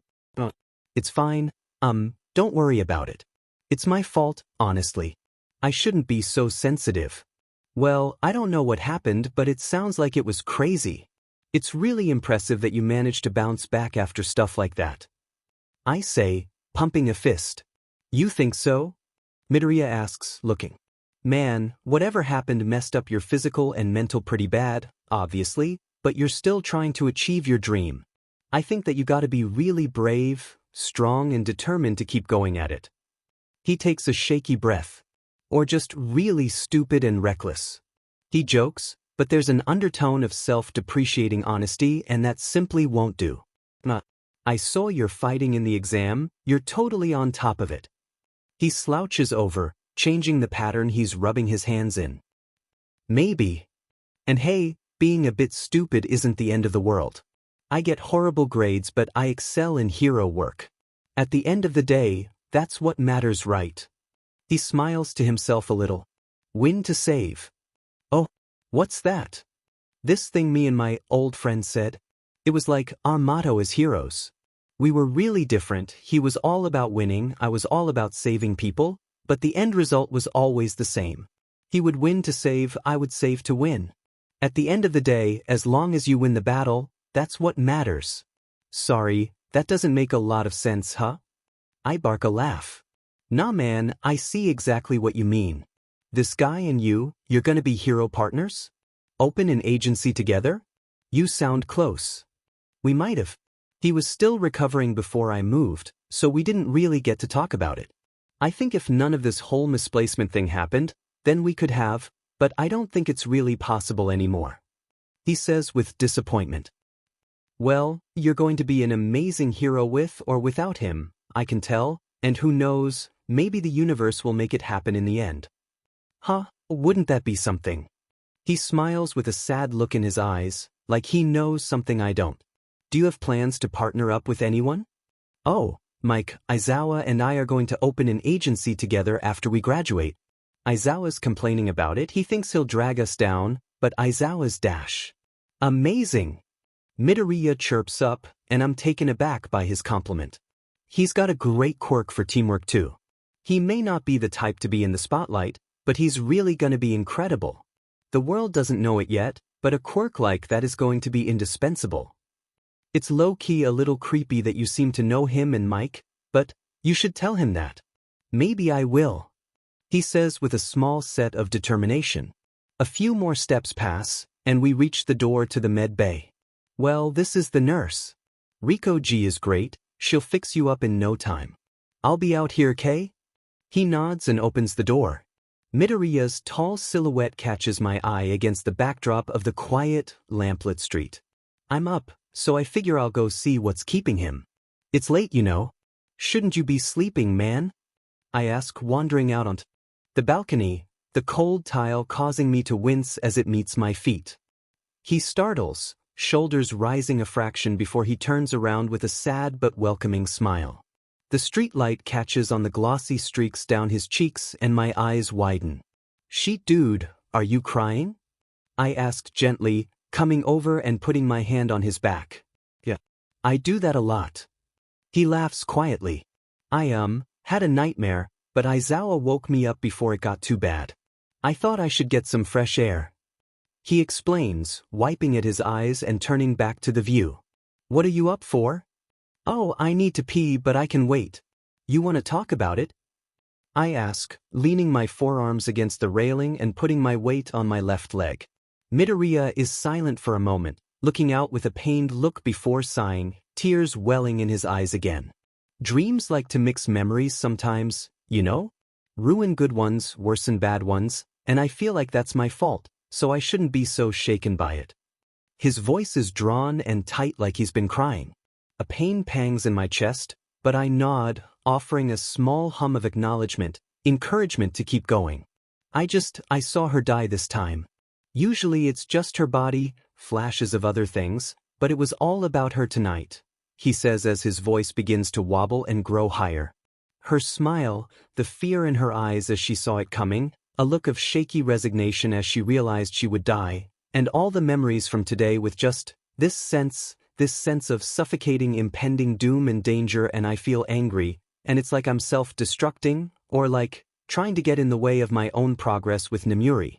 I had a good day today and we connected, and I finally got past the fact she was finally her own person and not her, only to go to sleep and watch myself set fire to all that progress. He sobs, tears spilling over half-dried tear tracks once more. Crap, I shouldn't have, forget I said anything. He becomes frantic, whipping at his eyes. Forget I said that, I don't know what I'm saying. He laughs, and it's a sad, tired laugh, the kind that's just a shaky series of sobs in disguise. I feel that empathetic panic I've grown so familiar with from all the times Aizawa has cried because of his dad, and I put my arms around him, pull him into a tight hug because that's the only thing I know how to do. He said touch helps, right? But that ache in my chest and tightness in my throat worsens feeling his chest shake, supporting his body that usually holds such an overwhelming strength as the weakness and fatigue seems to leaden him. Hey, it's okay. Nothing's gonna happen to Nemuri, okay? I'm so sorry you had to go through whatever it was that happened last year. I'm so sorry, but it's okay now, right? It's over and you're safe here. No one is going to die, okay? He leans into my arms and does his best to keep his sobbing quiet as it seems like his cries tear through him. You don't know, Oboro, you don't know what's coming, he mutters, shaking his head into my shoulder, no doubt tears and maybe a little snot pooling on my sleep shirt. I hug him tighter. What happened to you to make you feel like the world is ending? I whisper to myself. Nothing's coming, Midoriya, it's okay. Whatever was happening before, it can't follow you here. I say to him, rubbing my hand up and down his back and praying that I'm right. We stand on that balcony for 15 minutes before Midoriya calms down enough to let go, to look in my eyes and laugh a little and apologize for my shirt. I tell him I could make it the new fashion. He laughs again. Okay dude, I really gotta pee now. Enjoy the view of the street and the moonlight. I say to excuse myself. Midoriya shakes his head, go before you pee your pants. He grins, looking back over the balcony. I grin and turn to leave, but before I go Midoriya calls out a final word. Thanks, Oboro. It's quieter in the hall, so I figure now's as good a time as any to properly meet Midoriya. He still seems a bit down after what happened in the cafeteria. Sorry that we freaked you out earlier. I start casually. What? It's fine, don't worry about it. It's my fault, honestly. I shouldn't be so sensitive. Well, I don't know what happened, but it sounds like it was crazy. It's really impressive that you managed to bounce back after stuff like that. I say, pumping a fist. You think so? Midoriya asks, looking.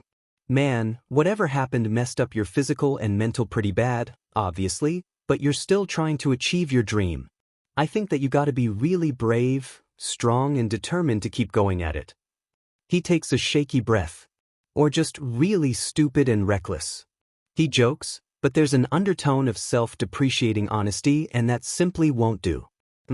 I saw you're fighting in the exam, you're totally on top of it. He slouches over, changing the pattern he's rubbing his hands in. Maybe. And hey, being a bit stupid isn't the end of the world. I get horrible grades but I excel in hero work. At the end of the day, that's what matters, right? He smiles to himself a little. Win to save. Oh, what's that? This thing me and my old friend said. It was like our motto as heroes. We were really different, he was all about winning, I was all about saving people, but the end result was always the same. He would win to save, I would save to win. At the end of the day, as long as you win the battle, that's what matters. Sorry, that doesn't make a lot of sense, huh? I bark a laugh. Nah man, I see exactly what you mean. This guy and you're gonna be hero partners? Open an agency together? You sound close. We might have. He was still recovering before I moved, so we didn't really get to talk about it. I think if none of this whole misplacement thing happened, then we could have, but I don't think it's really possible anymore. He says with disappointment. Well, you're going to be an amazing hero with or? Without him, I can tell, and who knows, maybe the universe will make it happen in the end. Huh, wouldn't that be something? He smiles with a sad look in his eyes, like he knows something I don't. Do you have plans to partner up with anyone? Oh, Mike, Aizawa and I are going to open an agency together after we graduate. Aizawa's complaining about it, he thinks he'll drag us down, but Aizawa's dash. Amazing! Midoriya chirps up, and I'm taken aback by his compliment. He's got a great quirk for teamwork too. He may not be the type to be in the spotlight, but he's really gonna be incredible. The world doesn't know it yet, but a quirk like that is going to be indispensable. It's low-key a little creepy that you seem to know him and Mike, but you should tell him that. Maybe I will, he says with a small set of determination. A few more steps pass, and we reach the door to the med bay. Well, this is the nurse. Riko G is great, she'll fix you up in no time. I'll be out here, Kay? He nods and opens the door. Midoriya's tall silhouette catches my eye against the backdrop of the quiet, lamplit street. I'm up, so I figure I'll go see what's keeping him. It's late, you know. Shouldn't you be sleeping, man? I ask, wandering out onto the balcony, the cold tile causing me to wince as it meets my feet. He startles, shoulders rising a fraction before he turns around with a sad but welcoming smile. The streetlight catches on the glossy streaks down his cheeks and my eyes widen. Sheet dude, are you crying? I asked gently, coming over and putting my hand on his back. Yeah. I do that a lot. He laughs quietly. I had a nightmare, but Aizawa woke me up before it got too bad. I thought I should get some fresh air. He explains, wiping at his eyes and turning back to the view. What are you up for? Oh, I need to pee, but I can wait. You want to talk about it? I ask, leaning my forearms against the railing and putting my weight on my left leg. Midoriya is silent for a moment, looking out with a pained look before sighing, tears welling in his eyes again. Dreams like to mix memories sometimes, you know? Ruin good ones, worsen bad ones, and I feel like that's my fault, so I shouldn't be so shaken by it. His voice is drawn and tight like he's been crying. A pain pangs in my chest, but I nod, offering a small hum of acknowledgement, encouragement to keep going. I saw her die this time. Usually it's just her body, flashes of other things, but it was all about her tonight, he says as his voice begins to wobble and grow higher. Her smile, the fear in her eyes as she saw it coming, a look of shaky resignation as she realized she would die, and all the memories from today with just this sense of suffocating impending doom and danger, and I feel angry, and it's like I'm self-destructing, or like trying to get in the way of my own progress with Nemuri. I had a good day today and we connected, and I finally got past the fact she was finally her own person and not her, only to go to sleep and watch myself set fire to all that progress. He sobs, tears spilling over half-dried tear tracks once more. Crap, I shouldn't have, forget I said anything. He becomes frantic, whipping at his eyes. Forget I said that, I don't know what I'm saying. He laughs, and it's a sad, tired laugh, the kind that's just a shaky series of sobs in disguise. I feel that empathetic panic I've grown so familiar with from all the times Aizawa has cried because of his dad, and I put my arms around him, pull him into a tight hug because that's the only thing I know how to do. He said touch helps, right? But that ache in my chest and tightness in my throat worsens feeling his chest shake, supporting his body that usually holds such an overwhelming strength as the weakness and fatigue seems to leaden him. Hey, it's okay. Nothing's gonna happen to Nemuri, okay? I'm so sorry you had to go through whatever it was that happened last year. I'm so sorry, but it's okay now, right? It's over, and you're safe here. No one is going to die, okay? He leans into my arms and does his best to keep his sobbing quiet as it seems like his cries tear through him. You don't know, Oboro, you don't know what's coming, he mutters, shaking his head into my shoulder, no doubt tears and maybe a little snot pooling on my sleep shirt. I hug him tighter. What happened to you to make you feel like the world is ending? I whisper to myself. Nothing's coming, Midoriya, it's okay. Whatever was happening before, it can't follow you here. I say to him, rubbing my hand up and down his back and praying that I'm right. We stand on that balcony for 15 minutes before Midoriya calms down enough to let go, to look in my eyes and laugh a little and apologize for my shirt. I tell him I could make it the new fashion. He laughs again. Okay dude, I really gotta pee now. Enjoy the view of the street and the moonlight. I say to excuse myself. Midoriya shakes his head. Go before you pee your pants. He grins, looking back over the balcony. I grin and turn to leave, but before I go Midoriya calls out a final word. Thanks, Oboro.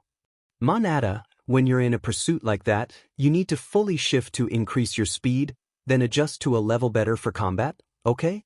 Last year we did a lot of work developing your transformation speed and accuracy. I want you to be fluent in using these fluctuations efficiently by the end of the year, know and learn when what is best. I suggest, rounding off the individual feedback from the exercise today with a tired huff. Yes sir. Woof. The Bay's Monada, the little slugger. Did I have any other notes from today? No, that was all. I do have a meeting with Nedzu at 3. It's 3. I have time. I need to talk to young Aizawa privately. See you all tomorrow morning. Class dismissed. I call, and the class starts to disperse and converse with each other about homework and today's exercise. I walk calmly over to where Oboro and Aizawa are talking to each other and doing more cool-down stretches, Oboro seeming to comfort the dejected-looking student. All right, champs? I ask, sitting down to join them with an outstretched leg and bending over. They nod at me, quieting their conversation. I hum in curiosity and slight concern. I switch legs. Young Oboro, may I hold young Aizawa for a private moment? I ask, trying to sound casual, however I probably still sound stern, knowing myself. I don't miss the exchange of their eyes, the sharp and short panic within Aizawa that tells me he's worried I'll find out about something, and that usually means it's something I should know.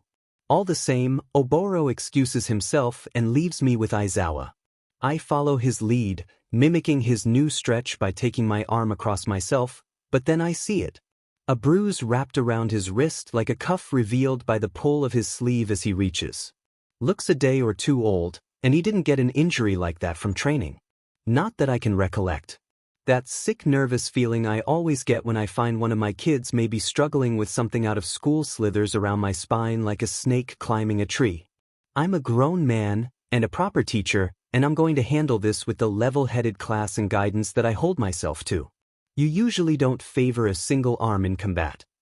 I switch stretches after him. It's always been a great strength of yours. Your balance between using your left and your right has always left you harder to predict. It's one of your greatest advantages, and was something that stuck out to me from the beginning about your fighting style.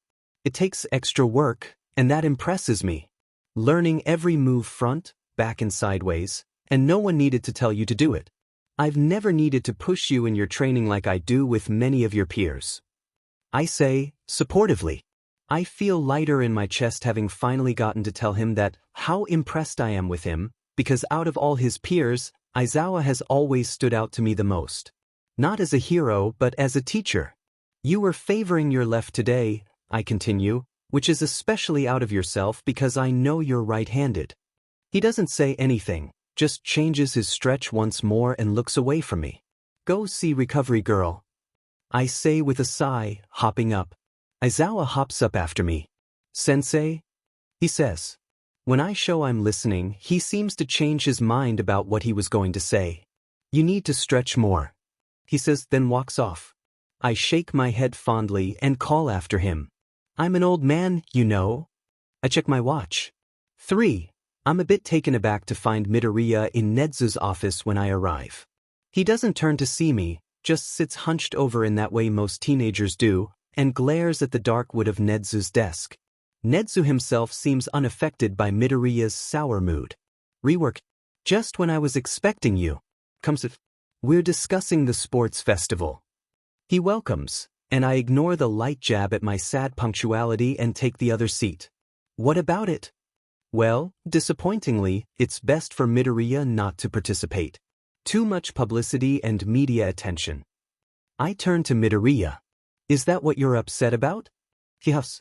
Last year I was helping my friend to get past his grudges against his father so that he would allow himself to access his full power, long story, and I broke my hands in the process.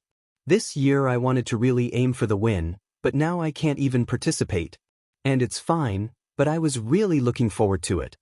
He surmises, then leans back and releases an exasperated sigh. Oh well, I made my bed. You broke your hands at a sports festival? I ask slowly, hoping to God this kid isn't that reckless.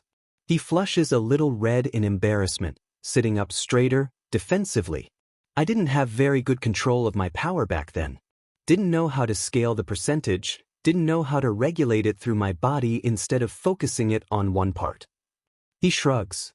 You mentioned earlier that you use a percentage-based outlet for your power. Did you not know about that back then? No, not really. Because my quirk was obviously quite harmful to me, I didn't get to train with it at all before starting at UA, at my old school. He corrects. I figured it out though. He adds cheerfully. I turn to Nedzu. The sports festival is the prime gateway for students to get internships and gain irreplaceable experience. If Midoriya can't participate, how will he get an internship? And if he can't get an internship, what are we going to do to make up for the experience his classmates will be getting? I ask seriously. Midoriya has far too much potential to not be offered our most broad and basic of resources, Nedzu. Nedzu beams at me, the man having always appreciated a bout of open forward thinking. Midoriya makes a small noise of embarrassment at my final statement.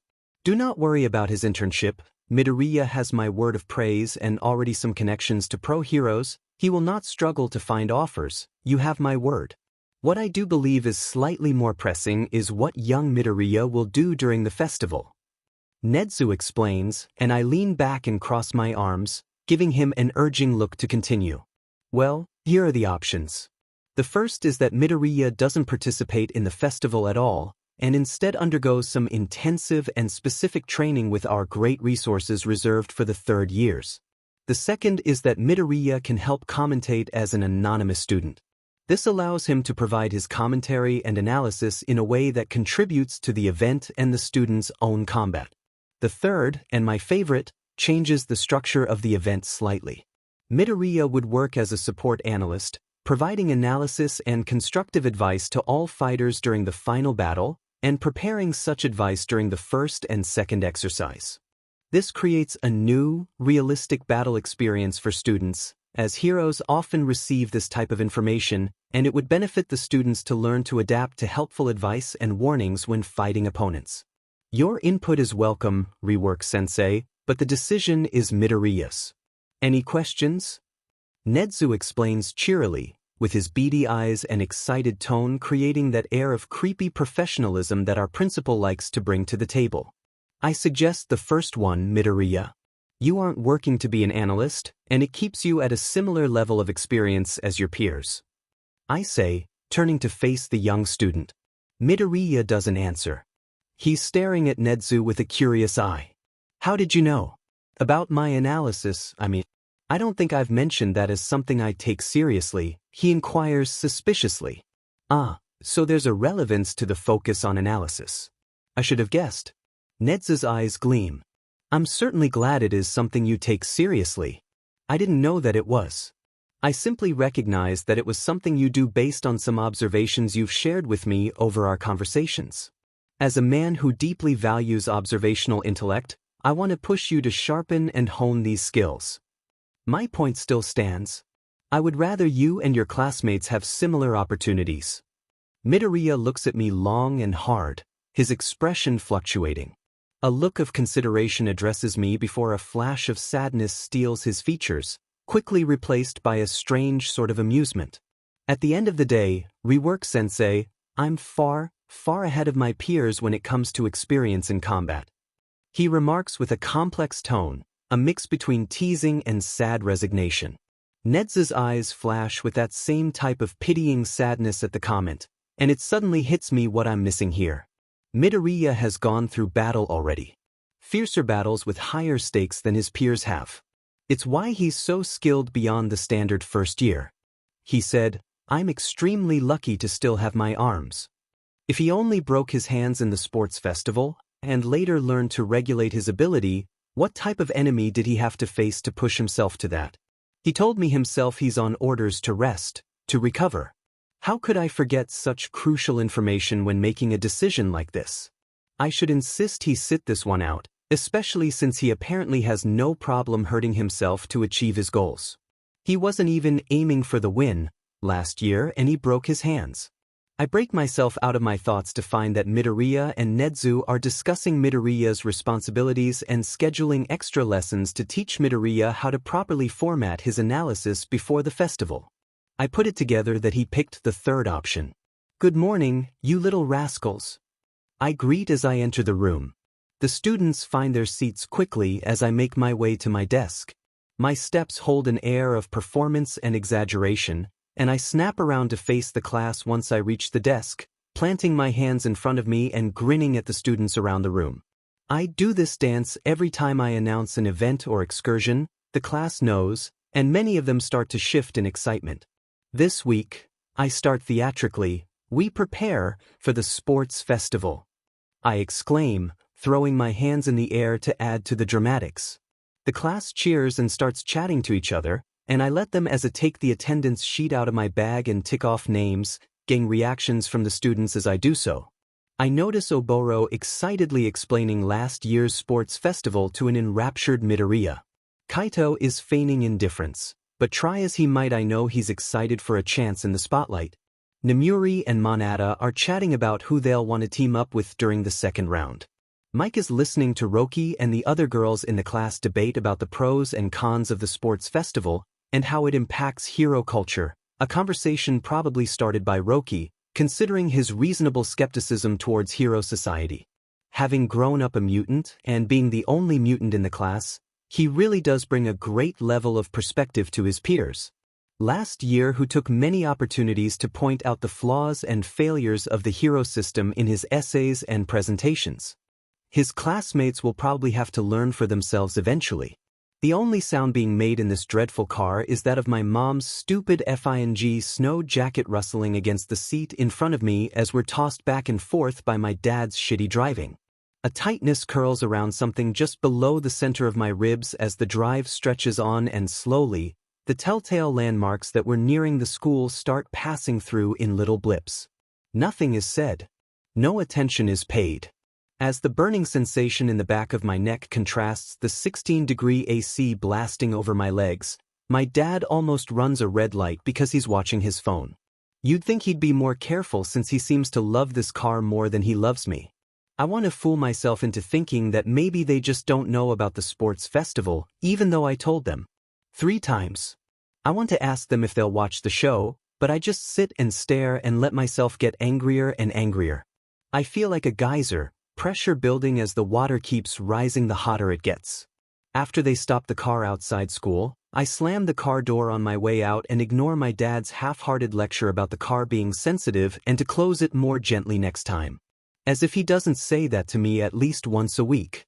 The warm sun immediately beats down on my neck, warming me up after a cold car ride, and I'm relieved to get away from the suffocating smell of newly cleaned leather. The car drives off down the street, eventually turning the corner and out of sight. I don't know why I wait, why I watch it go. Part of me hopes that they would realize what today is, how important it is. They would turn around and pull up and tell me, I don't know, good luck. I huff a short breath out through my nose and turn around, joining a student I don't know at a distance in the flat, long trek to the sports festival arena. I'm taken aback to find Midoriya hunched over a notebook and chatting with Principal Nezu in our class's viewing area. The concrete space is a little chilly, with our window facing west, and I think with much irritation that the sun will be in my eyes this afternoon as I'm trying to watch the other 1v1s.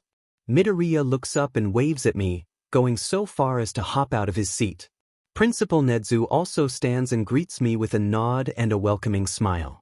I haven't spoken to Midoriya since he slammed my head into the concrete. I remember the doctors telling me I was lucky to have no permanent damage. I glare back at him as I go to find a seat. Good morning, Kaito.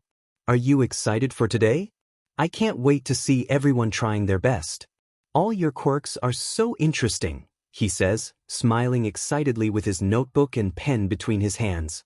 Nedzu is helping me organize my notebook pages for feedback. I hope you don't mind him being here. We can leave if you want, he says as I come over. Don't be so accommodating, it doesn't make what you did any better. At least he's trying to make things better, UD-. You're getting feedback on your performance from Nedzu? God, you're not even trying to hide the fact that you're a Nepo baby, I say, rolling my eyes and going past him to get a front seat, slumping heavily with my arms crossed and legs spread open. There's a beat of silence behind me that I think ends the conversation, but Nedzu decides he has something to say. Because of delicate circumstances for Midoriya, he is unable to participate today. He says coolly. Is what? As a way for him to still be productive, he will be analyzing the performance of the other students and compiling feedback and advice to provide before the one-on-one battles, simulating a predetermined heroic conflict which will be common once you graduate. It's a great opportunity for you students to learn to adapt to the opponent. Nedzu explains from behind me. I don't look back over to watch him as he speaks, and after another pause, he and Midoriya are continuing to discuss layout and efficiency or whatever. What does that even mean? Delicate circumstances? Is he part of a witness protection program or something? If that's so, then why is he still at FING Heroic School? Cops under witness protection programs don't just become cops in another state. And if it is a witness protection program thing, why does Nedzu know? Why does this kid get to be so special, anyway? Great quirk, smart, actually nice, getting to join second year? That's FNG unheard of. He showed up out of nowhere, yet he just fit in so easily. Everyone immediately liked him and paid attention to him, and looked up to him and his skill. Why can't I be like that? I'll show everyone today, the whole FING world, that I have what it takes. Then they'll see me. I pointedly ignore the fact that I don't know who exactly they is. Midoriya, you excited for today, man? Because I am pumped. Yamada's loud voice hurts my ears and I wince, turning in my seat to shoot him a glare. He ignores it as Midoriya goes on about how excited he is, not too different a spiel than what he gave me. Aizawa and Oboro walk in after Yamada, joining the conversation in a much less annoying manner than the loudmouth, but the former looks like he's ready to take a nap. Honestly, I can share the sentiment. I had to wake up at 5 to catch a ride from my parents. Nedzu greets them and wishes good luck before he departs, apparently having finished with Midoriya. Isn't it a little dumb having a student provide the advice? He could be biased. He could give complete bullshit advice to one opponent and great advice to another based on who he wants to win. Does Nedzu really trust him to play it fair? I look back over my shoulder, watching as they talk about whatever theories they have about what could happen today, and realize that I must look like such a lonely loser to them. God, they all probably think I'm such a... Kaito! Morning! Roki calls after me as he slides past the others, reciprocating the welcome he gets from them. Weather's nice today, he continues as he sits next to me. I think that SS good luck for USS. Do you think we'll end up squared against each other like last year? Man, you totally hooped my butts, he says with a smile, his cold arm pressing against mine. I feel a smile pull at my face, so I turn to face the arena again and morph it into something more cocky. And right, I hooped your butt, you little snake. I tease, shoving his arm away and ignoring the internal immediate protest at the loss of that grounding pressure. That little corner with all its bothersome thoughts can go F itself. I learned a long time ago that anything it says should be ignored, because all it does is make me act like a freak and an idiot, and I am not those things. He laughs and looks out at the stadium with me. The seats for the heroes and parents in the North Wing are slowly starting to fill up, and I feel myself going a little sour. At least Midoriya's parents aren't here either, I think, and that's a far more comforting thought. So maybe he just got kicked out? Maybe his parents were abusing him or something and he had to run away, and Nedzu is supporting him or something. That's why he's living on his own. I guess it doesn't matter if you're a goody-goody ray of FING justice and sunshine or a piece of shit like me. If parents don't care, they don't care. See? It's not your fault. SSO, what is your goal today, man? What is your mind set? Roki asks me, peeking at me from his right eye. His facial structure is more snake-like than the basic Homo sapien skull, so his eyes don't both face front. His question breaks me out of my thoughts, and I shrug, trying to look apathetic. I know one thing. I'm gonna show those heroes who's the right choice for an internship. I say, gesturing to the north end of the stadium. Then, because I do actually care, I ask Roki back, what about you? Gonna get political this year? He grins at me. You know me so well, but honestly I don't even know how to aside from just really going all out, because if I don't try out of protest, I limit my own progress and opportunities. I guess in the end I just want to do my best, and if I can, I'm gonna win this thing, show what USS mutants are about. He says, and his sharp-scaled cheekbones above that grin frame his determined yellow eyes in a way that riles me up, like a ripple across my chest and behind my ears. I let my grin spread wider across my face and say, "Dini right. The floor is lava?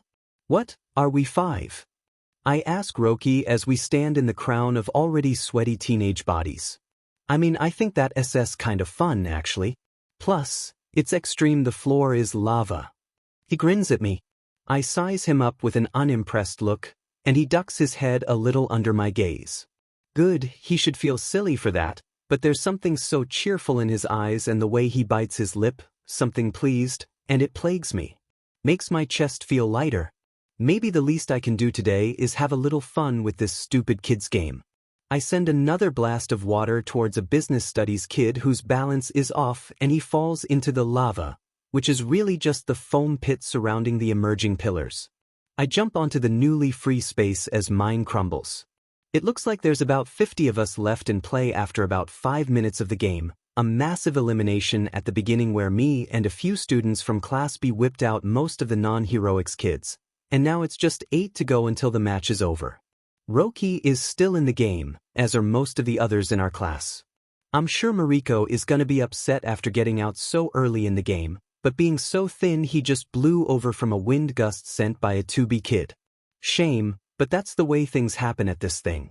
This isn't the time to show off, I know, so after that first attack I'm mostly keeping it low-key and holding my own when necessary. Engaging in less flashy combat when some kids try to engage with me and taking out others when needed to save my place. My guts feel like they rearrange when my uniform tightens like a corset around my middle, and then I'm pulled backward by the waist and thrown off the pillar. The wind knocks out of me and blood rushes to my head, but I manage to catch myself by making a tunnel of water to slow my fall in between the pillars behind the one I was thrown off. As the game progresses, the pillars have been getting higher, so I have to swim upwards a bit, breathing easily by removing the water around my nose and mouth and eventually get back to my pillar. The kid who threw me off has dark, thick braids, and a friendly smile as he catches my eye and jumps off my pillar to another. I recognize him as the guy from the support department who works in costuming. I'm pretty sure he did mine. Resetting. The pillar next to me crumbles, and I realize that about 1.5 meters away is a pillar that is 1 meter higher than mine, which means mine is going to crumble soon too. A wobble throws me off, and I have to lower my center of gravity to stay on my feet. I check the distance between me and the next closest pillar, and without time for second thought, I jump, throwing my arms forward and up, extending my legs with as much force as I can muster and barely process the panic behind my wide eyes as the concrete of the pillar hits me just below the collarbone with enough force to bruise. It's high enough, thank God, that I can hang on. The girl on the pillar is trying to remove me, lifting her leg to stomp on my wrist. I dehydrate her, throwing off her coordination and grabbing her planted ankle to pull myself up. Once I'm more stable on the platform, I rehydrate her and push her off gently. I manage to hold my own for the next 2 minutes without any more real issues. The game ends, the buzzer sounding and the pillars lowering slowly and steadily to the ground. Most of Class A is still in the game, and so is Class B. Reese shoots me an upwards nod when he catches my eyes before Roki's snake form jumps from the ground to wrap around my neck, perching on my shoulder. He does this a lot during training, transforming back taking a little too much energy sometimes. Congrats and thanks, he slurs, his impediment more prominent in his snake form. I roll my eyes. Yeah. I'm just glad you didn't fall off, otherwise you might have been lost and stuck in the foam pit. I tease. He whips his tail to hit me above the eyebrow in retaliation.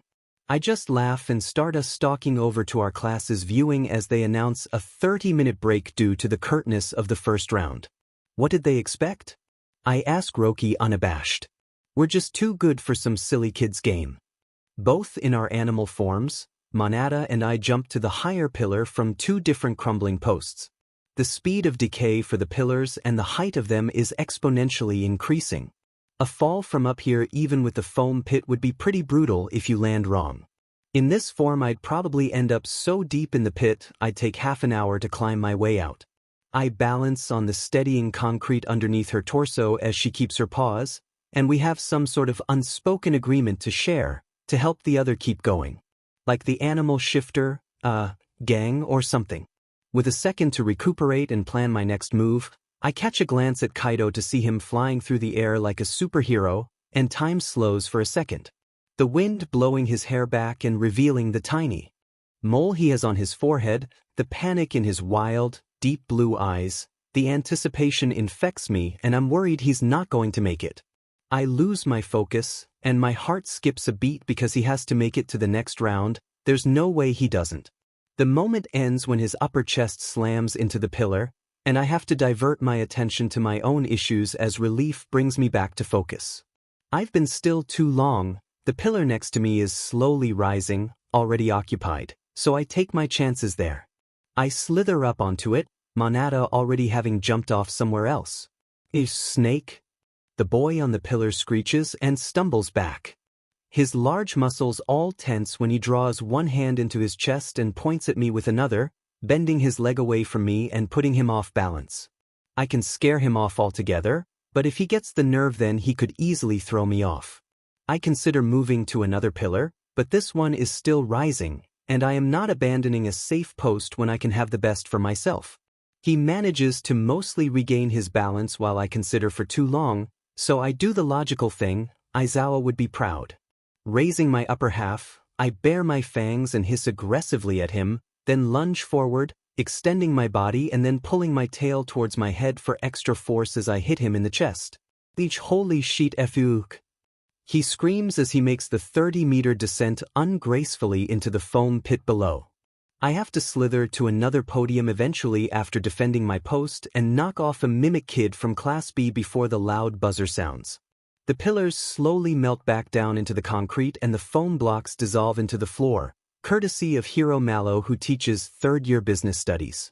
Once I've returned safely to the ground, I pave way through the crowd of teenagers to find Kaito. I can already taste the raging teenage pheromones all swept up in the aftermath of such excitement. The sweaty bodies congratulating and comforting each other pay no mind to me and I make my way past all sorts of legs.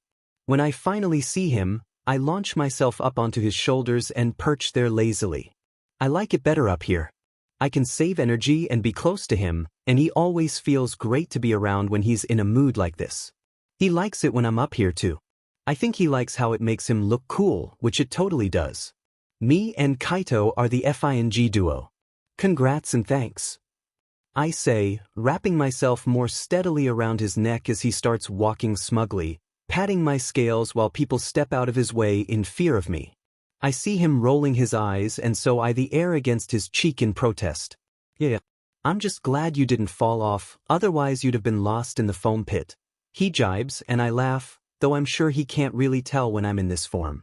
To make a better impression, I whip the end of my tail at the sensitive spot above the end of the eyebrow in retaliation, and we exchange challenging grins with each other.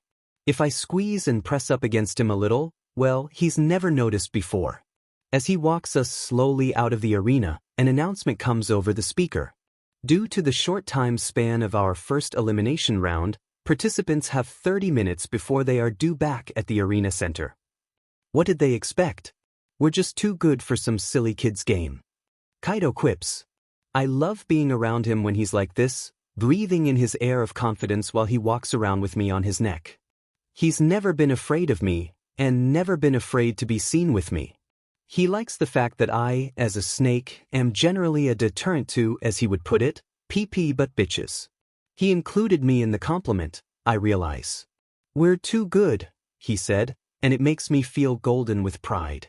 I nestle lower onto his shoulder and closer to the warmth of his neck as we travel along the cold concrete halls. I can't believe he's pairing up with Yamada and Nemuri. How the F does that even happen? He doesn't like them, their quirks don't pair well with his. In fact, I think his quirk has a stronger effect on their quirks. They'd be better as opponents.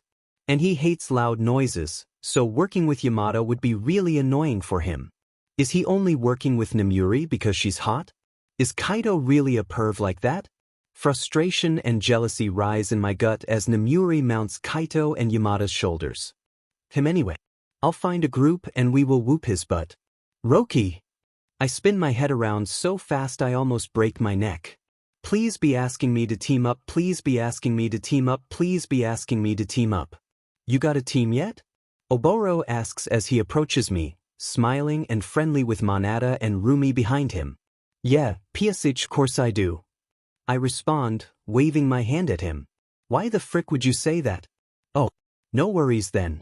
We have room for 1 or 2 more, and the more people I have in my group the better. I can really show off my use in a team setting this round. Who are you paired with? He asks, and I wince a little, a very poor excuse for a smile covering up a grimace. Then I give up the charade, it wasn't serving me anyway. Sighing in surrender, I hang my head.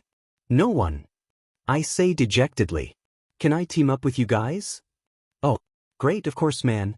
Let's put our names down. Hey Monada? Thanks for not, shoving me off your podium in round 1. I whisper to her as we sit next to each other on our little cloud platform. Woof. She barks in response. She's fully in her dog form, smiling and tongue out, tail wagging. I guess she gets it. The plan is simple, Oboro is our base and support. He covers our buttes while we go and steal headbands, we bring them back to him and protect him from other teams.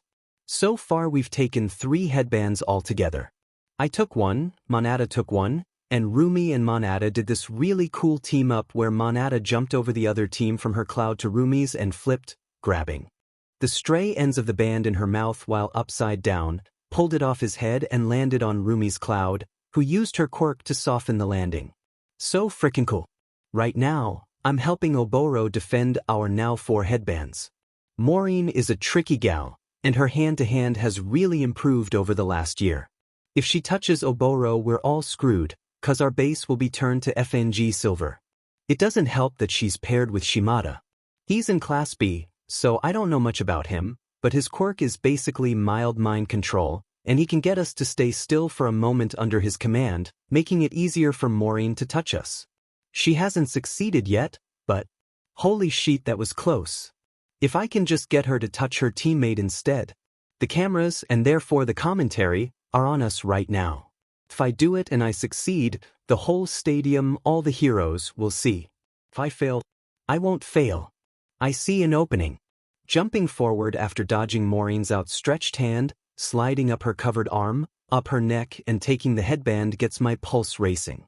I almost fail to dodge when she tries to touch me, but I coil my tail up instantaneously, giving me enough spring to hop onto Shimada's head and let her reach for me and then move. Oh sure dash. Shimada turns to silver before I even land back on the cloud next to Oboro. Maureen's team is out. A team member has been incapacitated. Maureen scowls at me as she hands over their other headband while I sigh in relief. That was the riskiest sheet, man. I can't believe you pulled that off. Oboro says to me as Rumi and Monada return with another headband. Wait, Roki, you're the one that took out Maureen's group? Awesome. I taste the air around them in response and watch as they put the headbands on Oboro. 7, I say smugly. They count and cheer. Needless to say we FING won that last round. We just took to the air and engaged with the crowd after we were secured, which was amazing. I switched back to my human form for that just so the heroes would know who I was when they look at my profile. Now I have a bunch of rest time before my 1 versus 1 against Hanta. Will I win that? Probably not. Hopefully I stood out enough today to get an internship. Kaito is fighting the match before me, so we get to spend the next however long together before our fight, spectating and watching the other battles, giving each other feedback and tips. I've shifted back to my snake form now so I don't have to spend my energy on it later. Last year, there was a fight that went on for like 30 minutes until someone won. I think it was Aizawa versus Kaya? Yeah, because neither of them have very offensive quirks, and are to this day equally matched in hand-to-hand. It was pretty impressive though. Hey, where's Midoriya? I don't actually think I've seen him. I ask suddenly, looking around from my perch on Kaido's shoulder. Kaido scoffs. He's not participating, got some sort of pardon or something because of his circumstances, he air quotes. He's gonna give us advice before our matches, apparently. Like an analyst in the pro world would. Interesting. I tongue flick and nod. Are you still mad cause he got you suspended? Kaido doesn't respond immediately. I don't know, I apologized more sincerely to Nemuri today. Let her and Loudmouth on my team cause my quirk f's up their quirks when I use it against them. Teaming up with them was actually pretty good anyway, but nothing spectacular. I don't know. Nemuri's a nice girl, and I was just stirring up shit cause she's famously hot or whatever. I had it coming. The mouthful of linoleum, I mean. He explains. I tighten my wrap around him. He's not mad at me, anyway, was all friendly to me this morning, so maybe we're fine. I just don't get why he's so FNG special. Yeah, well, I think you're pretty special too, Kaido. I say before I can really think. His temperature rises and I instinctively draw further into him, chasing that warmth like the DMN stupid reptile I am. He doesn't say anything but he draws his fingers along my scales, so I guess it's okay. The briefing room is cold, the gray concrete and air conditioner creating a great cool-down environment. The chairs are not the most comfortable, the white plastic seat and metal legs adding to a sense of hostility from the room.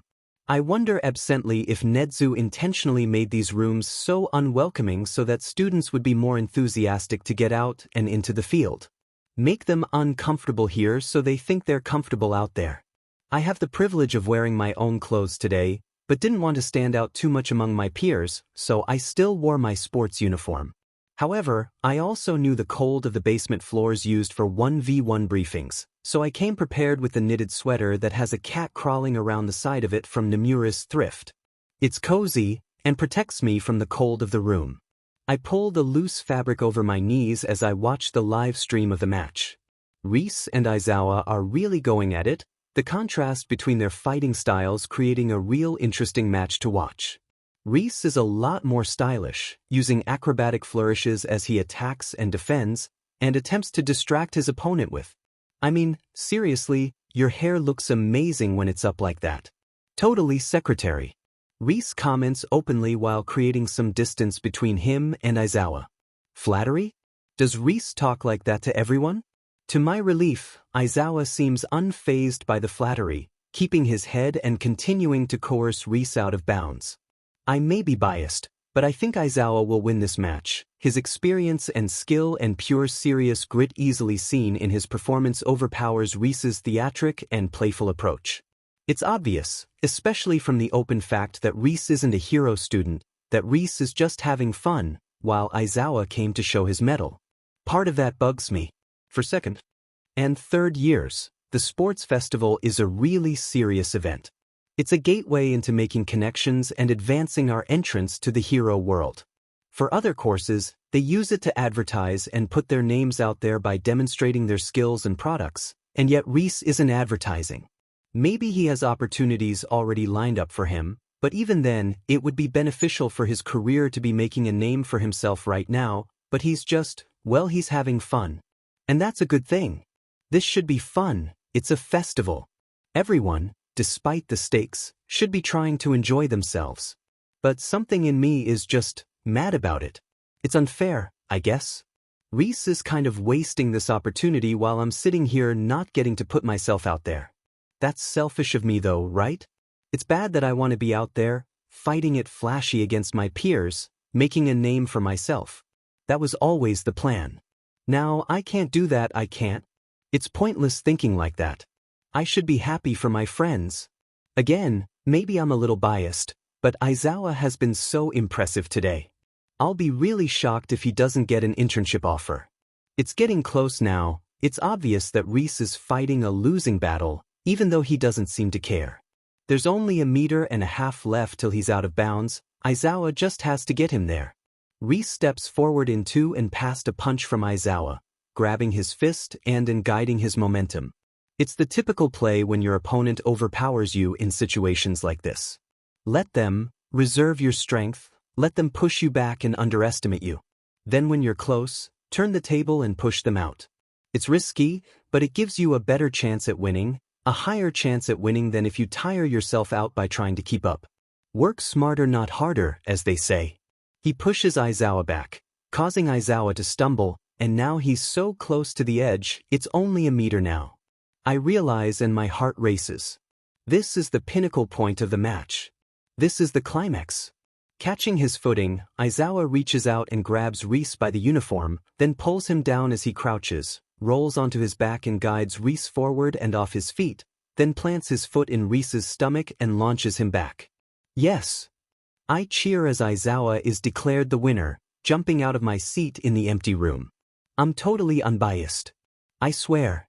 Reese seems well-spirited and unaffected by the loss, smiling as Aizawa offers him a hand. That was amazing. You want to go out sometime, Eraser? Reese asks with a mix of teasing and hopefulness in his voice, clearly heard over the speakers after he steadies. Everyone watching this live stream, everyone in the stadium as well, just heard Reese ask Aizawa out. He's still holding Aizawa's hand, but it's changed from the grip when Aizawa pulled him up. It's more gentle, more intimate. Something about it makes my stomach drop a little. I mean, Reese just isn't the type of guy for Aizawa. Not that I would know. I mean, we've all talked about dating and stuff at the lunch table over the past few weeks I've been here. I know Mike wants Aizawa to start dating, and if Aizawa takes a chance on Reese, that's totally fine. It's not like a big deal. Reese isn't really the type of guy for Aizawa anyway. He's too well whatever. What does it matter? It doesn't. It's not my business anyway. At all. If Aizawa's happy, that's what matters. Even though Aizawa wouldn't be happy with Reese. I don't know Reese very well, but he doesn't really fit the criteria, does he? Aizawa said, you know, someone passionate, sweet and kind. Not that Reese isn't those things. He is. Reese and I have been keeping in touch as he works on my costume. But Reese is also a tease and a flirt, and from his behavior today he doesn't take things seriously. I don't think they would work like that. I pointedly ignore the way I feel like I'm about to fall off a cliff as I watch for Aizawa's reaction. Aizawa gives him an unimpressed look, shakes his hand firmly with a respectful, good match. Let's go, and walks away. I let out a breath I didn't know I was holding and prevent my thoughts from straying to questions about why Aizawa getting asked out got me more keyed up than his match. Namuri won the sports festival. Like really actually won. Against Kaido. The irony is not lost on me, even though she mentioned that he apologized. To say I'm thrilled for her is an understatement. I think I gave them both really solid advice that helped both parties too. Nedzu sat with me as I was preparing what to say to them, and he said he was impressed, which was really nice of him. I had time to look over the clips of them fighting and really dig into their strengths and weaknesses in a way I haven't done since before I met All Might, and re-engaging with that old hobby felt amazing. It felt good back then, to spot these weaknesses in heroes, in people stronger than me. Not in a bad way. Not like, ha see, I'm better than you. But more like, no one is invincible, I just have more weaknesses than others, and that's okay. I just found quirks so interesting back then. When I finally wrap my head around all the ways it functions, it feels so gratifying, and then the real fun begins when you start to think about all the different ways that ability can be applied in all sorts of different situations, and you realize that the world is so much more intricate and complex and incredible because people have all these amazing skills and abilities, and wow, I haven't felt this type of excitement and rush in so long. It's like when you eat things that are like the perfect taste and have that good crunchy texture, like, what's it called? Meringue. It's like my brain is eating meringue or pavlova. That's how it feels when I'm analyzing and examining quirks. I'm still staring at the screen, beaming in the afterglow of the excitement from watching their fight as I register the sound of footsteps in the hall. The door opens and my friends, I have those sans Nemuri walk into the room, and I immediately jump up to congratulate them. Guys! I cheer as I wrap Mike in a hug. You all did amazing. That was so fun. Did you guys have fun? I ask as I pull back from Mike and hold his shoulders in my hands, looking between him, Oboro and Aizawa. Yeah dude. Thanks for your feedback and advice and stuff. I know I didn't win that fight, but it felt so much less daunting after all the things you said. If you didn't give her info on me, I totally would have won. Replies Mike enthusiastically. Yeah dude. Must be nice to know you have a backup career if heroics doesn't work out. Oboro says and slaps me on the back. I grin at him suspiciously. Not that heroics won't work out for you, Midoriya. Aizawa adds and locks eyes with me. It's a shame you couldn't join us today. I feel my cheeks flush a little at what I'm sure is an imaginary heat behind his words. All Might, what is with me today? It's no worries. I had a great time. Analyzing quirks used to be a hobby of mine. It was nice to get back into that.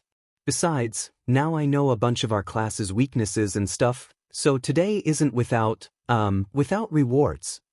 I say, suddenly feeling awkward, pulling at the hem of my sweater. Oboro laughs and slings an arm around my shoulders. Come on man, Nemuri's parents are hosting hot pot tonight. Ah, I say, stopping him before he can lead us out the door. Sorry, I need to pack up my stuff first, I say, pointing my thumb over my shoulder and back into the room as the rest of my friends stand at the door. It's cool, yo, Mike says, sauntering over to the table and picking up one of my notebooks. Many hands make light. These sketches are dope. Did you do these? He asks, now flicking through the pages instead of putting it in my bag. My cheeks heat up again as the others go over to look, and I fail to muster the courage to stop them. I don't even recognize some of these guys. Oboro says as I manage to bring myself close enough to see what pages they are looking at. Ooh, there's one of me. Oboro says and snatches the book from Mike. What does becomes Kurogiri mean? My face blanches. Did I write that? That, was a note unrelated to you. I needed to remember that, so I wrote it down. It's a personal thing. I say. They all look at me with disbelieving looks. Okay, I know ISCK at lying, but I can't explain that, okay? Deal with it. I deadpan. Aizawa scoffs and rolls his eyes in amusement. So, quick question. How does this work with the added presence of our new best buddy? Oboro asks to the group while gesturing at me. There's a bout of serious thinking faces before the ideas are thrown to the wind. We shove him in the boot, says Mike. We tie him to the roof, suggests Aizawa, making his logical ruse face, and it's so cute on him at this age. We put him on Aizawa's lap, suggests Nemuri. Pardon? I cut in but am promptly ignored. No bro, he'll squish him. Aizawa sits in Midoriya's lap. Mike suggests. No one is sitting in anyone's lap. Calls Aizawa, and I share the sentiment. No sitting, got it. What if we lay Aizawa across our laps in the back seat and use him like a seatbelt? Mike continues. I could drive and we leave Mr. Nemuri here to fend for himself. Oboro suggests. Mr. Nemuri huffs, laughs at that. He's leaning out the rolled-down window of the family's red sedan while watching us, them, argue with an amused look on his face. Wait, Midoriya can fly, right? We can drive while he flies above us and follows the car. Mike suggests. I can also fly? And Midoriya could get in trouble for that. Oboro argues. One of us could take public transport? I suggest. No, that's not fair. Oboro and someone else can fly, and then the rest of us have plenty of room in the car. Aizawa proposes. Honestly, Aizawa, why don't you just sit on Midoriya's lap? Why do I have to sit on his lap? Why can't you do it? Counters Aizawa. And why does it have to be my lap? I ask sulkily. Because you're the hottest, buffest. Nemuri stutters intentionally, shooting Aizawa a wink. And you take up the most room, so you should be the one making up for it. That's ridiculous. I retort. It's not entirely illogical. Aizawa mutters in response. See. Aizawa agrees. Let's go. Nemuri exclaims, jumping into the front seat. Wait, just because Aizawa starts to protest, but Mike just pats him on the shoulder and whispers something in his ear that makes Aizawa whack him the chest. Fine. Let's just get this over with. Aizawa grumbles. I don't get a say in this, do I? I sulk, more of a statement than a question. I hop into the last available back seat after Mike takes the middle spot and try to adjust myself to make it easy for Aizawa to sit in my lap. What is happening right now?